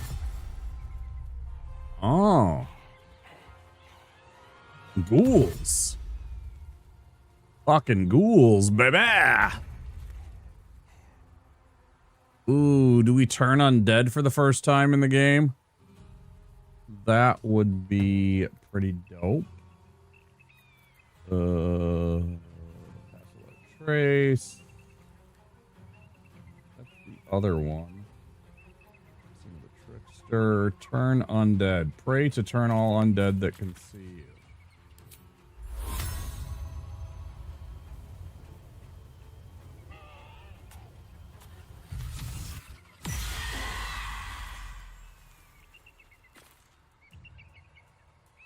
Hey, Berserk, and hey, Argot. How you doing?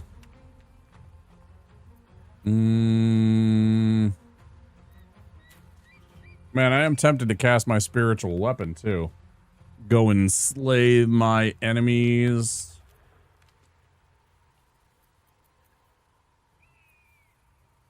Great sword, halberd, maul, spear, trident, great axe.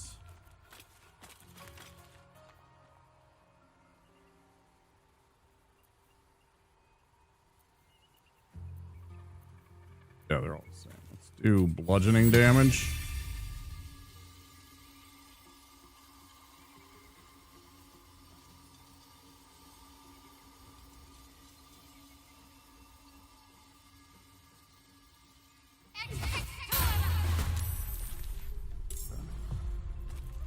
Time to push my luck again.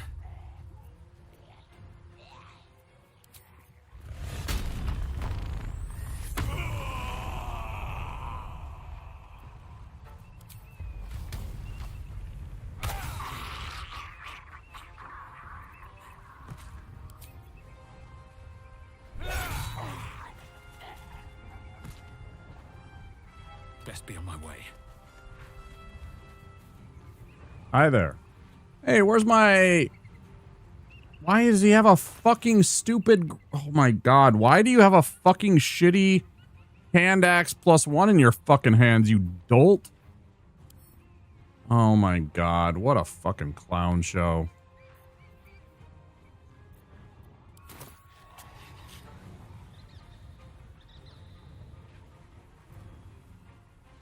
What am I gonna do about it now?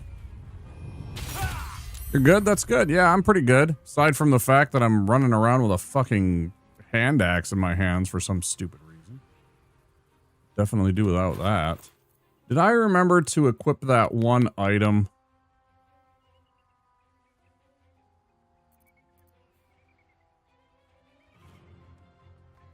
(2d4) to spell attack rolls. With haste. Let's test out that theory.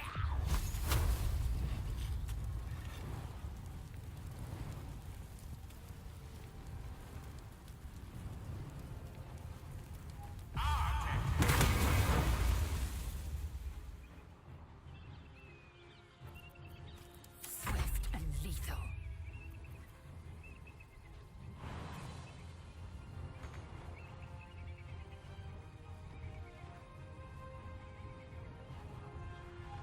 Taking position.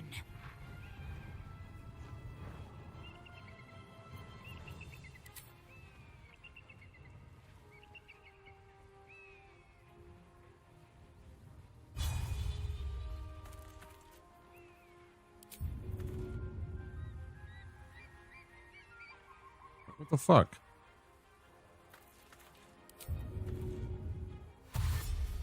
Did she even move?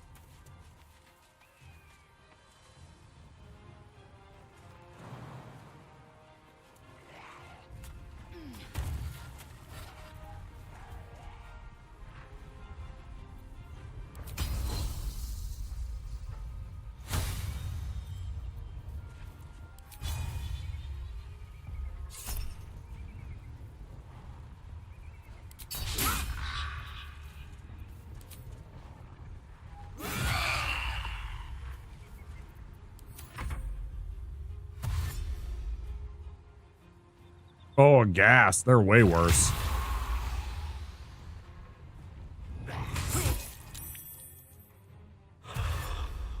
I didn't realize there was 2 of them. This is getting out of hand. Now there are 2 of them.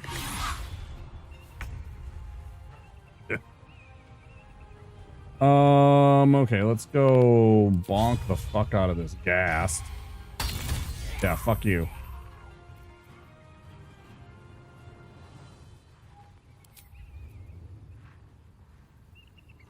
What do you mean provokes an attack of opportunity? It was incorporeal. Well, whatever. Moving.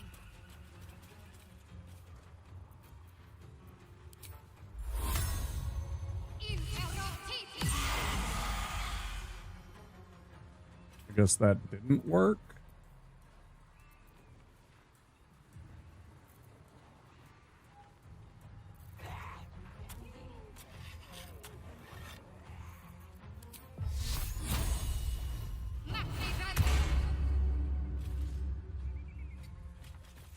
I wonder if this is worth the cost.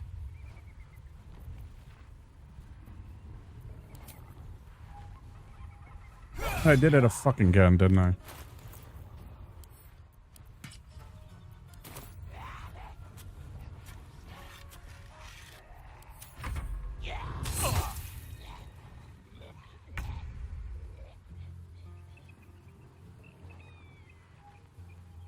You're a dick. I'm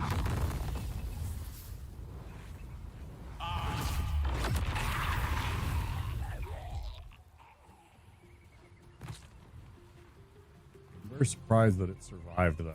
I am fury. I am death. I am Womp.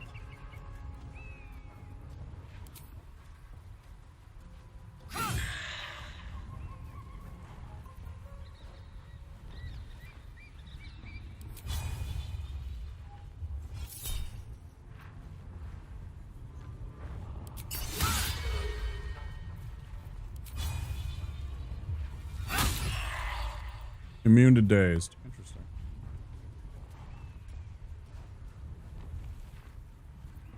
Okay.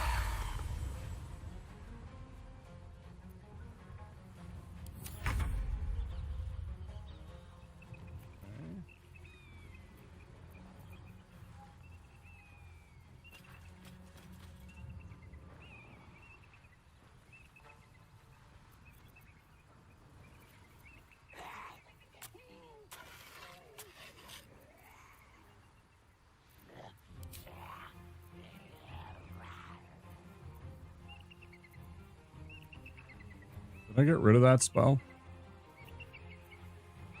Accidentally, I did. Huh.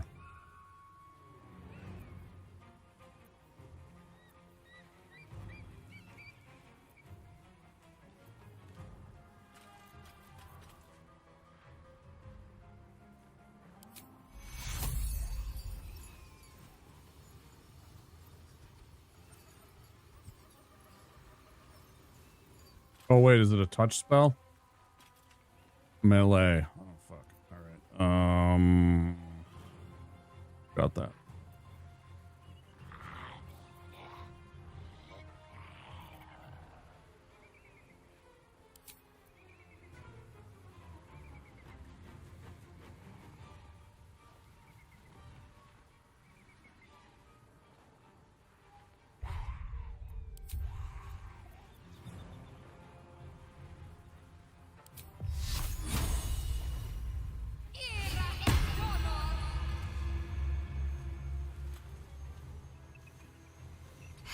going.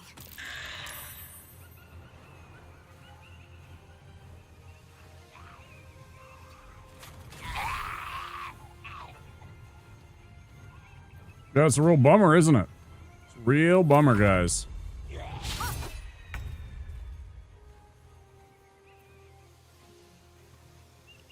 Let's see here. How about we...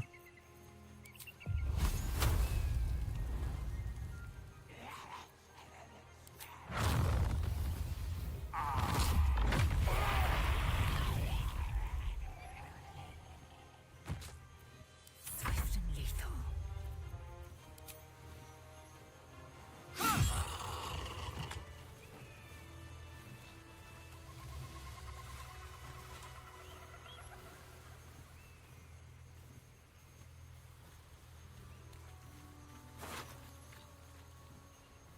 Plate armor. That is pretty tempting. It's worth a rip of cash.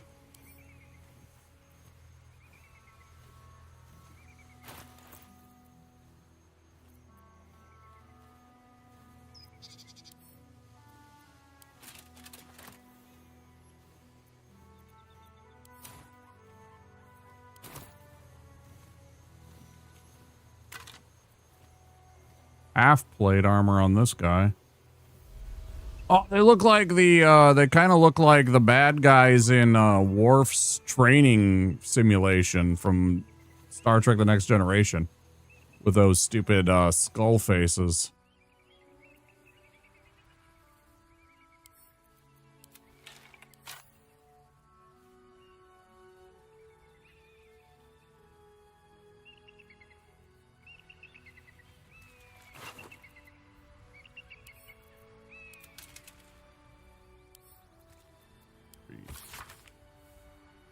Duke Ravengard is to be delivered unharmed or mostly so immediately. Moonrise Towers cannot fulfill its destiny until the Duke has been delivered.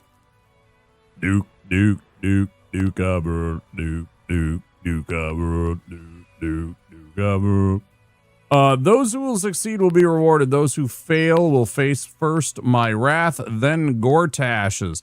Gortash, that's the half-orc lady that we had to fight. Then mine again. The Absolute's forces have taken Duke Ravengard to Moonrise Towers. A powerful asset. Just what are their intentions, I wonder?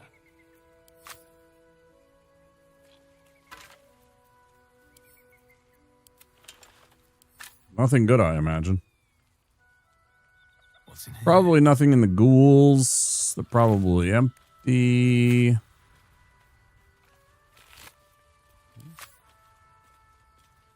Opulent chest.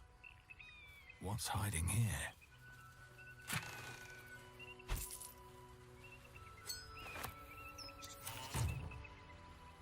What path lies before me?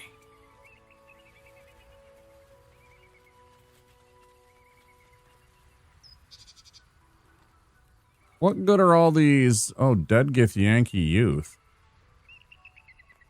Oh, that's too bad. I don't understand what good these arrows are. I've never once needed a single arrow in my entire life in this game.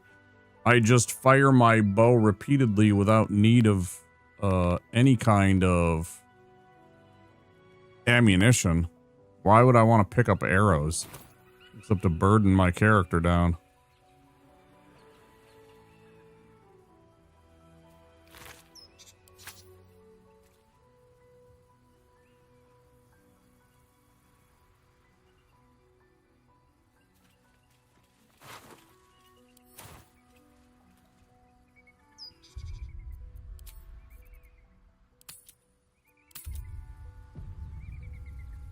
Oh, right, but these are regular arrows. These aren't special arrows. These are just regular fucking arrows. I know that I have tons of those. But this is literally... The crush must be nested in that Shut temple. up. Shut up. I wasn't trying to click on you. Get the fuck out of my way, you dipshit. Like, this is just a standard arrow. No, I got tons of the regular arrows. I got 2 ice arrows, 3 Ilmater hours. I got this arrow of slaying, 3 fire arrows, an arrow of darkness, arrow of arcane interference, arrow of acid. Right, that's what I'm like, why are these here? Because it's like, it would be one thing if the game kept track of like your ammunition, like in D&D, you actually have to buy like 20 arrows, 30 arrows, right? And then every time you fire an arrow, I give a 50% chance that you can retrieve any specific, so let's say you fire 6 arrows during the combat, right? All you got to do is after combat, you just roll 5d6s, and any 4, 5s, and 6s on those d6s, you can retrieve those arrows. The rest have been broken because they were damaged from the shot, or they were quote unquote lost or something like that. You know, so like I make party members keep track of their ammunition because that's the way it should be. You don't have 100,000 arrows sitting in your quiver. Right, you can't just keep firing. But in this game, I clearly can. I have been shooting arrows nonstop throughout the game, and I've never once encountered a regular arrow. It's very strange to me. Why I would have... Wait, what? Aha! I throw it into you! Take that! Asshole! Okay, so this is just a loop.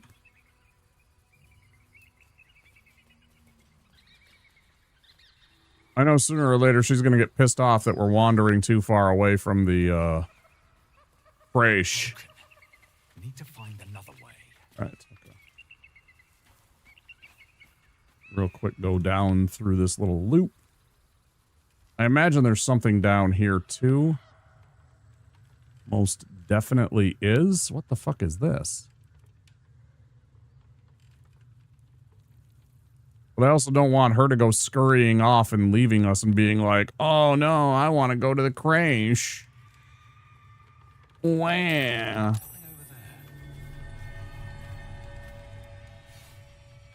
So glad I decided to take a shovel along with me. I had forgotten all about how many of these there are. Let's give one of these to Shadowheart.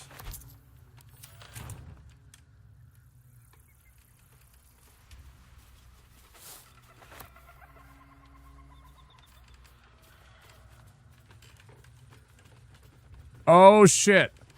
I know who that is. That's fucking Elminster. So there is a guy. His name is Ed Greenwood. He looks exactly like this. Or maybe he's passed. I don't know if he's actually... He might still be alive. Ed Greenwood.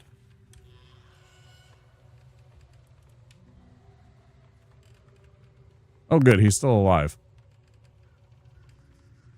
I mean, he's not like super ancient, but you know, he's definitely no young man anymore. But anyways, he looks basically exactly like this, and is the inspiration for Elminster.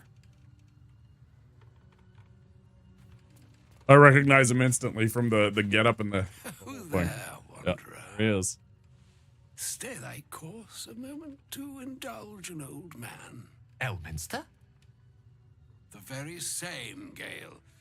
And a fair bit miffed he is, too, finding himself forced to expose his best pair of boots to so many miles of country road on your behalf. Interestingly, Elminster was one of the only D&D characters that I know of that is actually all 4 of the basic 4 classes. He has a level of fighter or 2, rogue. I believe he was a cleric of Mystra for a time, and then he's obviously like an archmage. Hit that country road, old man. I'm not interested in the junk you sell or the junk you tell. I think some proper introductions are in order. Meet Elminster Ormar, a good friend of mine, but rather more significantly, he's the most famed and respected wizard in the realms. Am I, indeed? Most famed and respected errand boy, more like. I was bid to spare neither time nor my own self to find you. She sent me, Gale. You know. Elminster was also a lover of Mystra. Out with it, Elminster. Like, he talked about how he shared the bed of Mystra. So did Elminster. Water deep washed away your decorum as well as your patience. Nigh a 10-day I've gone without honest fare, worthy of the name. Drank naught but what the sky entitled my thirst. Why, some bread, cheese, and a cup of wine would appear unto me a feast. Surely you would begrudge me a mite of rest and repast before I get out with it.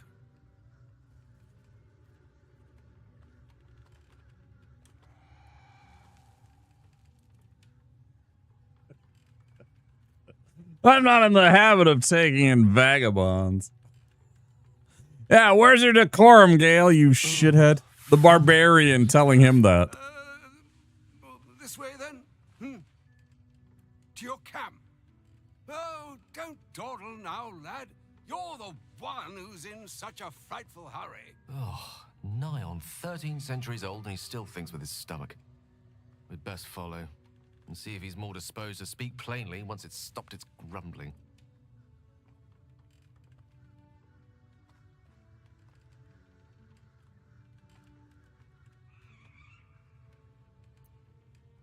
A wise choice.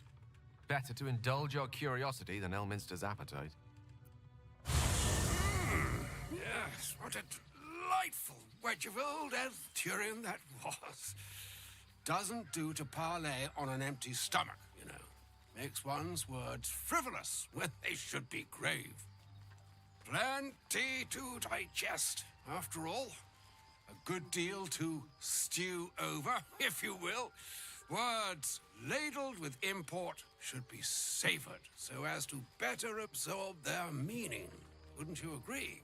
Elminster. Right. You see,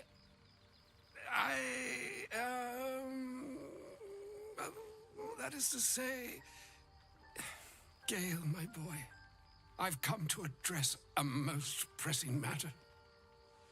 I'll speak as plainly as I can, forswearing the accustomed frills that decorate my speech. I'm here on behalf of Mystra. The message and the charge I bring you are hers.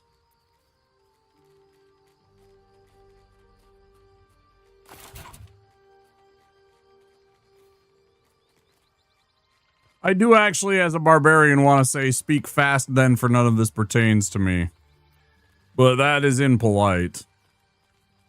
I like the idea that my barbarian is slowly becoming more accustomed to the civilities of, you know,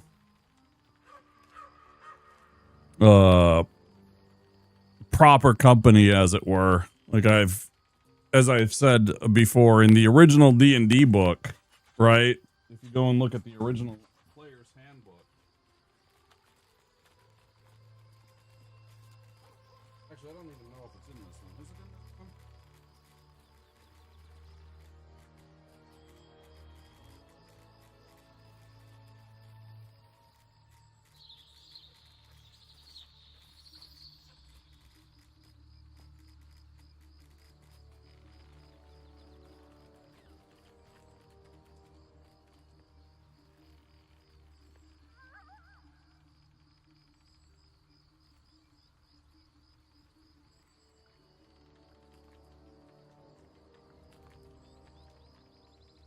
Fighter, the paladin, the ranger.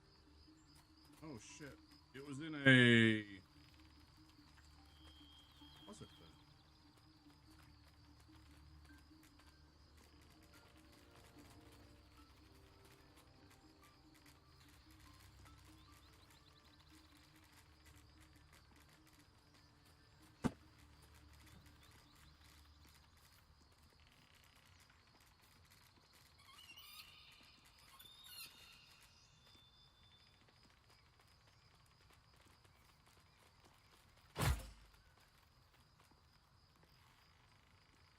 these books?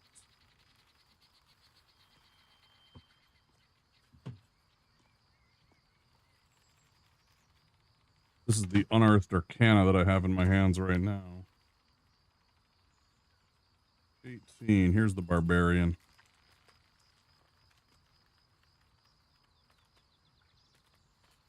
This is the old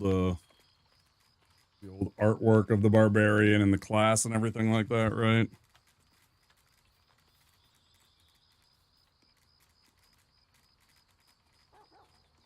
So like the original, yeah, here we go. Hi, Byron. You can't really read it very well here, but there is a table right here. Okay.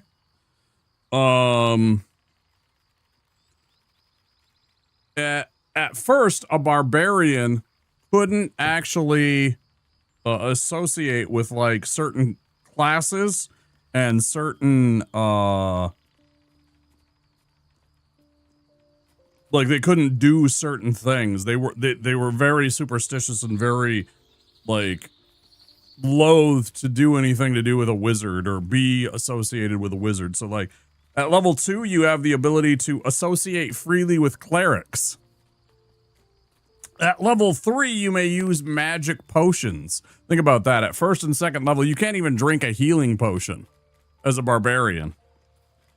At 4th level, you can actually use magic weapons. You couldn't... It's not just barbarian prejudice. It was just like the way that they designed it. But what they did was they limited barbarians because they were supposed to be like superstitious and like full of like preconceived notions of what is and isn't. Barbarians in general detest magic and those who use it. They will, at low levels of experience, refuse to employ any sort of magic item if they recognize it as such. They will often seek to destroy magic items, and if successful, they receive an experience point award as if they possessed the destroyed items. While magic users will be shunned initially and always viewed with suspicion, clerical spells of the type used by shamans and witch doctors are not so viewed, though high-level cleric spells are suspect. So like they literally can't do certain things at let's see, where is it? At 6th level, the level that I am currently at is when in the original D&D that they may associate with magic users if necessary, and it has that in the exclamation.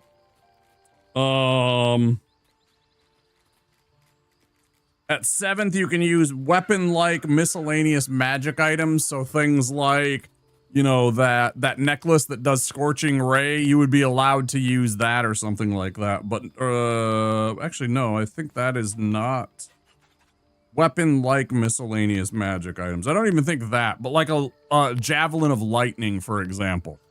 You could use that. I wonder if it's why in old Warcraft it was kind of like Horde had shamans, humans had priests and wizards. Maybe a bit, but not entirely. I think that's more just for aesthetics and like look and stuff like that. But yeah, at 10th level, you can finally use most magic items available to all fighting classes. And then at 12th level... Oh, and then the other neat thing, though, is that as the Barbarian leveled up, their weapons, like... In old D&D, there was certain... There were certain restrictions on whether or not you could actually harm a creature. You needed like a +1 weapon. You needed a +2 weapon, all the way up to +5 weapon. And so the Barbarian got the ability as they went up in levels. Like, for example, at 4th level, they could take a regular old axe, and if a creature normally needed a magic weapon to damage it, like a +1 weapon to damage it, they could do so with just a regular axe. It didn't matter. Because their superstitions and whatever somehow, like... overruled that. Was there restrictions to what race could be a barbarian? That's a good question.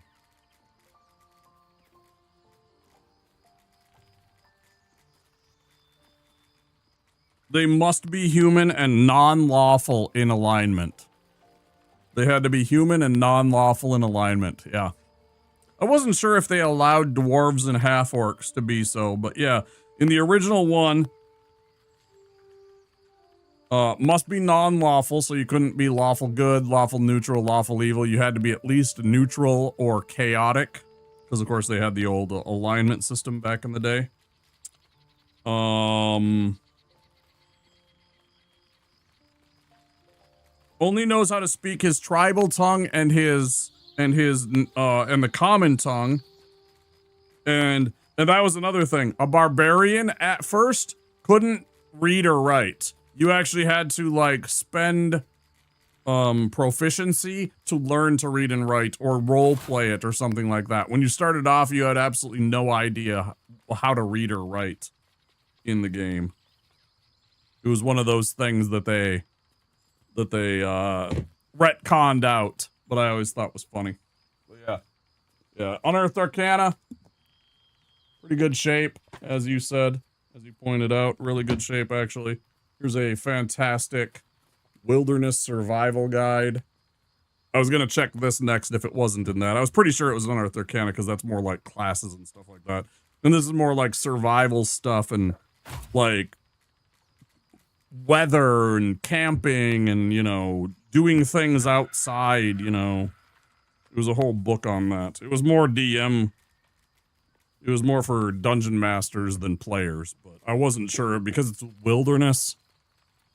If this is a half orc, what is a full orc in D&D? Well, I mean, it's just an orc. They look different than this too. They're much more they look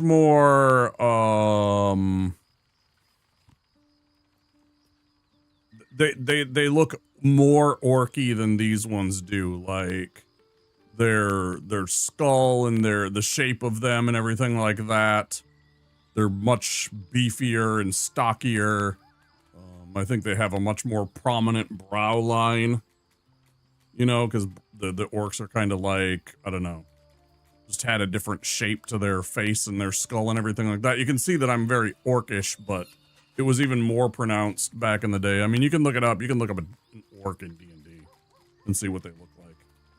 They're more orky than my character even is.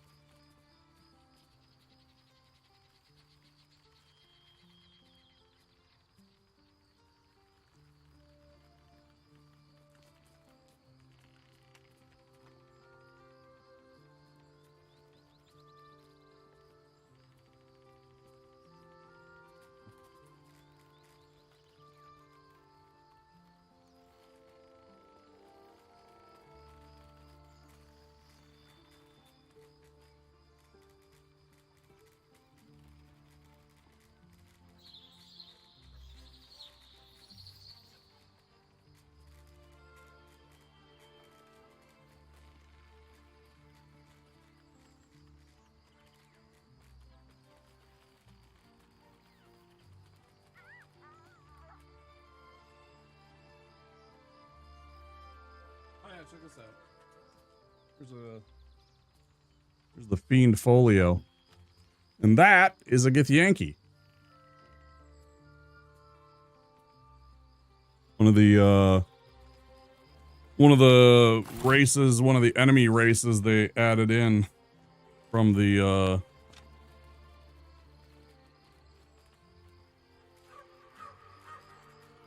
yeah, there's a really sweet piece of art right there with a Githyanki on it. It's pretty dope. And then they don't even talk about it, but there's actually the Githzeri as well. She kind of alludes to it just a bit ago. She kind of alluded to the fact that there's two different factions of Gith. There was the Githyanki and the Githzeri, and they kind of broke apart, and both sides hate each other. The Githzeri, the ones that Lae'zel isn't, kind of sided with the Mind Flayers. You can kind of see, there's not a very good picture, but here's a bit of a picture of one of the Githzeri. Sorry. You can kind of see that there's a little bit of a difference in their look versus the Githyanki. But yeah. Pretty neat. Classic art of the Githyanki. With their weird noses and such.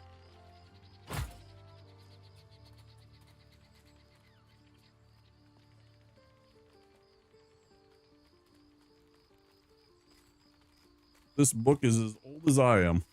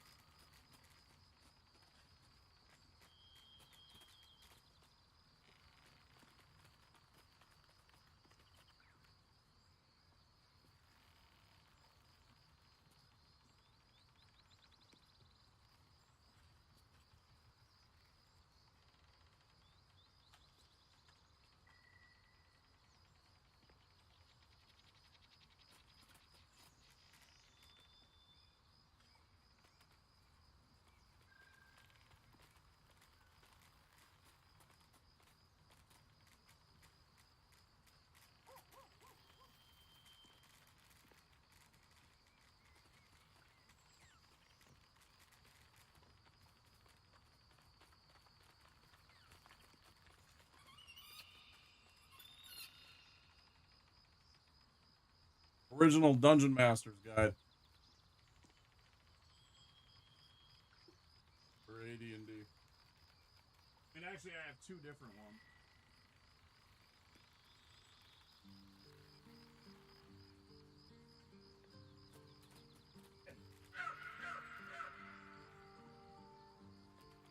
Yeah, I really like the old art too. I thought I had a book that had that had Elminster on the cover, like an actual like adventure, or, you know, one of the old supplement books. Oh, Mistra's delicate feet are ill-suited for the hardships of the road. You know where you went wrong, Gale. No, we needn't dwell on that here and now. But even so, you're to be given a chance of redemption. Mistra would consider forgiveness. We actually had a discussion about which hat I should choose. I have another hat, but I decided not to wear it. To be forgiveness. I asked Mistra is Chad aware even. of the misadventures that have befallen you both. Much more like Elminster's, She but knows gray. of your strife with the Absolute, that most insidious of evils.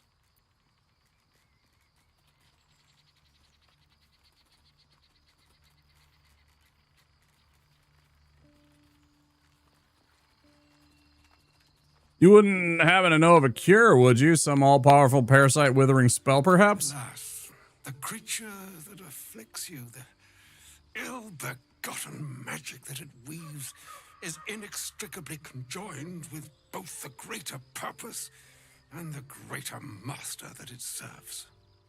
You must know that the Absolute is more dangerous than you can possibly conceive. It threatens all who live, even those who are undying. It threatens the gods, the weave, the very fabric of the universe itself. That is why I have come here to charge you, Gale, with its destruction. It is Mistra's belief that only you can.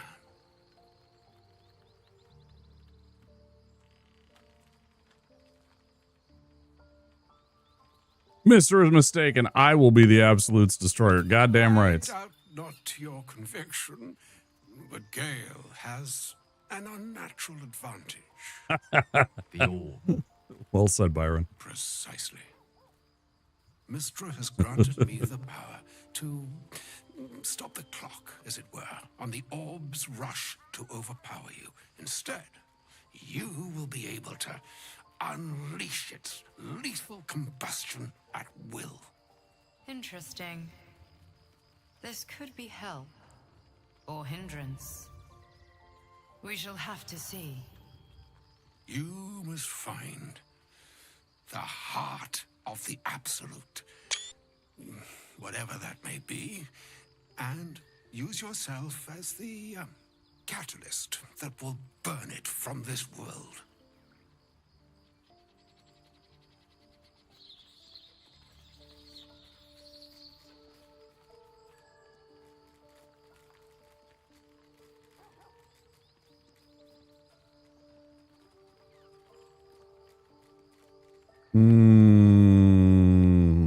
Say what you will, but you can't force Gale to go through with this. No, indeed.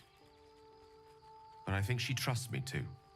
It brings me no pleasure saying this, my friend, but such is Correct. Mistra's will. Yours must be the sacrifice that will undo the absolute. And for your sacrifice, you will be redeemed. Such is Mistra's promise. With that, I've said my sorry piece, and need only bestow unto thee the charm I was bid. Meine Hastra Mistrariel Italion Thras Annas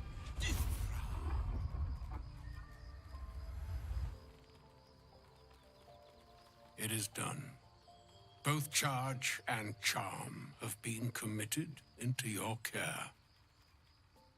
To you, I commit into care Gale himself. I count on you to shepherd him well on this strangest of journeys.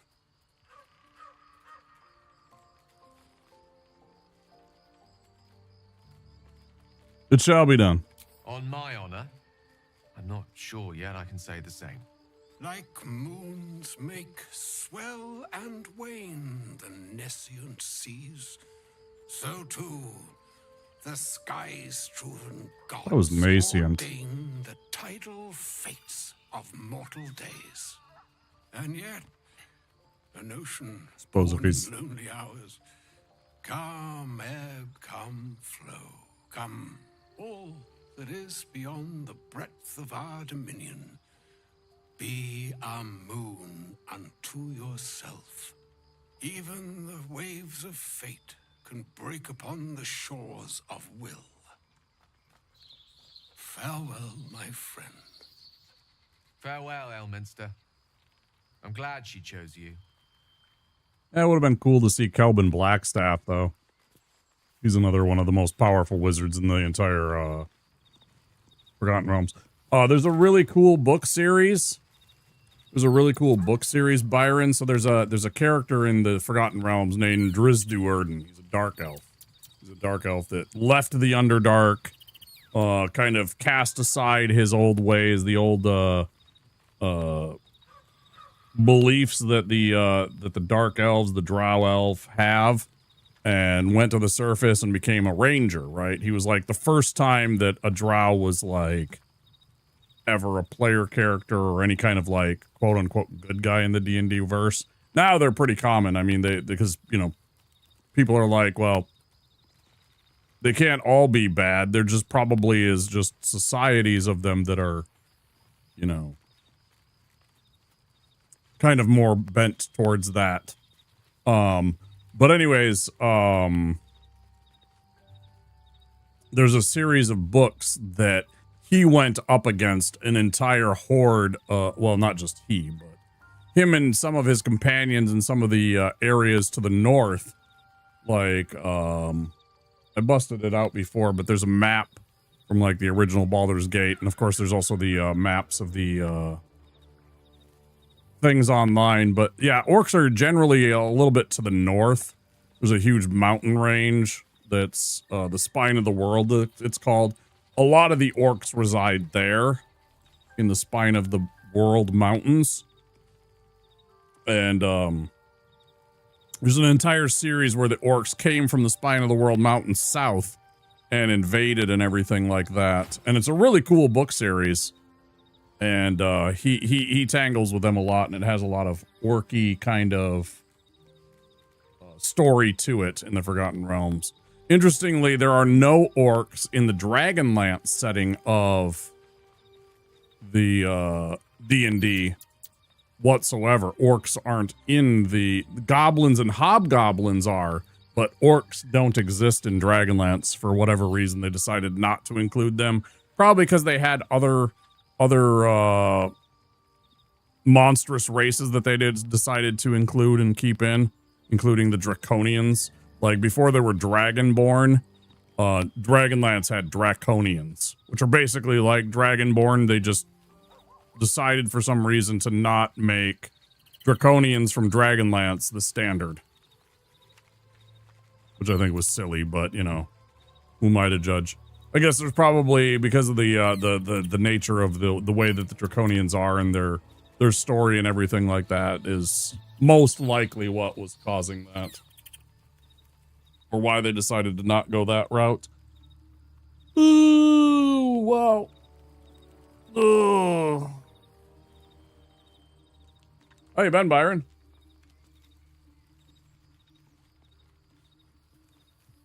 You been all right, dude? Haven't seen you in a bit.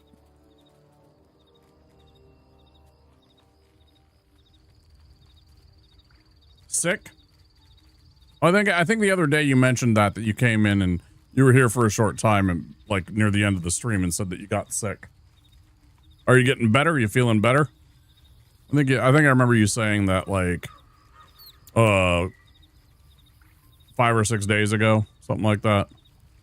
Sunday or Monday, perhaps. It might have been Monday. It might have been while we were doing the Dark Souls rando. Still a bit tired? Yeah, that's the way it is, right? Private word would be nice. Oh, I should... Well, there's ads coming any second. An audience with Elminster is never less than memorable. See if we can... I'd have hoped to introduce you to him in less dire circumstances. But those are hard to come by these days.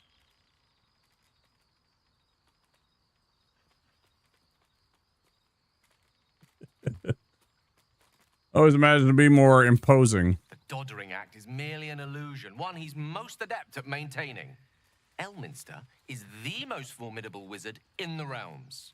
Perhaps in existence. No, it's Raistlin. For Mystra to have sent him, the severity of her bidding could not be clearer, or weigh more heavily on me.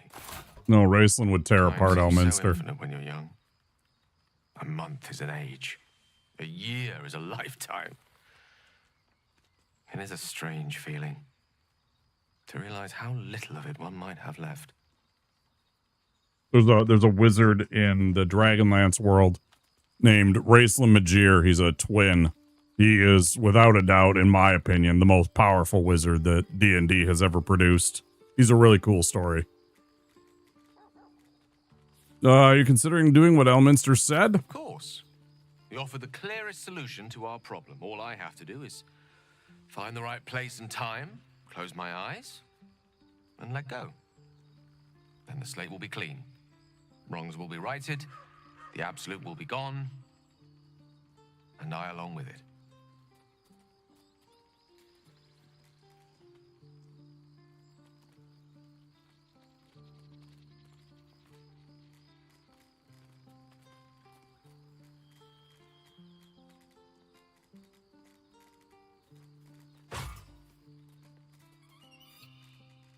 Made a nice little chorizo risotto. That sounds pretty good. That sounds pretty good. What else did you got in there? Like some red peppers and some onions?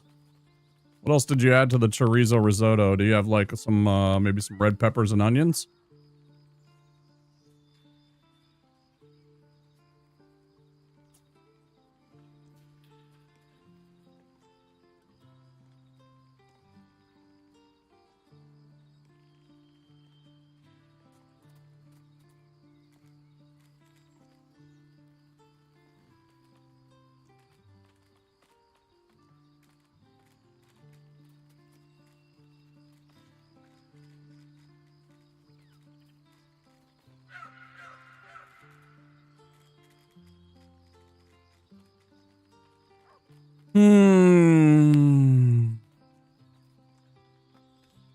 Whatever you need to do, I'll be there to help. I had no doubt I could rely on you. That remains ahead of us for now. The heart of the Absolute must be discovered before I can stop its beating.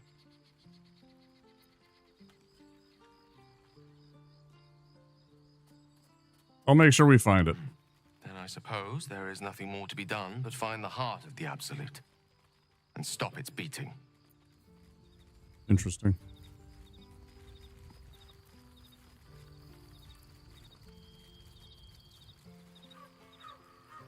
So now, if I remember correctly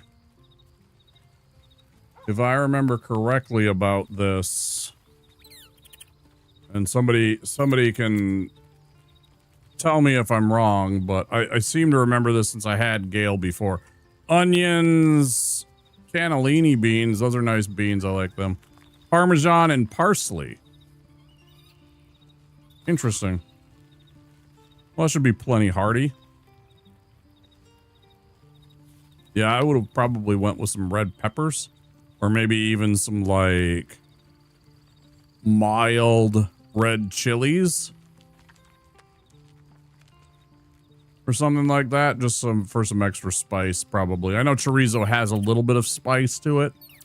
But it's a rather mild kind of spiciness. I probably would have kicked it up myself. But yeah, that does sound really good. I'm sure it's very flavorful. Especially with the beans. Adds a nice creaminess to it.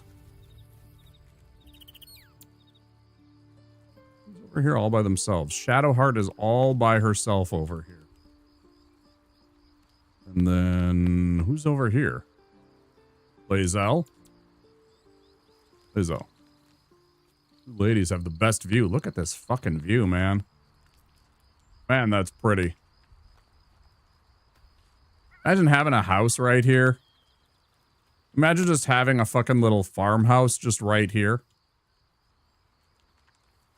Out overlooking this fantastic valley with all these clouds and shit.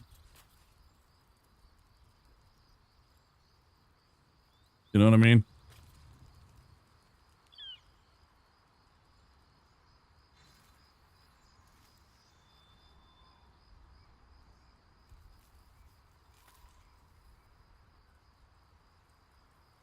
Could have used a bit more spice. Yeah.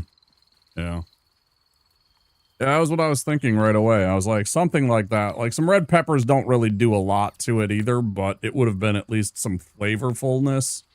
But some, like, really mild red chilies, you know what I'm talking about. That would have definitely helped. Nothing to, like, no Thai bird's eye peppers or anything. Nothing spicy like that, but, you know, something a little milder. Everybody should be back from ads.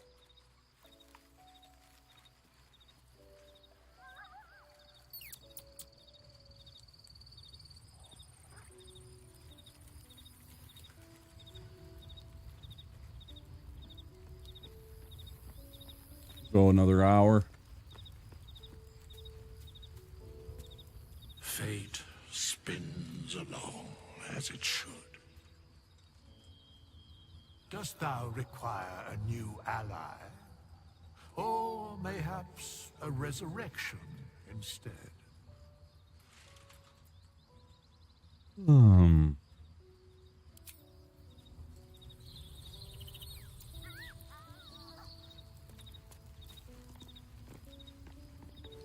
wish to speak?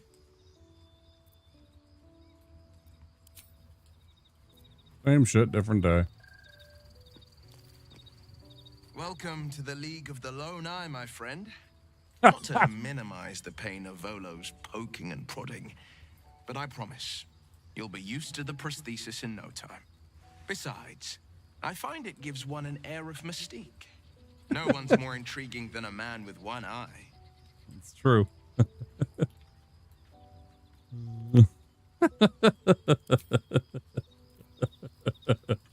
I like that if you do that and you go and chat with Will, that's one of the dialogue options. I love how many dialogue options they thought of when they considered making this game. They're like, yeah, what if your character goes and gets his eye poked out and gets a prosthesis and then decides to chat with Will about it?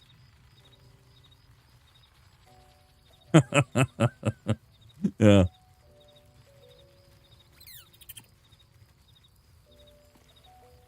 I can't believe Mistress demanding Gale sacrifice himself to destroy the Absolute. It's just a waste of a perfectly good cult that we could be controlling. And a waste of a perfectly good Gale. I suppose.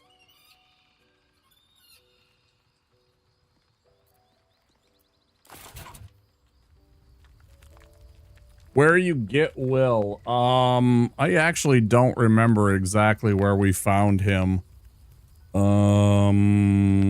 Sorry, no, I don't remember.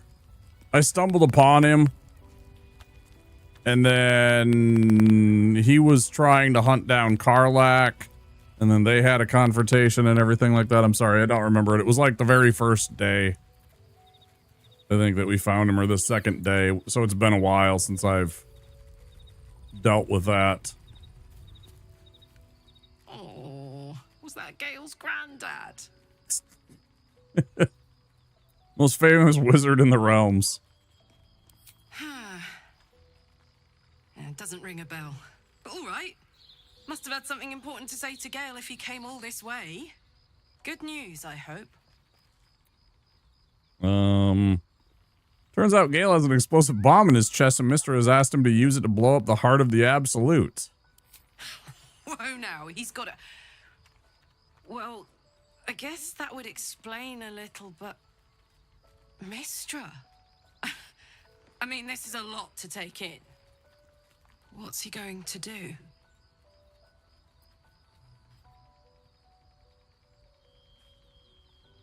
I think he's of several minds. Tell him to pick the right one. Oh, of Better course. yet, I'll do it. Just pick the right one. That's the easy, Wizards, yeah. man. Well They said, always need help Karlak. picking the simple, obvious option. If Mistra can't think of another way to stop the Absolute than sacrificing Gale, she's no god worth worshipping. I'll say that to Gale in, you know, gentle terms.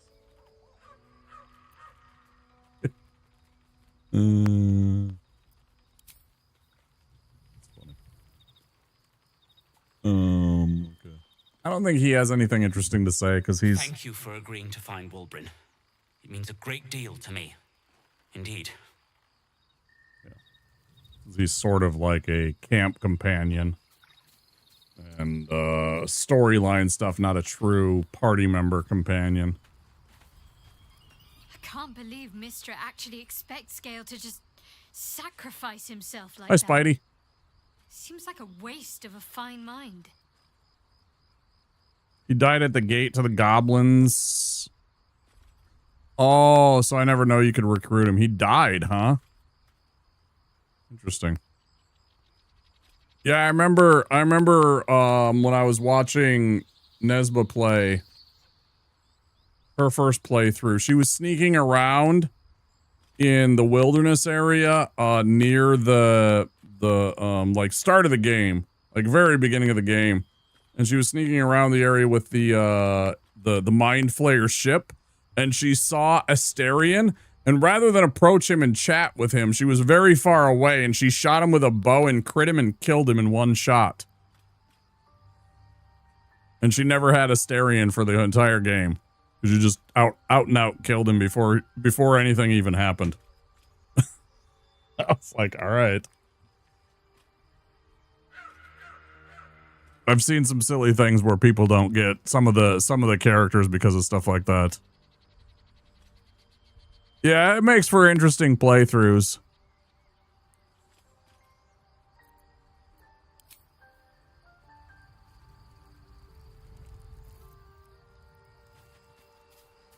It was definitely one of those moments. Elminster.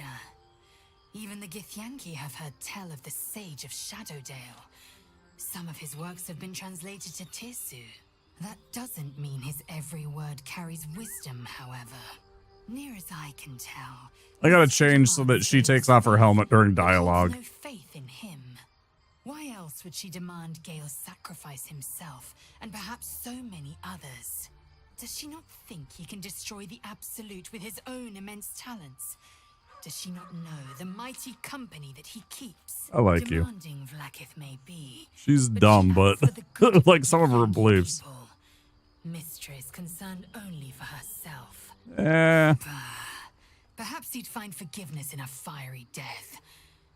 But I can't help but wonder why he'd want it at all. Yeah, I love it.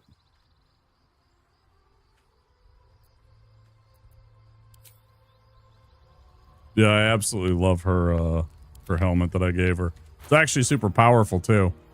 Grim Skull Helm. Attackers can't land critical hits on you, grants resistance to fire damage, and gives you Hunter's Mark. I should honestly wear it on my fucking main character to be truth, but it's not something that he can wield because it is heavy armor. But it's a super good helm. I thought about taking a level of fighter or two just so I could wear some of this stuff. I was like very tempted to take like a level of fighter. Sneak in a couple of levels of fighter just for the proficiency. But then I'd have to take the feat. You know, you don't if you multi-class, you don't automatically get heavy weapon proficiency after the fact. You'd have to take it as a feat. So I was like, yeah, not being crit, that alone is just fantastic. And then resistance to fire damage, so you take half damage on fire no matter what. And if you pass, you take a quarter damage. And Hunter's Mark is okay, you know. I mean, it's nice. Extra damage. So I mean, she's a real powerhouse in combat. Yeah, she's really fun. I love fighters in D&D. They're so powerful. People are always like, "Oh, they're basic bees." I'm like, you know, fighters will absolutely tear through things. And the role-playing aspect takes care of itself. If you just want to role-play, it doesn't matter that you're a fighter and you're basic, right? It's... I don't know. Yeah.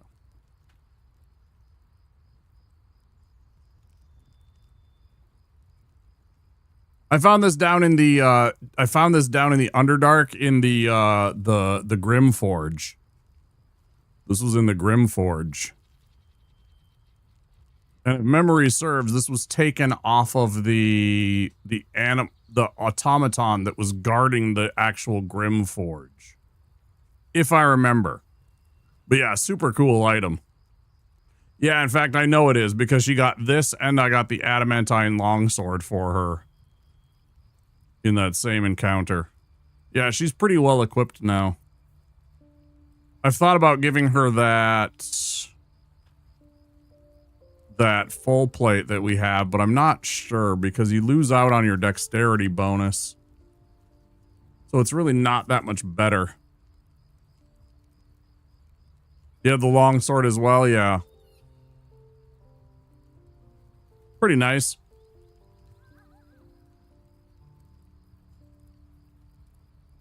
I love the, it automatically crits any object. So if you're trying to, like, break through a door or something like that, she just tears through the door. Super nice.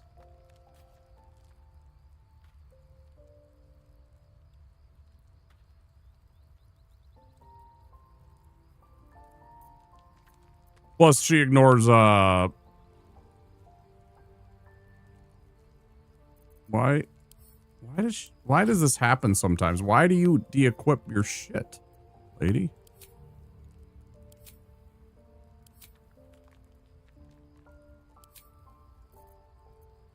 I don't understand why some of the characters will de-equip stuff. Like, she had the shield on, and then the next thing I know, she's, like, not using the shield. Like, it doesn't make any fucking sense, bro. Never mind. Let me work my magic. There is work to do. Very frustrating at times.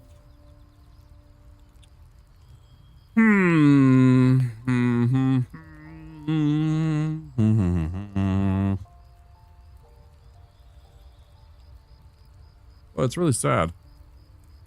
I got a message from somebody, one of the streamers that I know. It was sad. I'm sad to read that. I mean, people have to do, but it happens so often. I don't understand it. I know that people have to make their own choices and live their own lives. I'm always sad by the Still breathing, despite everything. somebody is stepping away from being a streamer. Press ahead. I mean, they have to live their life. Probably have much more important things that they want to do. But still. It makes me sad to think that they are leaving. They're super nice.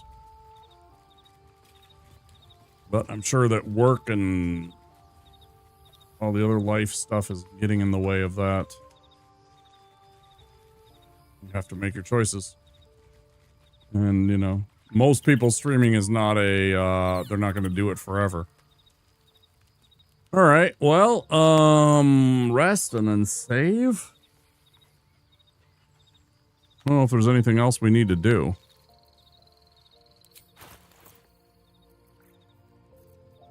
Maybe put some of this shit away. Plate armor, 18 armor class by itself. Maybe we do see what that does for her. Let's see, her armor class currently is a mystery. 16. Again, look at this. I literally just gave her the fucking shield and equipped it, and it de-equipped the shield again. Can anybody out there explain to me what the fuck's going on and why that keeps happening? Even for someone maybe streaming a couple of times a week. I like how it says nice. Can anybody out there that knows that's a knower explain to me why she keeps de-equipping her shield?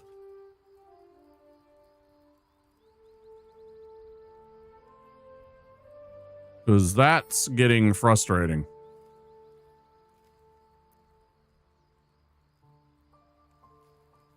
So her armor class currently is 18. If I equipped this, her armor class goes up to 20.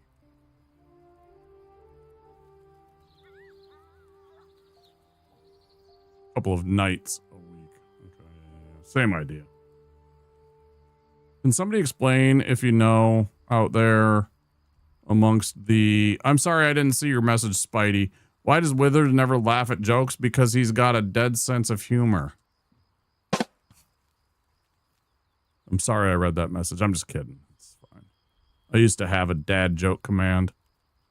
They got rid of the, the API stopped being functional though, so I can't use it anymore. But I used to have an exclamation dad joke command for, stuff like that. You type in exclamation dad joke and it would pop out. Like there was like, I don't know, thousands of them, thousands of dad jokes. It would just pull one randomly. Let's see. My saving throws, I think, just went down, right? Dex save. Oh, didn't change a bit. So this is just +2.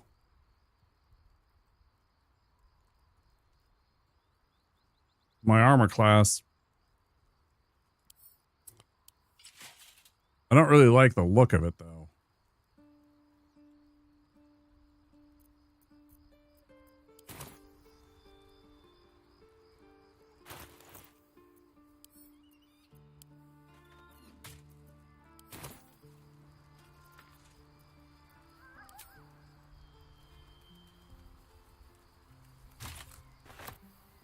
That was not what I wanted to do.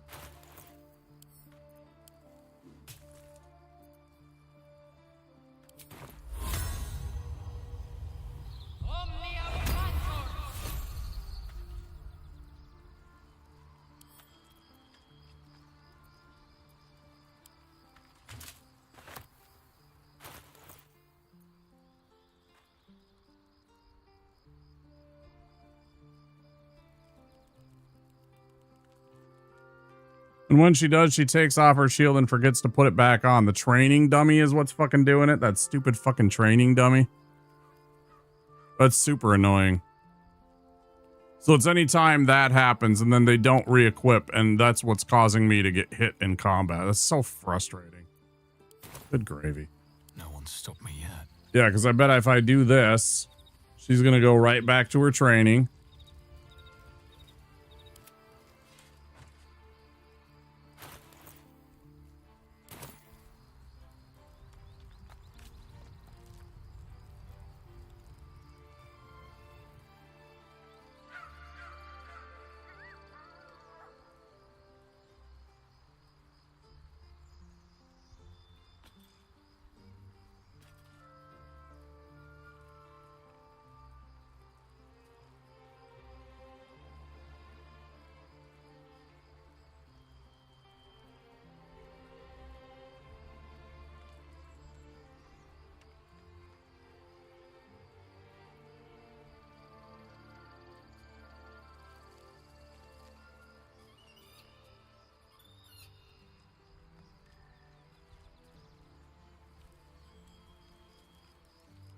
Does she though? I don't remember that. I don't know.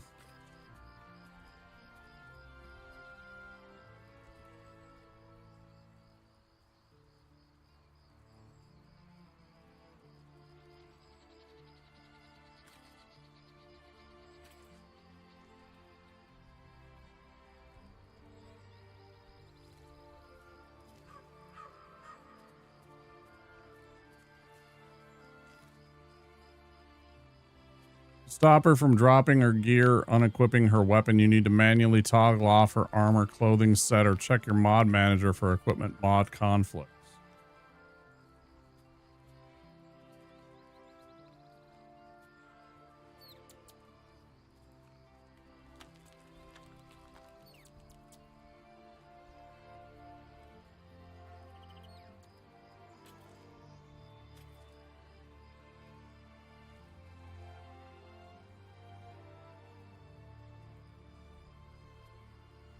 Trying to see if there's a mod on Nexus mods to prevent that from happening. Or something, but it doesn't look like it. Thanks, Gilgis. Appreciate it, though.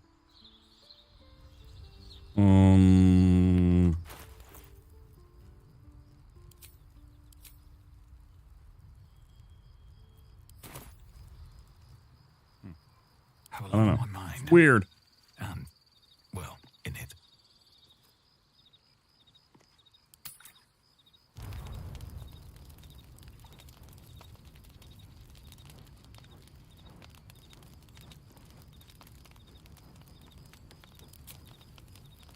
Who wants to speak with me? Karlak does, huh? Well, I think. Interesting. Hey, soldier, well, I'm not feeling so good. Hmm? My engine is getting worse. Feels like it's going to burst out of my chest. We need to catch up with Damon. See if he's thought of a way to fix this thing. If it can be fixed. Don't worry, we'll find him. I'm sure we will. But, in case we don't, a bit of advice. You leave your left flank wide open. If I'm ever not around to cover it, you may find yourself on the wrong side of a goblin spear one of these days. How dare you? You'd rather use a two-handed weapon? But I mean, she's not even, like, I don't have... Oh, she does have great weapon fighting, you're right.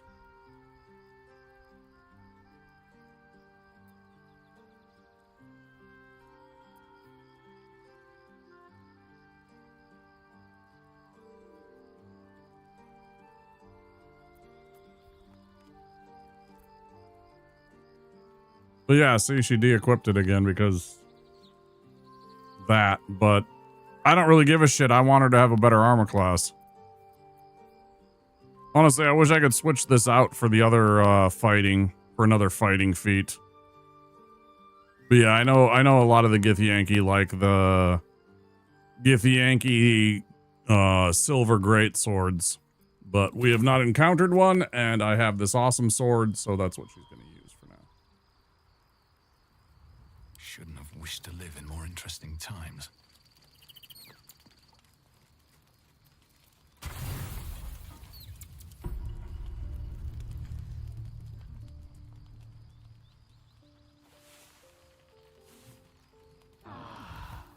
Ah.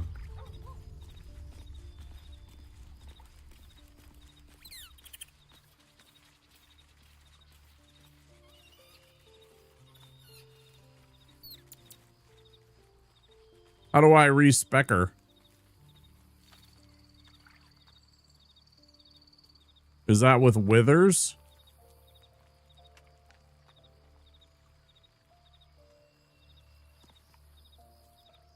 Change my class? Okay.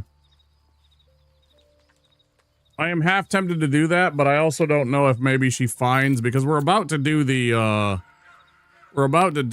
don't remember, I think there might be a possibility that I get a really kick-ass sword when we go and chat up the Githyanki Yankee. With haste. Hey, stand still, you dickhead.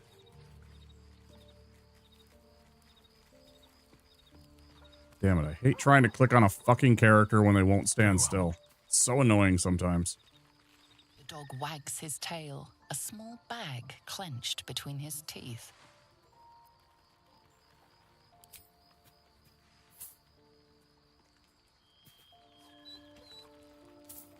He gives in and surrenders his find to you.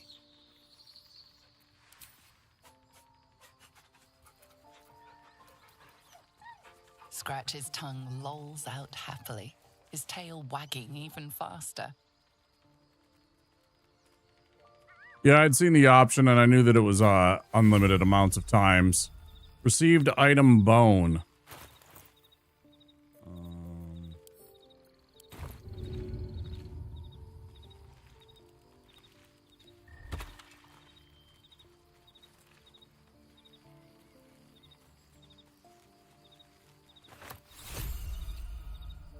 No, I don't need the bone, boy. I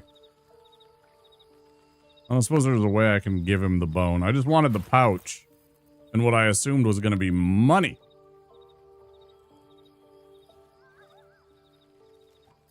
I already got his ball.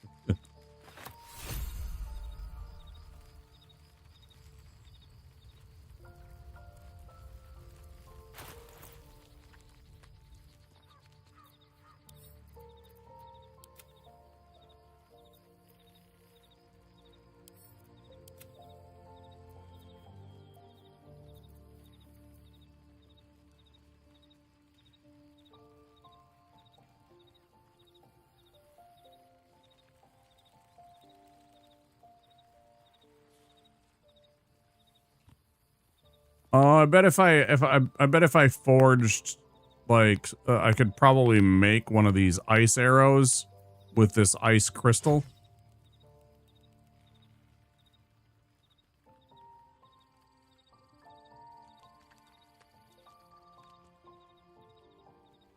Something like that.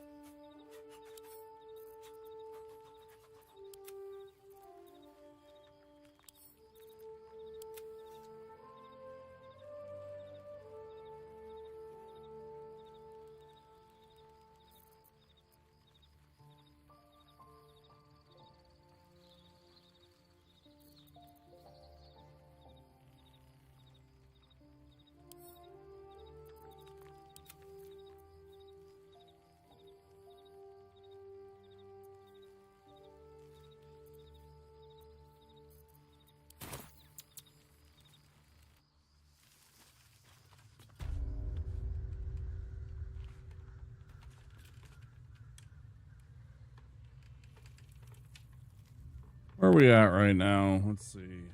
5.5 hours. I have a great feeling that this is going to take a lot more than half an hour to get through part of this and find a good saving point. I'm torn right now.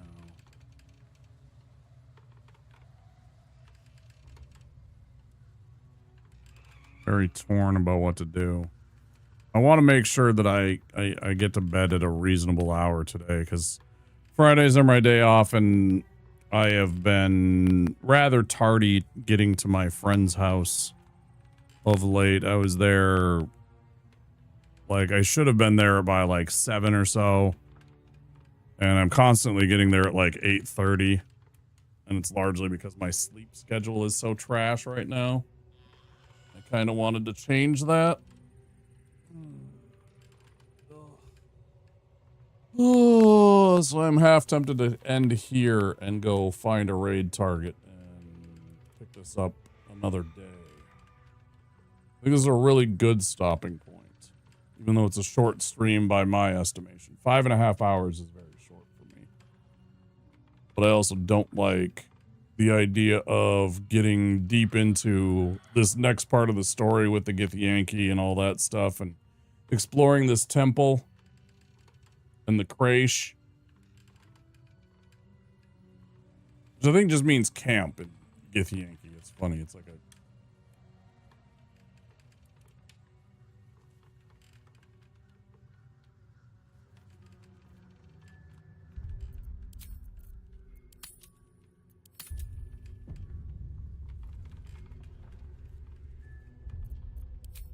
That is exactly what we are going to do.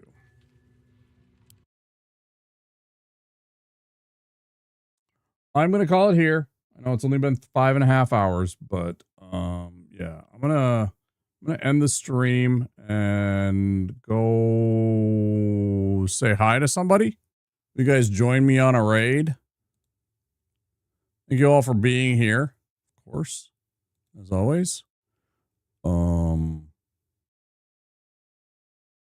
Hopefully you enjoyed this stream. YouTube, I'm going to say goodnight to you first. You guys take care. If you liked the stream, please do click that like button, and I will be back again Saturday night for another stream. I'll see you then, YouTube. Take care. Bye.